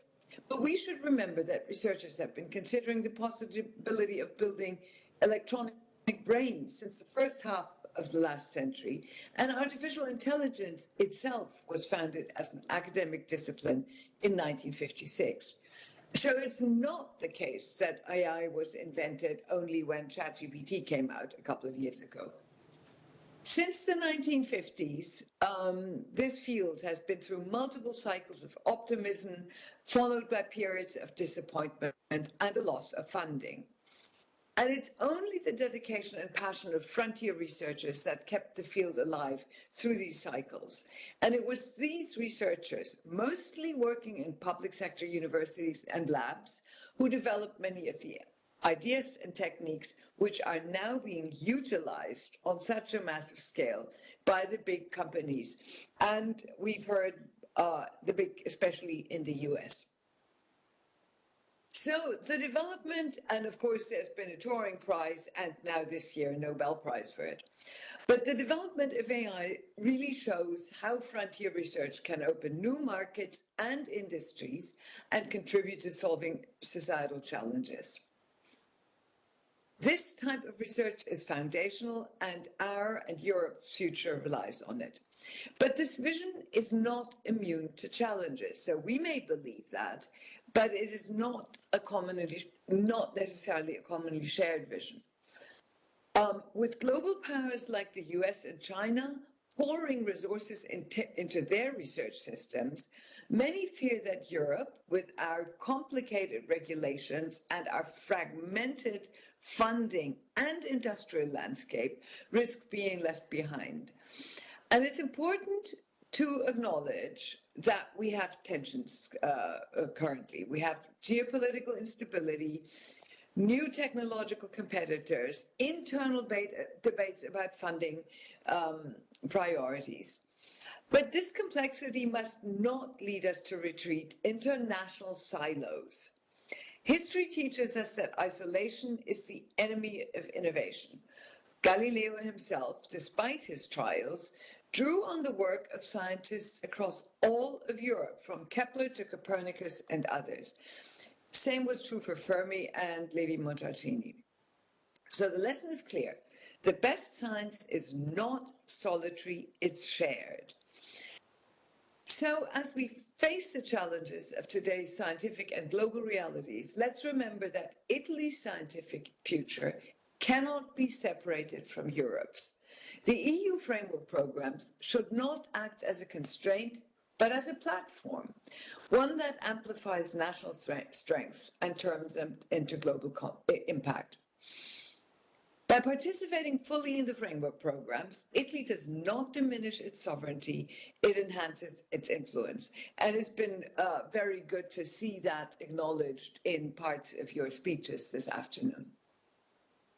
So, the task before us is to continue this tradition of shared ambition. Let's ensure that Italy's legacy of scientific excellence thrives within the European context, and that this collaboration becomes the foundation for the discoveries of tomorrow. In the world where challenges are too big and complex for any one nation to solve alone, the answer is not less Europe, but more. So let's talk about openness and so-called strategic sovereignty. In an age where the boundaries between nations are both increasingly blurred, but also starkly drawn, science stands as one of the few domains that transcends borders. But even this example of openness is now facing unprecedented challenges. The geopolitical tensions, the rivalries in technology, and the much-cited national security concerns are really reshaping the way we see and do international collaboration. So how do we balance the openness that drives innovation, that's required for innovation, with strategic sovereignty that we need to protect our interest? Let's look at the risk. So dual research, so work that may have both civilian and military applications, represents an opportunity, of course, but also a challenge. Technologies in AI, quantum computing, biotech hold enormous promise, but they, of course, also carry the potential for misuse. Instances of intellectual property theft and the exploitation of open academic environments by authoritarian regimes have heightened our awareness of these vulnerabilities. And those are not hypothetical risks. They're playing out in real time. Some of our colleagues have experienced them, and Europe must respond. But we must be careful of not overcorrecting. History has some sobering lessons about the dangers of scientific isolation. During the Cold War, countries that walled off their scientific communities often stagnated, falling behind those who embraced openness and collaboration. Cases like COVID-19 and the mRNA vaccines in the recent past have shown again the value of international openness and collaboration. But we find ourselves at a crossroads. Recent EU policies for enhancing research security have been put in place, and they want to prevent foreign interference. These measures, of course, reflect the necessary awareness of risk, but they must be implemented with care and precision. Heavy-handed regulation could stop and stifle the very innovation it seeks to protect, and might drive talent and investment out of Europe to elsewhere. So the key is in what some call smart openness. This means being vigilant about safeguarding critical technologies and intellectual assets without shutting the door on international collaboration. One example of this kind of balanced policy was described recently in an interview by the president of the Max Planck Society, Patrick Kramer. So the MPG have announced also a traffic light system for cooperation with China. They don't want to block all cooperation, but this traffic light system, green, yellow, red, helps them review research projects and assess potential risks. 2/3 of the projects they found can continue without concern, with the remaining projects examined in more detail. In challenging cases, they have a China Council which gives an opinion on whether projects are recommended. In Kramer's views, Chinese colleagues too appreciate the systems as a way to sustain cooperation. So Horizon Europe also tries to maintain this balance by promoting collaborative research projects while embedding safeguards. But strategic sovereignty is not just about policies and programs. It's also about mindset. Europe must embrace its role as a global leader in setting standards for ethical and secure and inclusive research. That's not merely a defensive posture. It's an opportunity to define the rules of the game in a way that aligns with our values. Italy, with its rich scientific tradition and active role in European research, certainly has a critical part to play in this effort. So the challenges we face are complex, but the path forward is clear. We must resist the false choice between openness on the one hand and security on the other.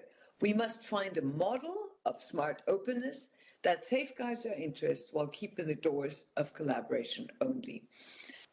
It's clear, at least, and certainly to the top leaders in industry, that in many fields we have more to learn from our competitors than we have to lose to them. So, as we look to the future, the stakes for Italy in Europe and the global scientific landscape are high. We face the twin pressures of global competition and geopolitical uncertainty, which mean that we must have a bold and unified vision for research and innovation. The recent report, which has been cited many times by Draghi, underscores this urgency. We're losing ground in advanced technologies, in advanced technologies of this century, while remaining anchored in industries of the past, like internal combustion automotive industry. And so to address this, Draghi calls for increasing support for frontier research, especially through the ERC. Commission President von der Leyen has highlighted research and innovation as key to a clean digital economy, and she's proposed expanding the ERC and the European Innovation Council. And this support from her, combined with Draghi, reflects a growing recognition, thank goodness, that Europe's future success depends on strategic investment in cutting-edge research. But we also face the reality that funding levels currently fall short of the requirements, both at EU level and in many individual legislations. And to bridge this gap, the ERC and the broader scientific community have advocated for a doubling of the research budget. And it's essential that we compete with global leaders in research spending to ensure that Europe remains a source of world-class science and tech. And Italy in this arena has an opportunity, and I would even say an obligation, to lead in this effort. As one of Europe's major scientific powers, and you've all cited numbers about this, which are impressive, with the rich tradition of intellectual achievement, you're uniquely placed to shape the future of European science. This can, of course, not happen in isolation. No single member state, however gifted and however rich, can compete with the likes of the US or China on its own. It's only together that we can stand as an equal bloc, leveraging our collective strengths to achieve impact. And that's where the EU Framework Programme can play a transformative role. Horizon Europe is not simply a funding mechanism. It's really a vision for what European science can achieve when we work together. So through the ERC's ability to recognize and support the best frontier research from across Europe, and the European Innovation Council's funding of disruptive innovation, and through collaborative projects that bring together the best minds from the continent, we're actually tackling challenges that no single nation can address alone.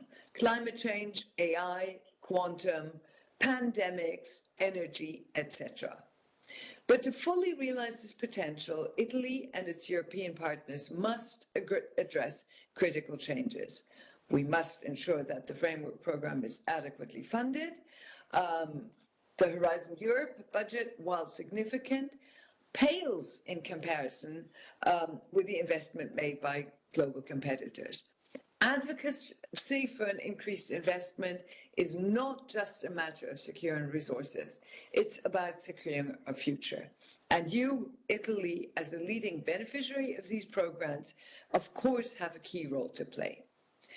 We must safeguard the integrity and independence of European research. This means also defending the ERC's commitment to frontier science, even as pressures mount to prioritize short-term economic gains. ERC's success lies in its focus on excellence, and this must remain its guiding principle. And of course, Italian scientists, many of you who've had successful grants, are a living proof of what this commitment can achieve. And finally, we must ensure that Europe's scientific policies reflect our shared values of openness, ethics, and inclusivity. This requires balancing the need for strategic sovereignty with the imperative to remain open to the world. Italian universities and research institutions, which have long been hubs of international collaboration, have much to teach Europe in this regard. So, ladies and gentlemen, like I said, the way forward is clear. Italy and Europe together must champion a model of science that is ambitious, collaborative, and deeply rooted in our shared values. This is not just about science. It's about the kind of future we want to build. A future where Europe leads, not by imitating others, but by setting our standards for what research can achieve. So let's seize the moment. Let's ensure that Italy's scientific brilliance continues to shine as a beacon for Europe and for the world. And let's do so together as a part of Europe that understands that its greatest strength lies in its unity. Thank you. Thank you. Thank you very much, Maria, for this important talk on a very delicate issue. I can take one comment. Yes.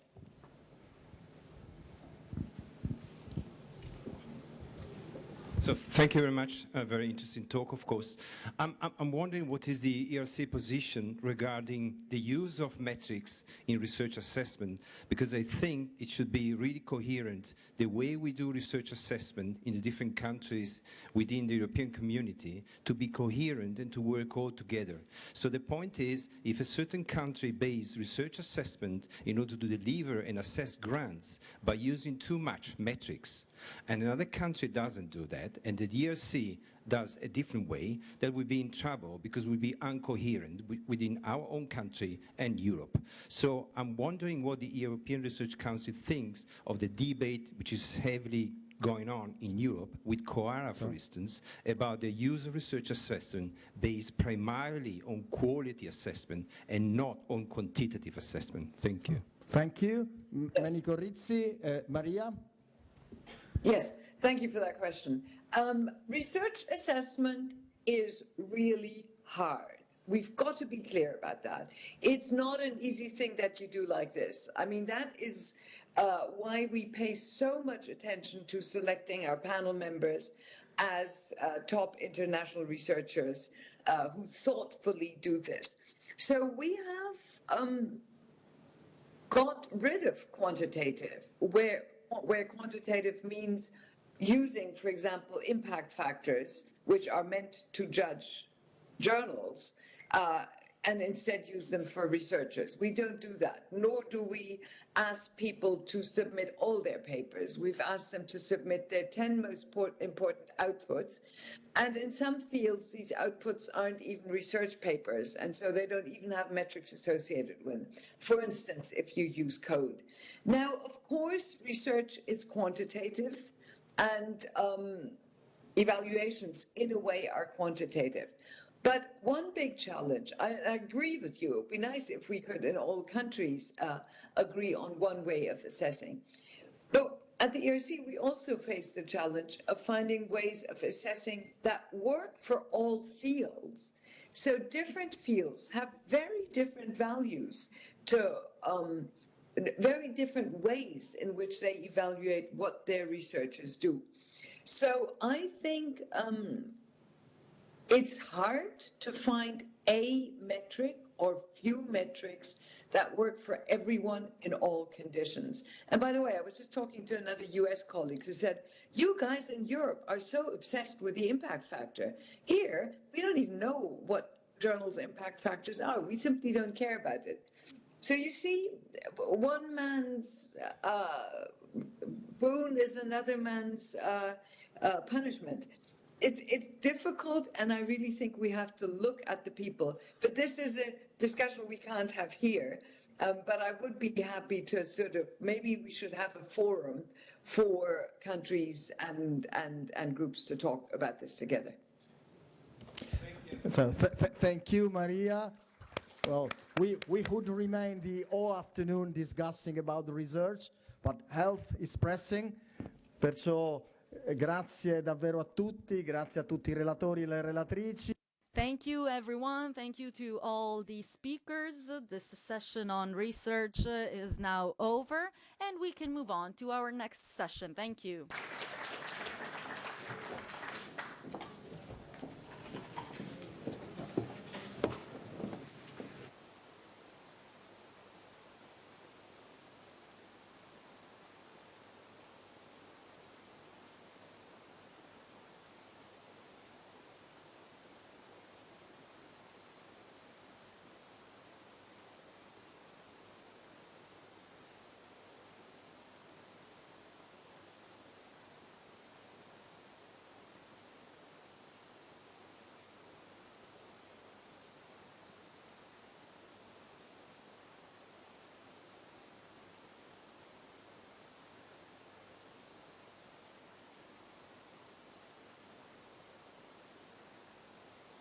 Quindi mi tocca andare al podio? Questo funziona. Quello funziona.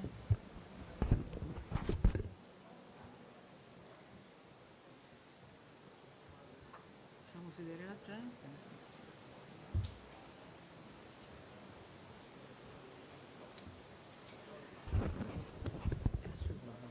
Allora, buon pomeriggio. Iniziamo la sessione che... Good afternoon, everyone.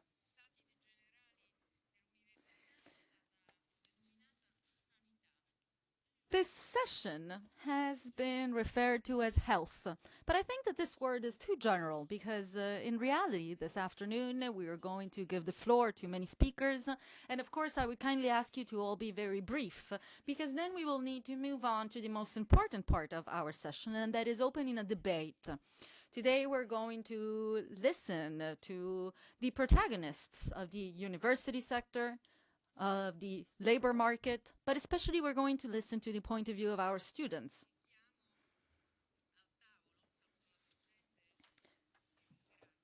Of course, I want to thank and greet the President, but now I would like to ask Francesco Tommasini and Rosario Rusiggio to please join me on stage.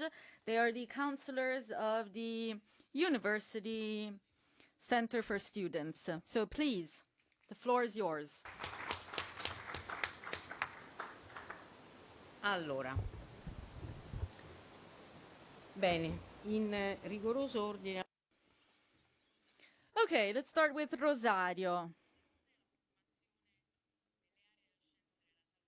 Formation, training in health and science. When we talk about training in the health sector, we very often focus on the medical field. But I would like to hear more from you. I would like to have a comprehensive view on health sciences. Da qui oppure sposto? No. Con le foto in genere uno si Va bene da qui, sì? Sì, sì, Okay. si sente benissimo. Allora, innanzitutto First of all, good afternoon, everyone, and thank you for inviting me. Thank you for asking me to participate in this event. Thanks, obviously, to the President, Giovanna Iannantuoni, and thank you also to Rector Antonella Polimeni for giving me the floor. I must say I'm very honored to be here today to participate in this discussion, and I would like to start by sharing my opinion on what has been said. We are talking about an entire health system that is strictly connected to the university system and that therefore needs to be addressed in detail to be able to have a clear understanding of the situation. Today, I would like to focus on two main aspects which are fundamental in this regard. First of all, what happens before graduating and after graduating. If we look at the health system overall, so both medical field and non-medical field, we see that these are very important when it comes to students themselves. What I want to say from the very beginning is that probably it is a given, although it is not very clear, that we are not here to discuss the number of people who can access.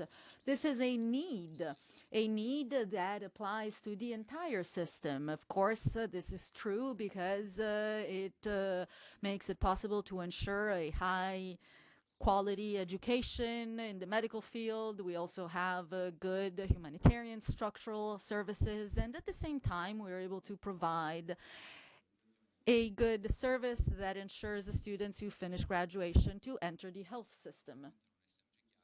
However, again, I am afraid that this is not always very clear, and this is why I wanted to start with this.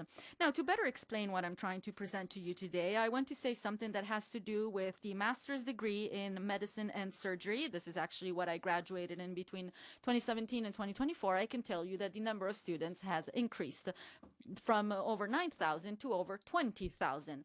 So, of course, if we take the figure on its own, we realize that this increase has most definitely had an impact on private universities. However, despite all of this, the number of students and the student community have in some way suffered because of everything that comes from this increase. Our fear is also that in the long term, this will have an impact on the quality of the education provided. Now, please allow me to move on and mention something that is being discussed nowadays. First of all, there is the possibility of bringing 65,000 aspiring doctors to universities for at least one day. However, we students are very concerned with this. We are not very convinced because of a series of reasons that we already mentioned. We do believe that actually we should focus on the criteria, the ways, the timeline that can make it possible for our system to become more effective, to become more based on merit, and especially to become more transparent. I think that in the end it all comes down to something that is much simpler than what we think. Our proposal, specifically speaking, is to have a single, unique, standardized selection that takes place before the beginning of the school year, also to make it sure that all the health fields are in some way connected to one another. As of right now, it is not a given to have the chance to choose our career path. But I believe that when we are young students, it is positive to be able to change our mind. Maybe I will discover that in the future I want to do something that I was never interested in. Maybe I start medical school thinking that I want to become a certain doctor, and then this will not be possible in the future. So I believe that students need to be directed, they need to be given support, and therefore it all comes down to making sure that schools act in a proactive way. Despite all of this, I believe that a written test, multiple choice test, is the only possibility to be able to ensure the objective principle that is fundamental when we need to carry out such an important test or tender. So again, we are very concerned. There is a lot of uncertainty. This uncertainty has actually been present in our lives for many years, probably 6 years as far as I remember, and we are really afraid of what is going to happen.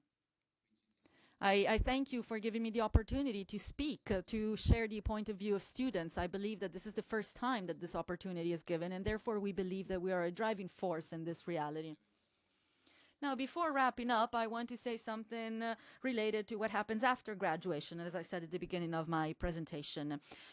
We welcome some of the novelties that have been presented. First of all, in the medical and health field, for the first time, just a few hours ago, actually, I believe that after 25 years, they have approved that we're going to give income to people undergoing specialized health fields or careers. So they will be supported as well. And we also welcome the elimination of not being able to specialize in a certain field.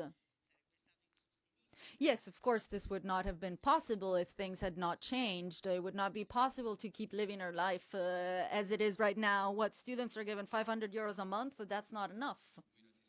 Yes, we have the need to participate and contribute to the health field. We need to do so, and we need to be active. And then, of course, there is the economic aspect. And we believe that in 2026, there will be some real changes that will make it possible for this career path to become more sustainable. And now, really, to conclude, I want to say that all of this needs to be done as part of a broader and more detailed reflection. We need to make sure that our conversation is structured, that we understand what is happening. We know that there's a difference between urgency medicine. There are many places that are still vacant, a lot of dropouts in the universities. So I think that a lot of work is still needed to be able to ensure that our system is even more attractive to students. And of course, at times it may also be necessary to promote more follow-up and monitoring in some schools to be able to ensure a higher quality of our education. It is important to invest in education after graduation, because this means not only focusing on our skills for the future, but also telling our young doctors that their commitment and their sacrifices are valued and recognized. Thank you. Thank you. Thank you, Rosario. Now I will give the floor to Francesco Tommasino. Thank you. Thank you for inviting me. I also welcome and share the words that were just presented by Rosario. I believe that he was able to open the discussion, and he did so in a very careful and detailed way. He was able to share with all of you the concerns of all students in a moment in which the medical field and universities in general are undergoing a very difficult situation. I believe that this panel is being carried out in a very good and effective way. We are following the panel that had to do with research. And I think we understand that what needs to be done in the medical field, but not only, we need to always focus on the preparation and training of every single student. Today, we hear a lot of talk about this reform. And of course, this reform is not trying to get rid of the limited number of students, but we are very concerned with the initial high number of students that may access our universities. We are university students, so we experience the difficulties firsthand. We see how hard it is when the room available to go to class is not enough. We know what it means to study in a university in which the structure is not up to date. We have mentioned the need to update our curriculum, our school program, to be able to do more practical things, to be able to work in the field, so that nowadays students can be even more prepared for the future that they will be facing tomorrow, for their career. And of course, all of this brings along an incredible burden. What does this mean? That the number of students are increasing, but if this is not followed by appropriate investments, for example, investments in the structure, I don't know if universities will be able to ensure an appropriate education. We heard about an Italian research of excellence. We heard that we rank first in many different fields. However, we always live in a state of uncertainty, and we're always asked to stay in our country by giving up on something, by sacrificing something. So I want to end by saying that we students are here. We would like to be even more present. We would like to participate in all those roundtables and in all those discussions in which decisions for tomorrow's future are made. And lastly, I would also like to briefly mention something that made it possible for over 30 universities to get together and write a letter in which we listed all students' needs, trying to make very clear that our concerns are not different if you are in the north or in the south of Italy. They're not different between big and small universities. These concerns are transversal. I really invite you all to read this letter that was written, because again, this letter is not a letter by a single university or a single person. It is a bunch of people who got together, many universities who got together to try to write all the concerns that have to do with the future of Italian universities in the medical field. Thank you very much. Thank you. Of course, both of our students emphasized the fact that the common goal of the entire system should be nothing but being able to ensure the quality of training in the health field, in science, and also we need to be recognized at the European level. I believe that very often this is set aside, so I really want to thank you both for your words and also thank you for being so brief. I think that you were able to use the key words to really get us started with this important session of work. Now, we just heard from two students, and let's move on to hearing from those who truly represent our work. First of all, Filippo Anelli, the president of the Italian National Doctors. Please, Filippo. You can go over to the stage. Allora, Filippo, si parlava di numeri, di programmazione, di un numero che...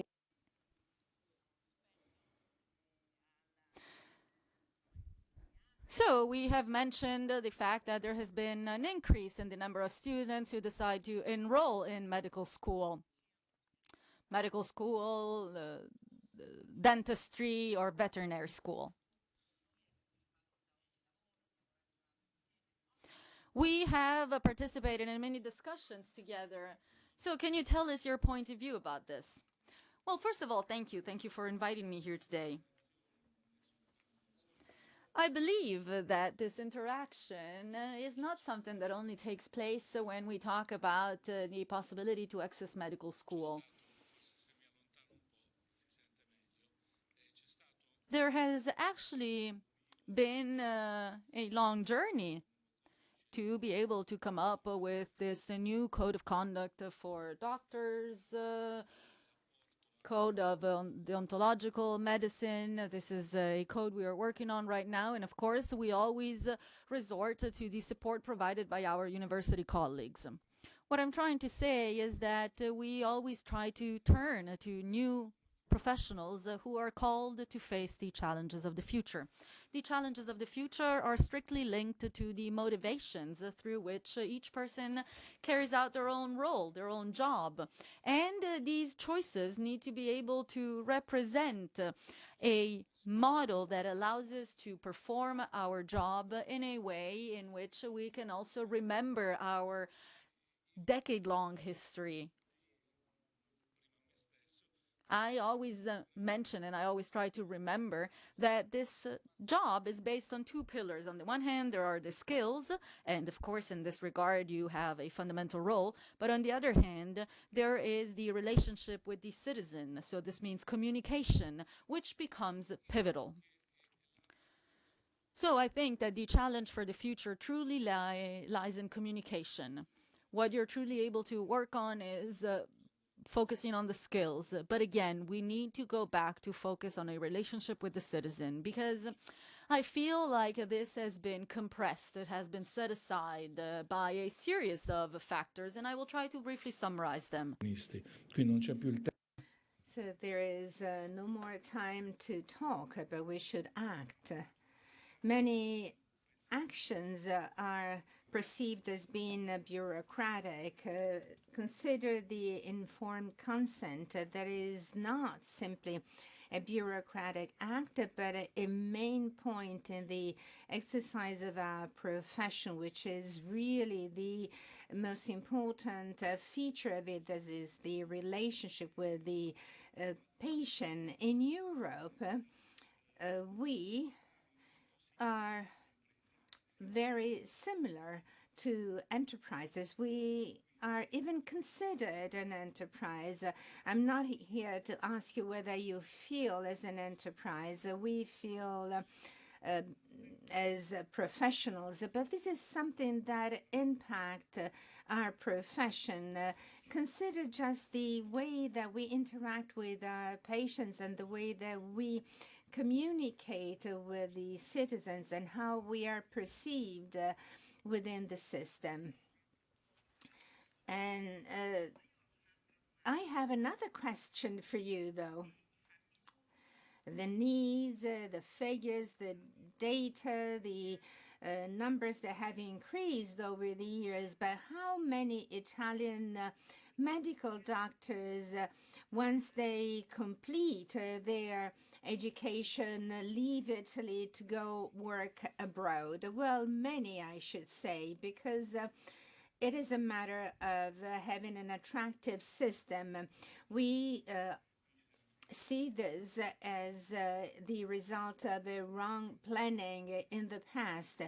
During the COVID epidemics, we had to face many different problems. In a few years' time, we may have a limitless increase in the number of professionals that will not be able to find a job. What a neurosurgeon will be able to do if he or she will not be able to land a job.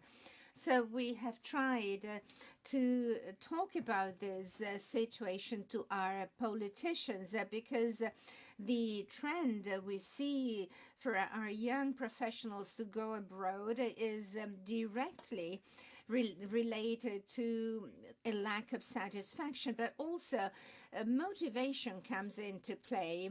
We are still very much focused on an entrepreneurial kind of approach that fails to satisfy our professionals. I believe that there is no Italian doctor that has not been called to his or her report about economic issues. That is, why is it that you are spending so much? Why is it that you are making so many prescriptions? So we certainly have to be very clearly reasonable in acting, but nobody can tell us what to do when we have to deal with serious cancer situations. So this may lead professionals to feel not at ease in a system that in general terms guarantees most of the citizens, but there is this malaise. There is also the fact that medical personnel is being attacked, and then there is this idea of brain drain that we are so very much aware of. I believe that we have not paid enough attention to it. Speaking of the system as a whole, when we talk about the need of increase the number of students enrolled in medical schools, and then we have this negative balance.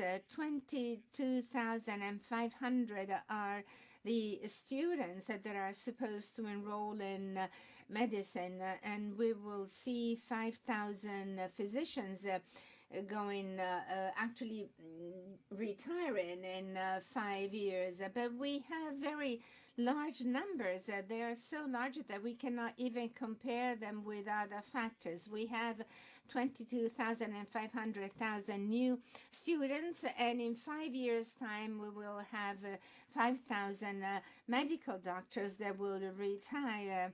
And certainly we have to underline this, and there is no doubt about it. Let me just state it. Today, we cannot do without nurses, and this must be said clearly and out loud. Our profession has changed. Today, we have the need of the skills of other medical professionals. It is not possible to do otherwise. We must work together. You were talking about communication, and this is something that we should communicate together as a system, as a national system. So we really must say it quite clearly. Well, partly we communicated about it together also in parliamentary committees, but I'm here today to bear witness to the fact that we need to develop a proper planning, modify and update university programs. Many universities are already engaged in doing this, so to be up to face to future changes, we will have many challenges, but it is our politicians that should help us find the right situation to deal with this. It is not possible to have a reform without the support of professionals. We have to have nurses, psychologists, rehabilitation therapists. We have to consider all of them. General practitioners as well should be part of it. We increase the number of patients that general practitioners should be dealing with. They really are called to carry out many different functions. So let me go back to the real issue. Today we must invest in the professionals. Our politicians should invest in the professionals we have. Okay, we have 14 billion being allocated by the government. Fine, but has this cut down on the time for the waiting list? Have we been able to contain the brain drain? Well, yes, resources are necessary, but we must solve the issues at stake. And this can only be done through the help of our professionals. And this is why we enhance the relevance of our professionals. And would you like to go talk about the reform? We have been talking about it. There is a working group that is focusing on it. The minister said that she had a chance to interact with the stakeholders, the interested stakeholders, and there is a technical working group that is working at it, and you've also been a member of it. The approach is based also on the experience of the biomedical curve. And I'm mentioning this because it is quite relevant. This is a sort of provocation. I was asked, is it possible that students only focus on medical schools and not on something else? Is it possible? Yes, it is possible, because 50,000 students every year want to enroll in medical schools, although they understand that they have to go through the public examination. And I believe that to give an opportunity to students to reflect over this for 3 years and to understand what exams they will have to sit and to talk with their teachers and professors. This is a way for us to make them be in a position to really have a proper understanding of what their future could be.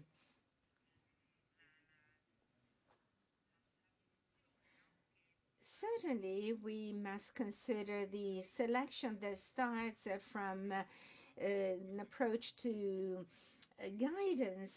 This can start earlier, and I do hope that there will be a stronger interaction between high schools and universities. Certainly, interaction is pivotal, but the directors and the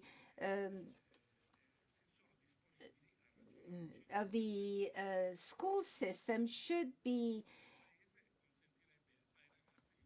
able to understand what this interaction can actually bring about, and it would be of the greatest benefit for students and for the universities as well. So we have been speaking about in qualche modo guidance and direction. President Anelli spoke of a very positive experience, which is the biomedical curve.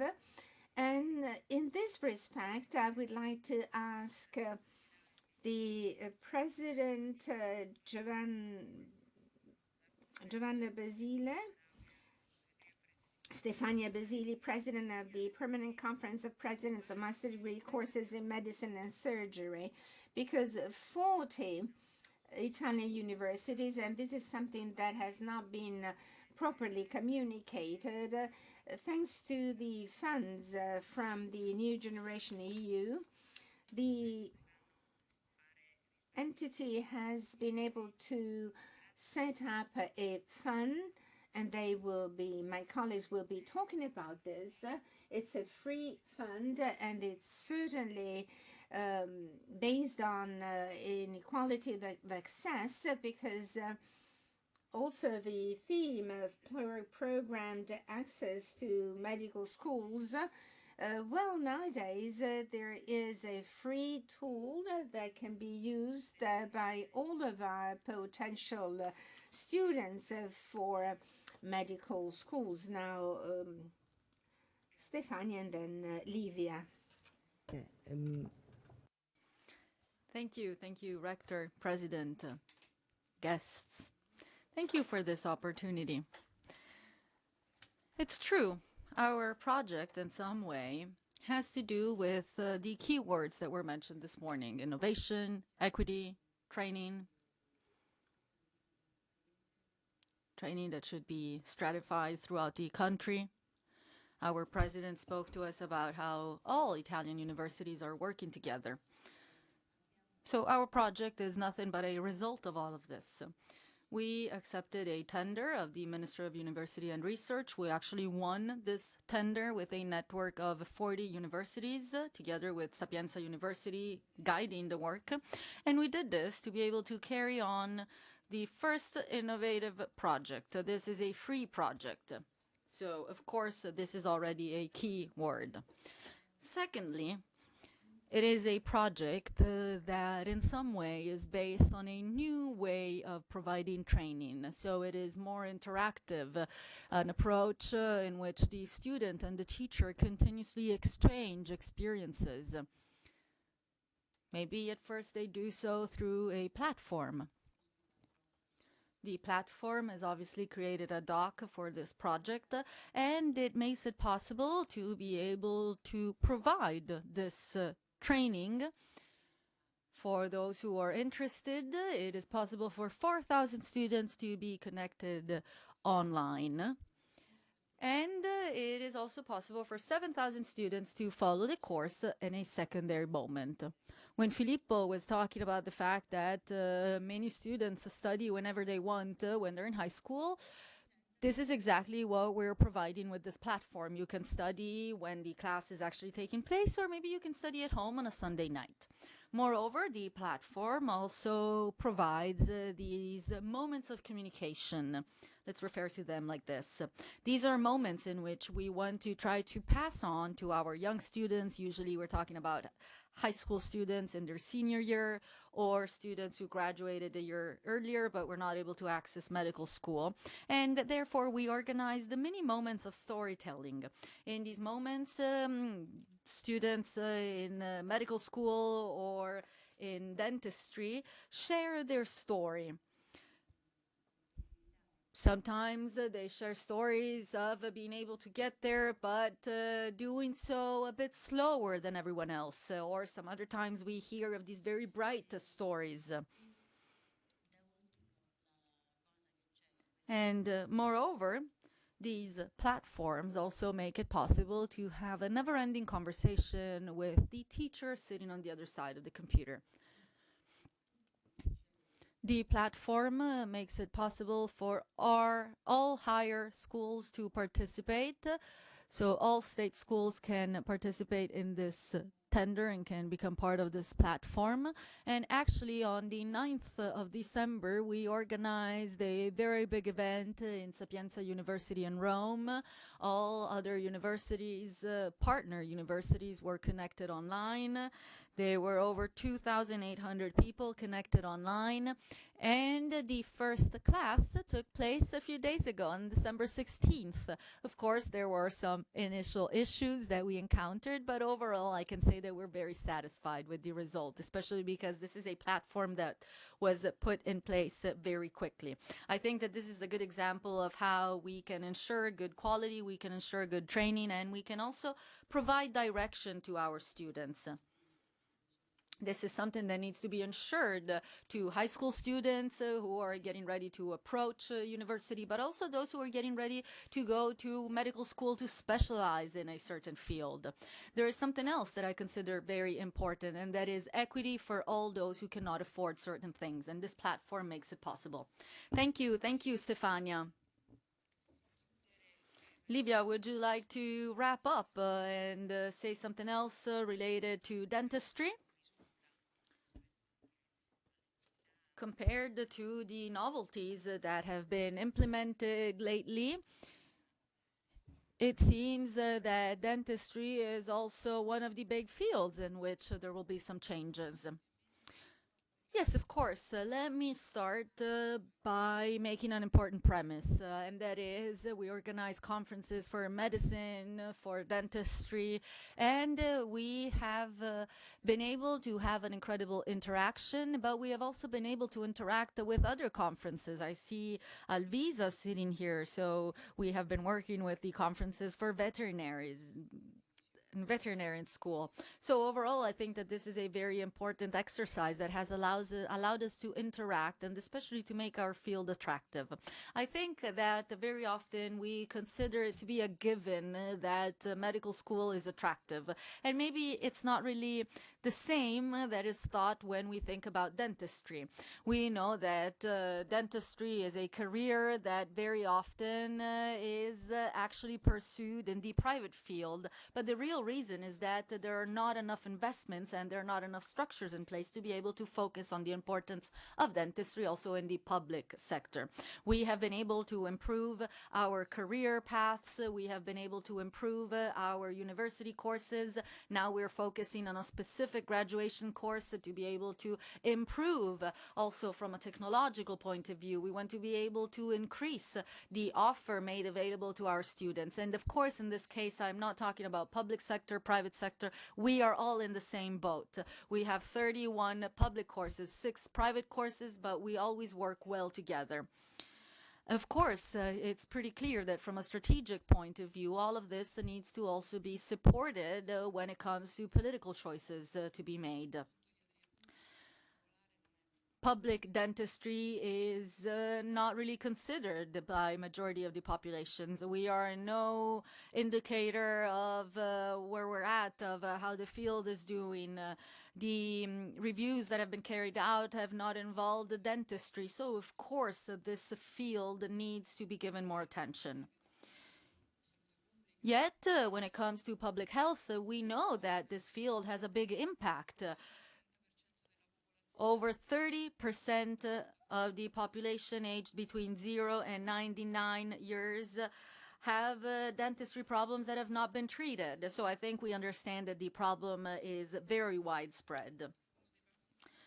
One of the strategic steps is to focus and invest in university structures. We need to focus in innovation, in technology, and in education. We need to make sure that our universities are a qualitative place for our students, for our patients, but also for all those who need to find a motivation to work in these structures or hospitals.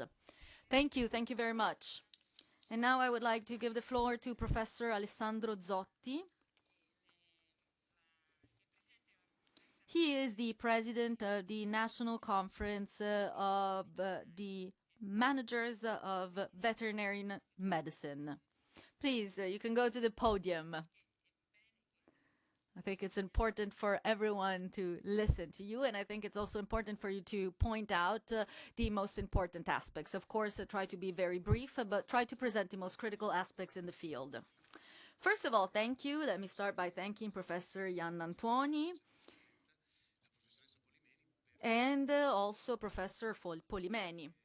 Thank you also for inviting a vet to this panel, because it seems that we have very low figures, very limited needs.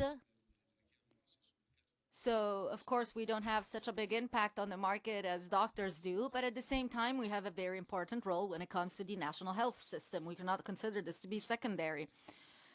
Also, in light of what happened during and following the COVID-19 pandemic, and considering everything that is also happening nowadays, it's enough to just open the newspaper to realize that there is mention of a new spillover, for example. So even vets are called into play. Therefore, to go back to what Professor Ottolenghi was saying, talking about the dentistry field, we need to understand that this is very important for the national health sector, because dentists are health workers. And unfortunately, there is a big impact that comes from a lack of interaction between dentistry and medicine, but especially there's a lack of interaction between veterinary school and medical school. We know that in any developed state, there needs to be interaction between humans and animals. So I want to once again thank Professor Polimeni for mentioning vet school, because in the health field, a veterinarian doctor is obviously a doctor who underwent a medical school. But unfortunately, there is a sort of dichotomy that nowadays is not something we can stand any longer. Our graduation schools, our universities are considered to be something that does not fall within the medical field. So I'm very happy to see that you agree with the amendment to give 500 euros to all those students in the health sector. However, I would like you to give some thought to what I'm about to say, and that is, we provide support to non-medical health fields, but we are training the medical students that will take place and that will be the active participants in the medical field in the future. Everyone is asking for professionals that are more and more prepared, more and more trained. We want people who are prepared and trained since day one to be able to address the current challenges of public and private medical challenges. Now, of course, I am called to also talk to the Ministry of Health because this is where it all comes from. But try to think about our training. We train students. Our training is very strictly regulated by a European center. It is not mandatory to receive the certification, but in reality, it kind of is mandatory because it has an impact on the fact that the education is provided in a certain way. So not having the certification means that the quality of the education provided is not as good. Of course, this has an overall impact on the number of students who in the future are told to go work in these centers that have not been certified. Anyway, overall, we have created some veterinarian hospitals, which are now mandatory.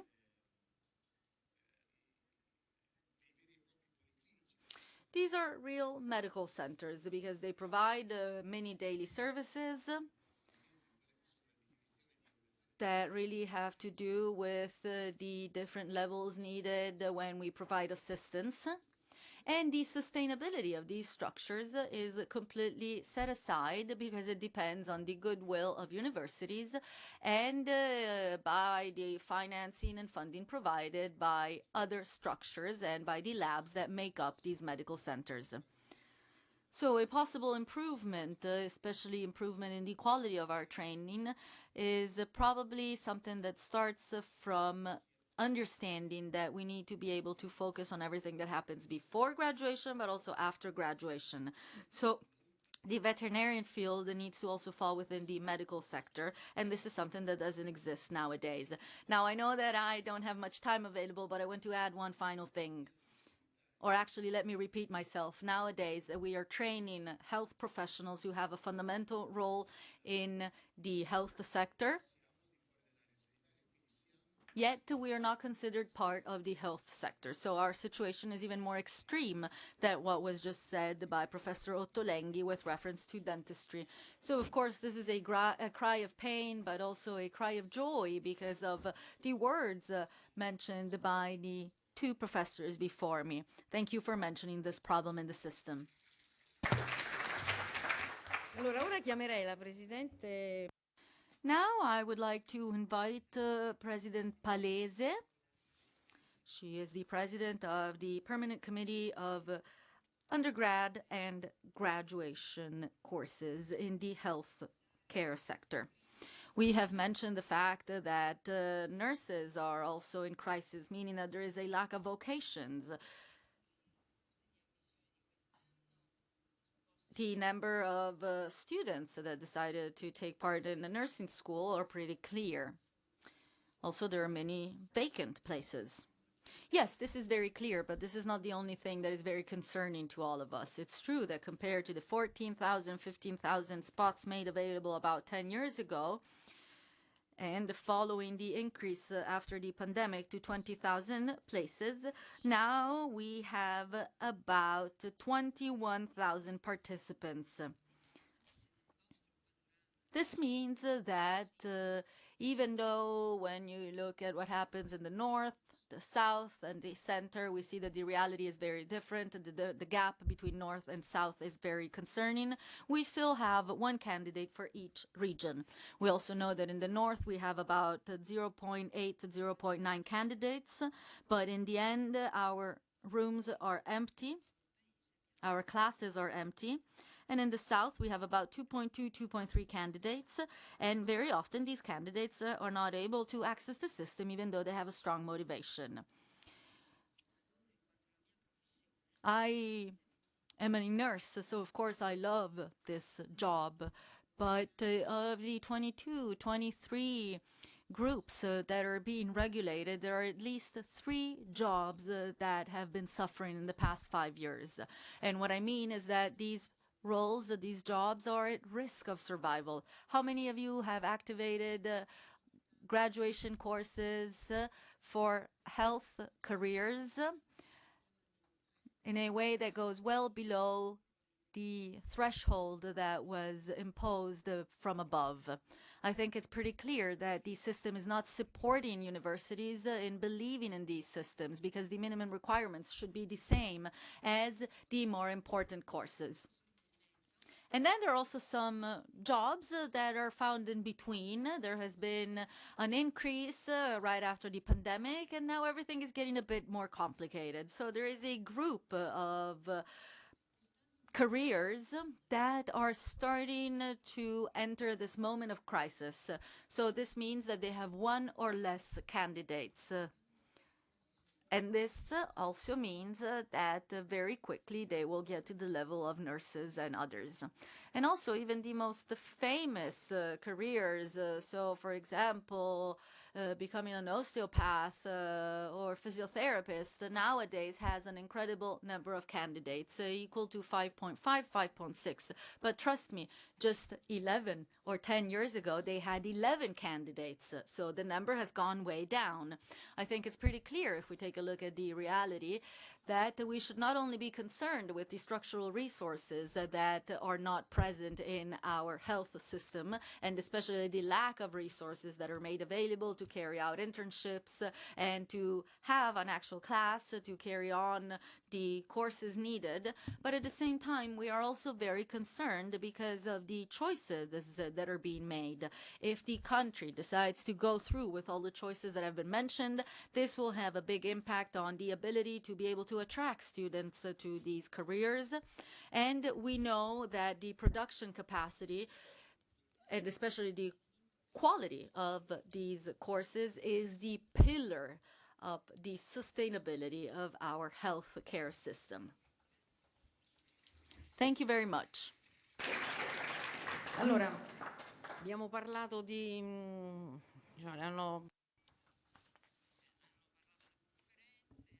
So we've heard the point of view of the conferences. They presented the weaknesses and the strengths. And now, as part of what should be done for the future, as part of the request being made by the Parliament, we know that there is still an item that is pretty clear to everyone. And that is that no matter the need, in reality, this can be a true opportunity to change our regulation. So, with this being said, I would like to invite Professor Siliquini so that she can talk about the national health system. And also I would like to invite Daniele Gianfrilli to take the floor right after Roberta. Roberta, so you can start, and then we will give the floor to Daniele, so that he can carry out a reflection on the regulations in place and on how, as of right now, there may be an opportunity to be able to review our regulations and probably make sure that they are more up to date and especially in line and consistent with the time we're living in nowadays.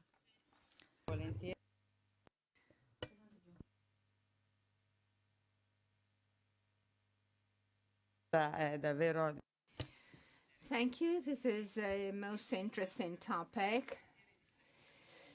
I like to talk about public health because I do research work in the field, and I would like to go back to what Minister Schillaci said here this morning.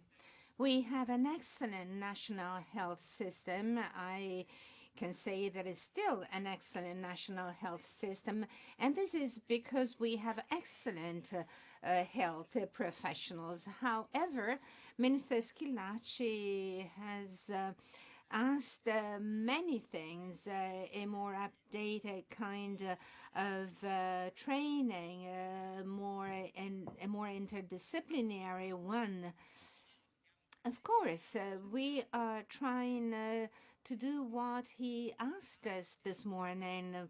And certainly Daniele will be talking about the changes that we have been introducing. We can still go forward and improve. However, following the previous presentations, I have a question, that is, why are we making this effort? Because we want to do it to the benefit of our students and for the citizens as a whole. But the question is that many of the students that we prepare and train go work abroad, or they work in private facilities and entities, which is fine because public health is also an interaction between private and public entities. But we lose the control of what we produce, but we continue pressing ahead and we try and do our best to do it well. But that means that we need resources, and this is my second point. Medical sciences is the sector that in 10 years lost the highest number of university personnel from 2013 to 2020. From 2024, we lost 1,000 colleagues. From 9,308, we are now down to 8,689. So we find it very difficult to have new resources, new units that can be used to ensure good training. So I'm not here to launch a cry of pain and sorrow, but a cry of help, because I think that we must support by issuing guidelines in an integrated fashion.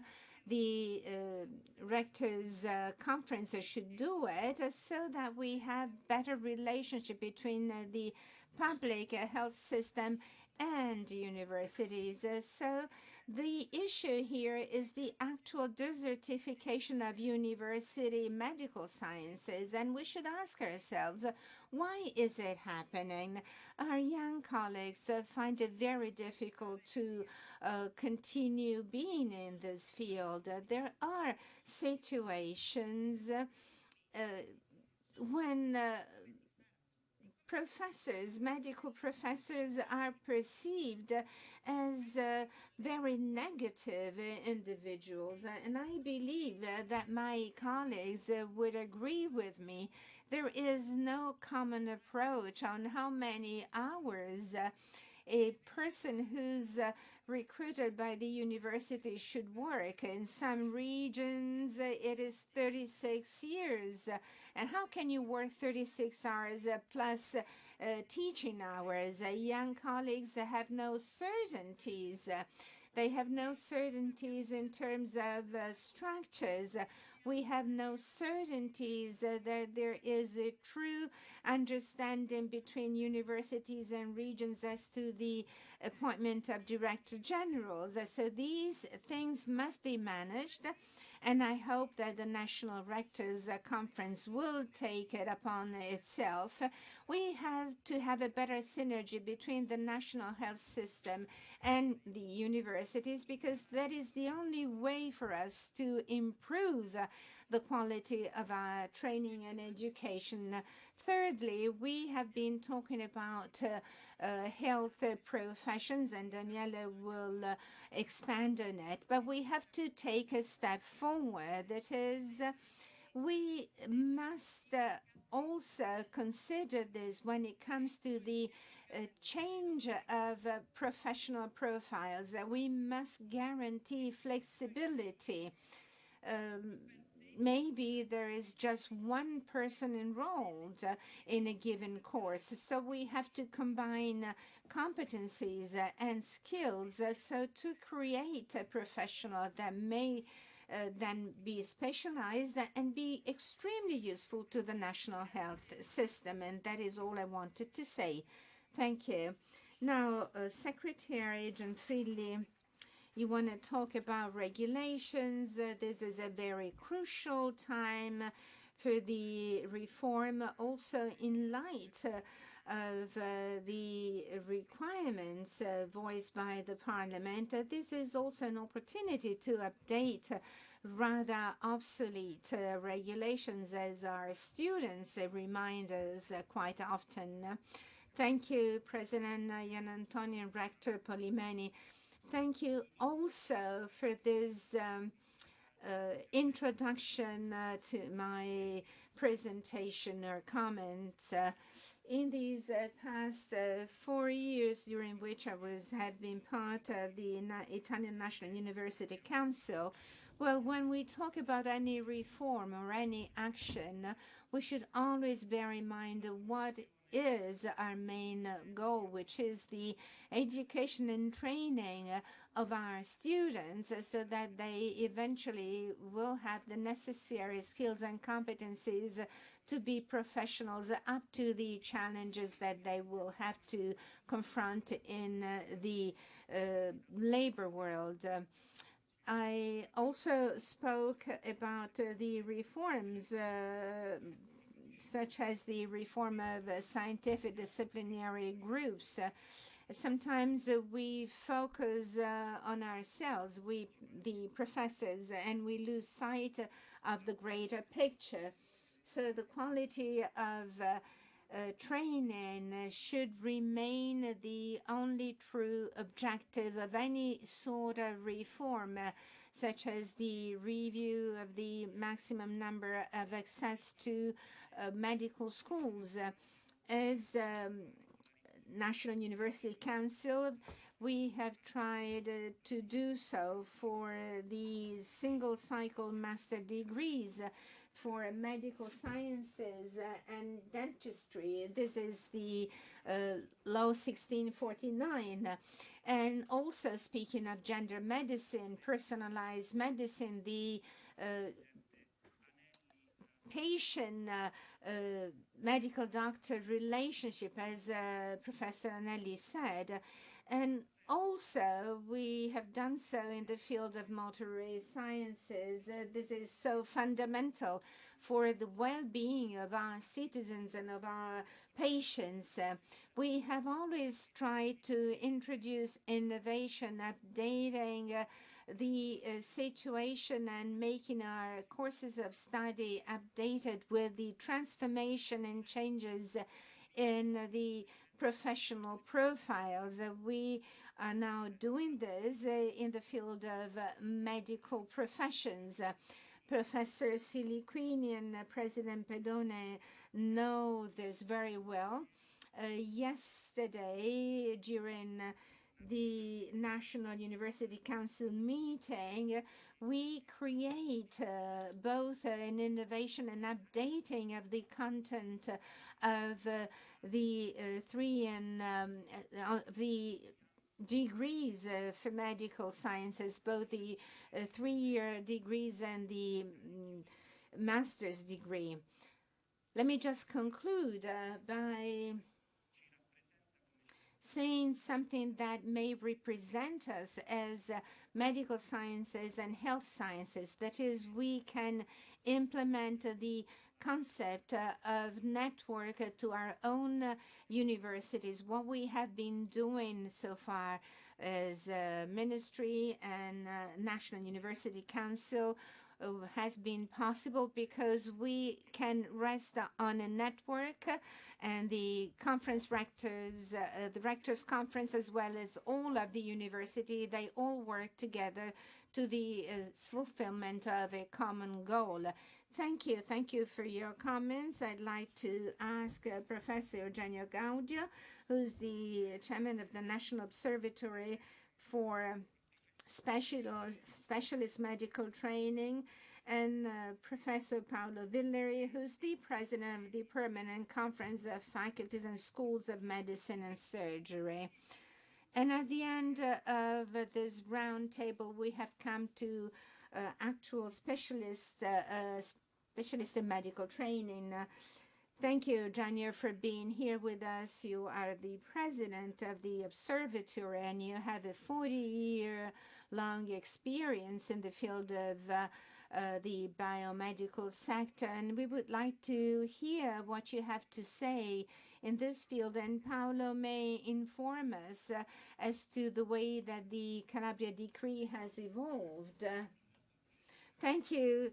Thank you, President Jan Antoni, and thank you, Rector Polimeni, for inviting me. Let me just focus on 4 comments. First of all, requirements and planning.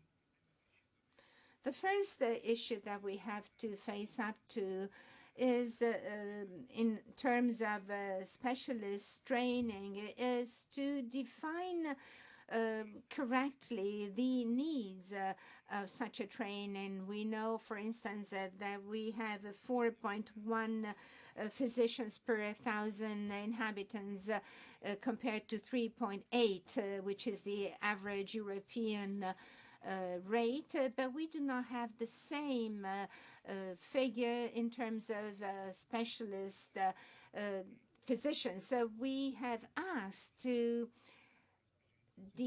have physicians declare and state their own specialization so that we may actually have something solid on which to build our considerations. Planning, as we know, is developed on the basis of the requirements voiced by the regions. Sometimes they're not fully reliable, but this leads to distortions that we are certainly observing. First of all, the reabsorption and solution of the so-called educational bottleneck. In the past 4 years, we have 27,000 place grants. And therefore, we have been able now to solve the issue of the training bottleneck.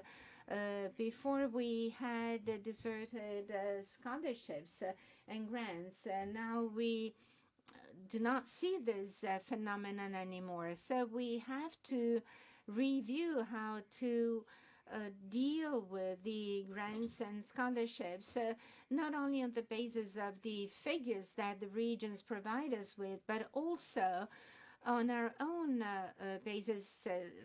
That is, we have to know how many physicians will enter the market, and by doing that, we will certainly be able to have a more ad hoc planning. Then we come to the attractiveness of the schools. We have emergency medicine, lab specializations, microbiology, clinical biology, anesthesia, radiotherapy, nuclear medicine. So they do not seem to attract young physicians. So we have to be able to match the expectations of the new doctors with the requirements of the health system. If we are able to allocate the grants we have available, then this can be solved. And we also know that the national health system can participate in laboratory specializations. We can combine similar specializations that may be less or more attractive, and we should certainly review the relevance of the emergency doctor. The third point is the vocational feature of the examination, and we have to do away with past difficulties. We must attach value to the pre-degree experience so that we may define a path that should start ahead of graduation, and then it can be completed during the specialization. And lastly, we must also mention everything that has to do with the contract. This is very complicated because on the one hand, we have a professional who is able to carry on the profession. And on the other hand, we have a professional who is participating in the third cycle of training that is offered by universities, and that is the specialist training that is pretty much equal to a PhD. So it is a very delicate balance that needs to be addressed, and at the same time, we need to be sure that grants are not used more than once. Maybe we could say that each person can only receive one grant so that there is no waste of resources. Last thing I want to mention is training. We all know that there are some issues when it comes to the training provided. In some cases, the training is crystal clear. Maybe a surgeon needs to have done a certain number of surgeries to be able to become a specialist. In other cases, the number of surgeries to be done is very different. So as of right now, we have a very diversified list. that has been looked at by various specialists, and I do really hope that very soon the ministers can take a look at this so that there can be some kind of consistency when it comes to the training provided by our specialists. And then, of course, we all need to agree on how we can provide training. This is a country's need. It is a need of all citizens. I know that we're going to talk about the Calabria decree, and this was a tool used in an emergency situation. Of course, when the house is on fire, everyone gets involved to turn the fire off. But this is not the way to really look ahead to the future. We know this for sure. We need to stop this underlying fight between the health system and the training provided, because really this competition should not exist. We need to be able to have a structured system that can really represent the country and that can especially represent the needs the country should be able to implement to reach the level we are all hoping for. Thank you very much. Thank you, Eugenio. Yes, of course. Now there is talk about the grants, about making sure that the grants and fellowships are given in a more detailed way based on specific criteria. Now, President Villari, the floor is yours. Thank you. Let me start by thanking the president of the Conference of Italian University Rectors, and thank you for inviting me here today to share my opinion when it comes to everything that needs to be done following the graduation. I would also like to add something that has not been said yet that has to do with the training provided. First of all, I want to make something very clear, even though it has already been said. Many things have been said this morning. I was not here this morning, so I apologize if I repeat what has already been said, and that is that our health system is one of the best in the world. I think there's no doubt about this. We have some very strong indicators. We have some very strong criteria that prove this. This is also what was said by the minister this morning. I believe we're all convinced about this. And also, we do not spend much money. Actually, we spend too little money. I'm sure that we don't spend enough money. So there is no doubt about the fact that this is one of the best systems in the world, and we're not the only ones saying this. I remember a World Health Organization World Report from the year 2000. There was the first attempt to try to have a ranking of the best health systems in the world, and even back then, our health system ranked second. Second all over the world, so incredible piece of news. But there's also a very bad news, and that is that number one was France. What a terrible thing. Con gli amici dei francesi. Just a joke, just a joke. Anyway, Italian doctors are very good. Everyone has said this. And then there are also some pieces of information that are not well shared. I know that many people here do not know how many Italian doctors have moved abroad. I think that we have about 140,000 people who moved abroad in the past 20 years and who had graduated in the medical field. 140.000 noti medici, noti sono fondamentali. 140,000 doctors who moved abroad. An incredible number. Now, there are some real issues that we have been addressing and that have to do with our university system. First of all, there is a lack of doctors, a lack of nurses, especially a lack of specialist doctors and specialist nurses. What has already been said before me, but I do want to repeat it because I think it is very important, is that it's true that we're pretty much in the average European number of doctors, but when it comes to nurses, we are well below the European average. So we don't have enough nurses, and I think that these two things need to be taken together. We need to look at them as if they were one single piece of information. Because if we do not have good doctors, we may think that we need to increase the number of doctors in our country. This seems pretty clear, pretty straightforward.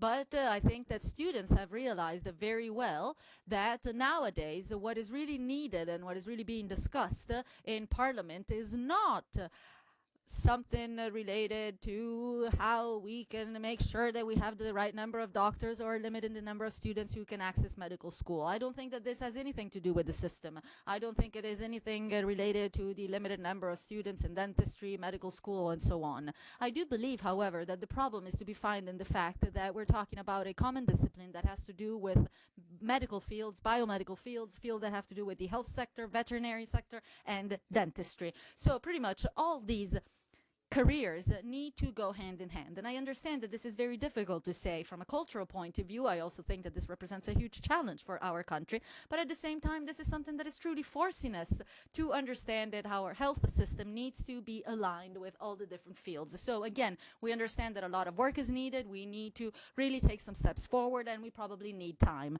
But let's go back to the specialist training after graduation, especially talking about doctors. Is this a sector undergoing a moment of crisis or not?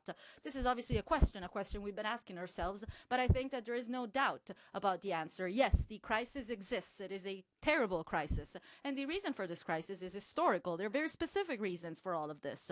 First of all, we know that there has been a big problem when it comes to training in the past.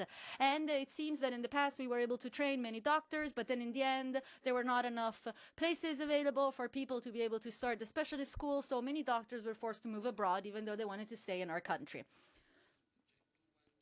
But at the same time, let's try to understand how many specialist students did you have when a certain reform was implemented. Maybe you had many students because, of course, you work for a very important school, but probably you only had 10 students who decided to move abroad. I remember I had 7 students in Rome who moved abroad. Now things have changed because I'm not the director of the specialist school anymore.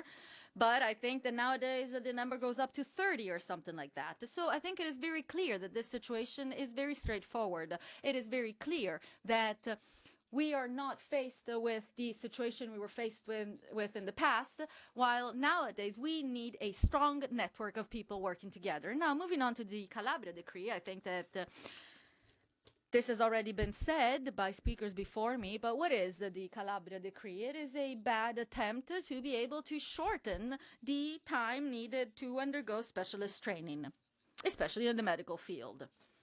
We are constantly trying to fix amendments, decrees that already exist. We come up with the Calabria decree, then we come up with a new plan, then we come up with an amendment. I'm sure that something new will be coming up soon.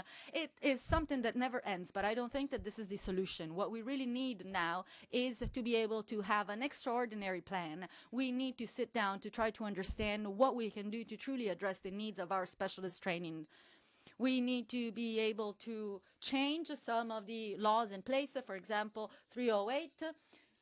And at the same time, I think that we need to start by improving the work conditions of all of our specialists. There's no doubt about this. And then we also need to look at everything that has to do with access. Rightly before me, someone said that it is important to understand that what has been done before cannot be completely lost. So if you start studying something, you should not completely lose the exams that you took because you decide to change your life career. I think that everyone has the right to change. Of course, I agree with this. But I also think that it's important that if a student gets to the 4th, the 5th year of medical school, he or she starts truly thinking about what they want to be in the future. This is really helpful. Of course, you can change your mind in the future, but as of right now, the conditions are not in place to be able to change our mind after starting the specialist training school. So this is something that needs to change. And now, as for needs, I completely agree. We need to understand which is the need in our country to be able to improve our networks. And most importantly, we need to ensure a joint planning and joint training when it comes to the specialty training. And especially, we need to make sure that the regions and university actually work together. It is impossible to keep living in this situation in which regions and universities do not talk to one another. There is no communication, and this cannot be accepted any longer. Regions keep saying that they want to improve something, that they want to implement some changes, but I do not think that they really realize what is needed in their specific region. So thank you very much. Grazie a tutti I nostri. Thank you, Paolo Villari. Thank you to all of our speakers. We have really put a lot of food for thought out there. And now, before wrapping up today's session, I would like to ask the audience if anyone has any questions or comments. I see there are some comments. The microphone is coming. They're bringing you a microphone, don't worry. Ma si sono sentite delle cose molto interessanti oggi pomeriggio sulla...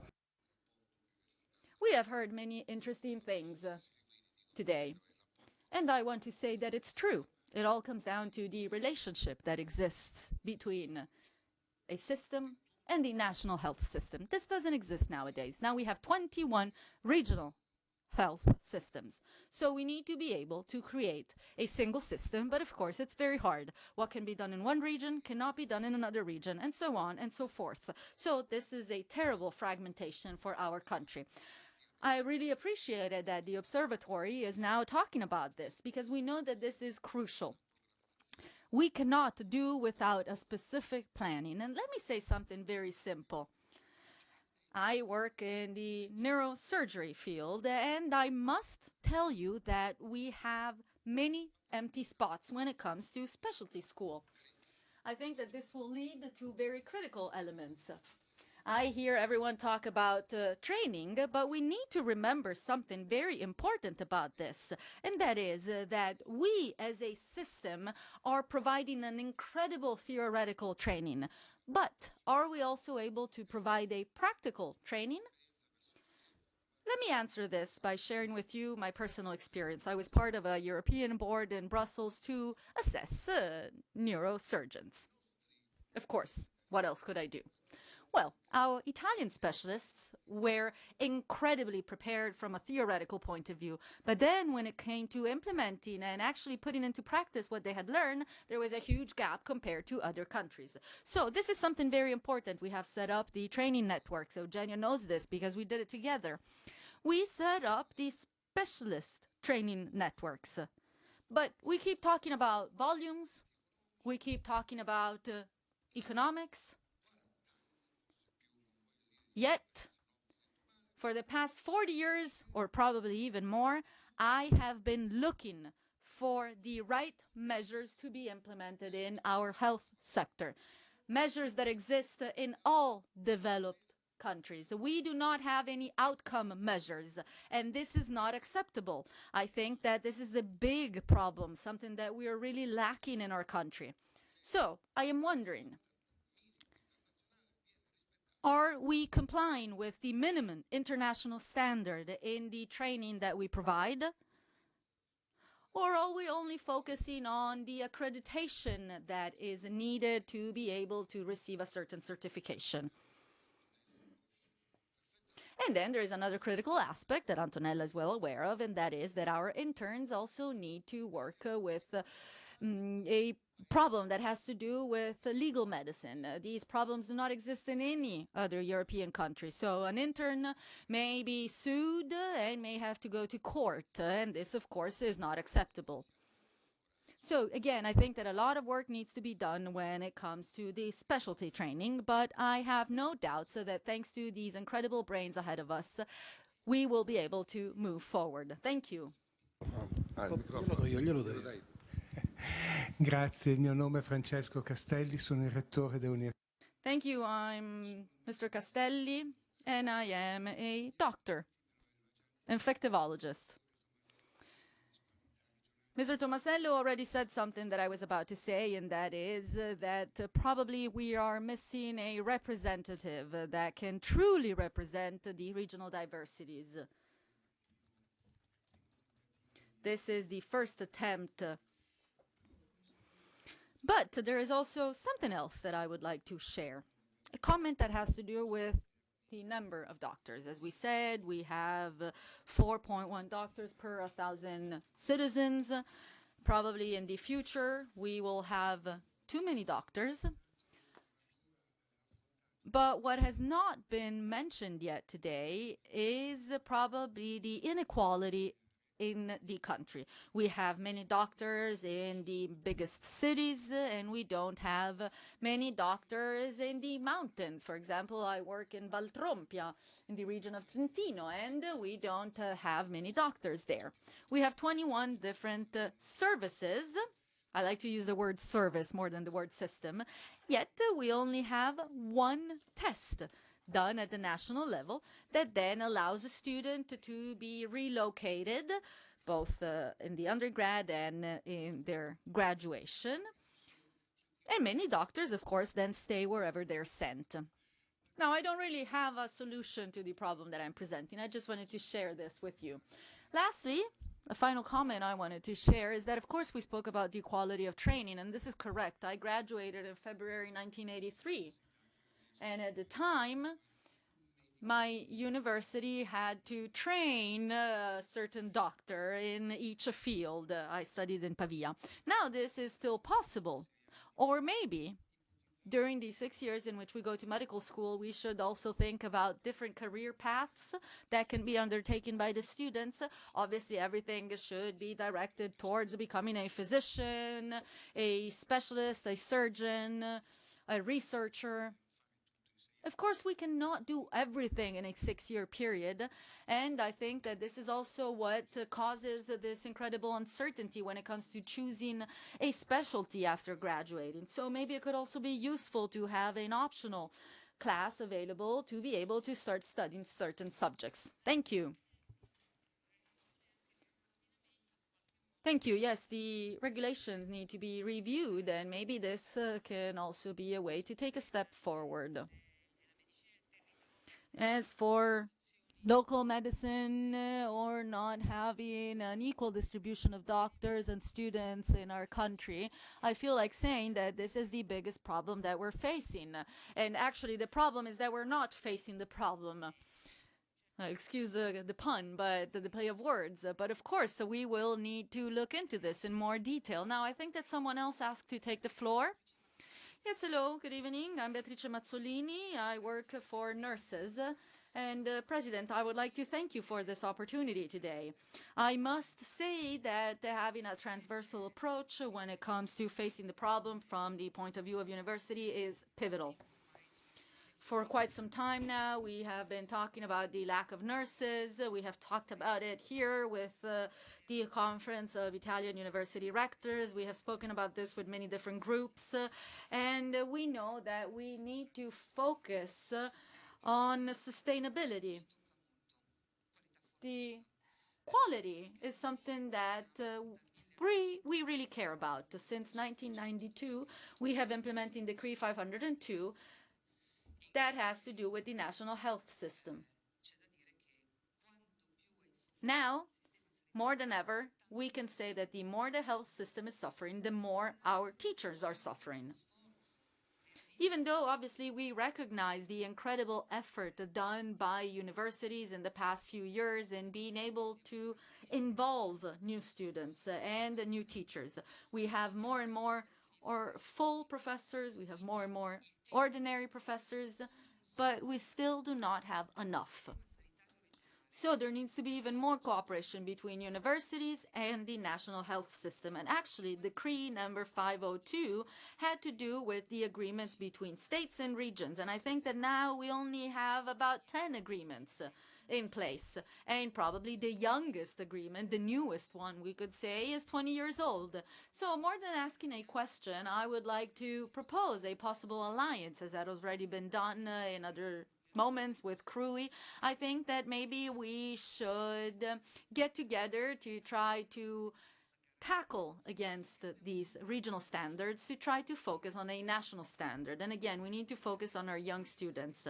And I think it's very clear that in the past years we have used many young students. We have lost about 5,000 nurses who were trained in Italy and then moved abroad. And they received a very good training despite all the difficulties. Abroad, they're able to grow in their career, they're able to learn new skills. And now we're working with the Ministry of Health to try to understand how we can bring these students back. Because when they come back here after living abroad for 10 years, they need to start from scratch. And of course, this is not something attractive for them that pushes them to actually want to come back. And lastly, I want to say that now we're missing 75,000 nurses. We will lose another 50,000 nurses in the next few years because we are about to get to a moment in which many people will retire in this field. But at the same time, we also need to think that there will be about 15,000 new graduates per year. So we will never be able to bridge the gap. So maybe instead of thinking about the professional careers, we should focus on the 24 different professional profiles available. If I may, I want to also say that there is a loss of energy in training all these young people. So once again, we have started working with our Ministry of Health to be able to try to better use our few resources available. So of course we are available as a federation. I am speaking on behalf of all the federation, and of course thank you for the work today and for the possible cooperation for the future. Thank you, thank you. Yes, this completely matches the need and the reassessment of the profile. Complesso. It's a very complex, delicate, potentially divisive path that must be dealt with the greatest caution. And we understand that there is also the question of optimizing the regulations so to guarantee the sustainability of our courses. Certainly we know that it's never enough to support the number of students in our courses. Thank you very much. We have been here discussing for 1.5 hours, but we have another question from the floor, please. President Giannantoni, Rector Polimeni, I would like to thank you both for having given us a chance to talk, speaking of students, of course, because these are the States General of the university. So I would like to voice my comment and perplexity in terms of the access modalities for medical specialties, but also, as my colleagues said, for the access to medical schools. For 2 years, I was the representative for the medical schools of Sapienza University, and as a student, I'm very worried. And I believe that the mood platform presentation is quite proper, because students are not aware of what their future will be. Students that may have the vocation to become a doctor are not aware of what they will be doing for the next 6 months. And up to now, we really do not know what will be in store for us. We have talked about the quality of training and education, and what I'm worried about is also education and training courses to open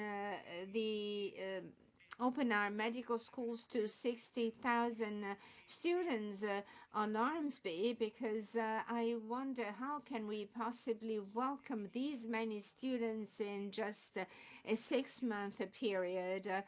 Will these new students find a way to have practical activities and training in the university?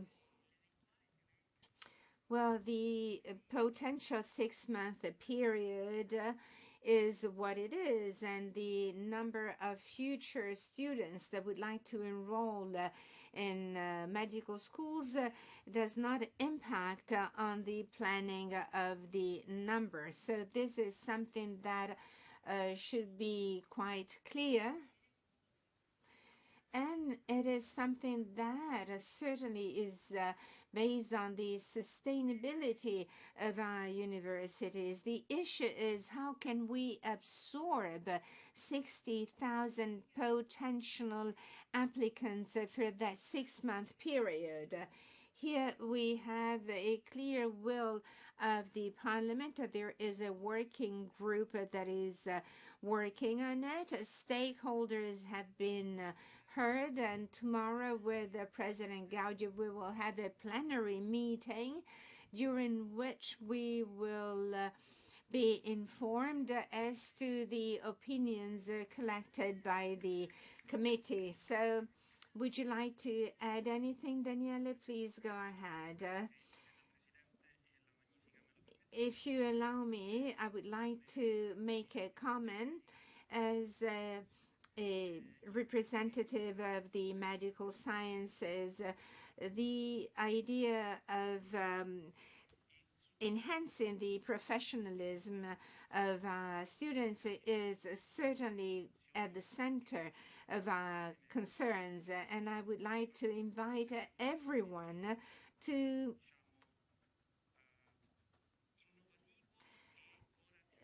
be courageous and innovative. The training network, as President Gaudio said, is a fundamental element, but that I believe should be managed from the point of view of quality. We, the Academy, should be sure of training networks, and it must not be given to us top down, because that could be dangerous for training and education. So we must consolidate this training network. Yes, we must catch up with the gaps that have accumulated over time. The use of training network has been left aside somehow. So thank you, and I'll see you tomorrow.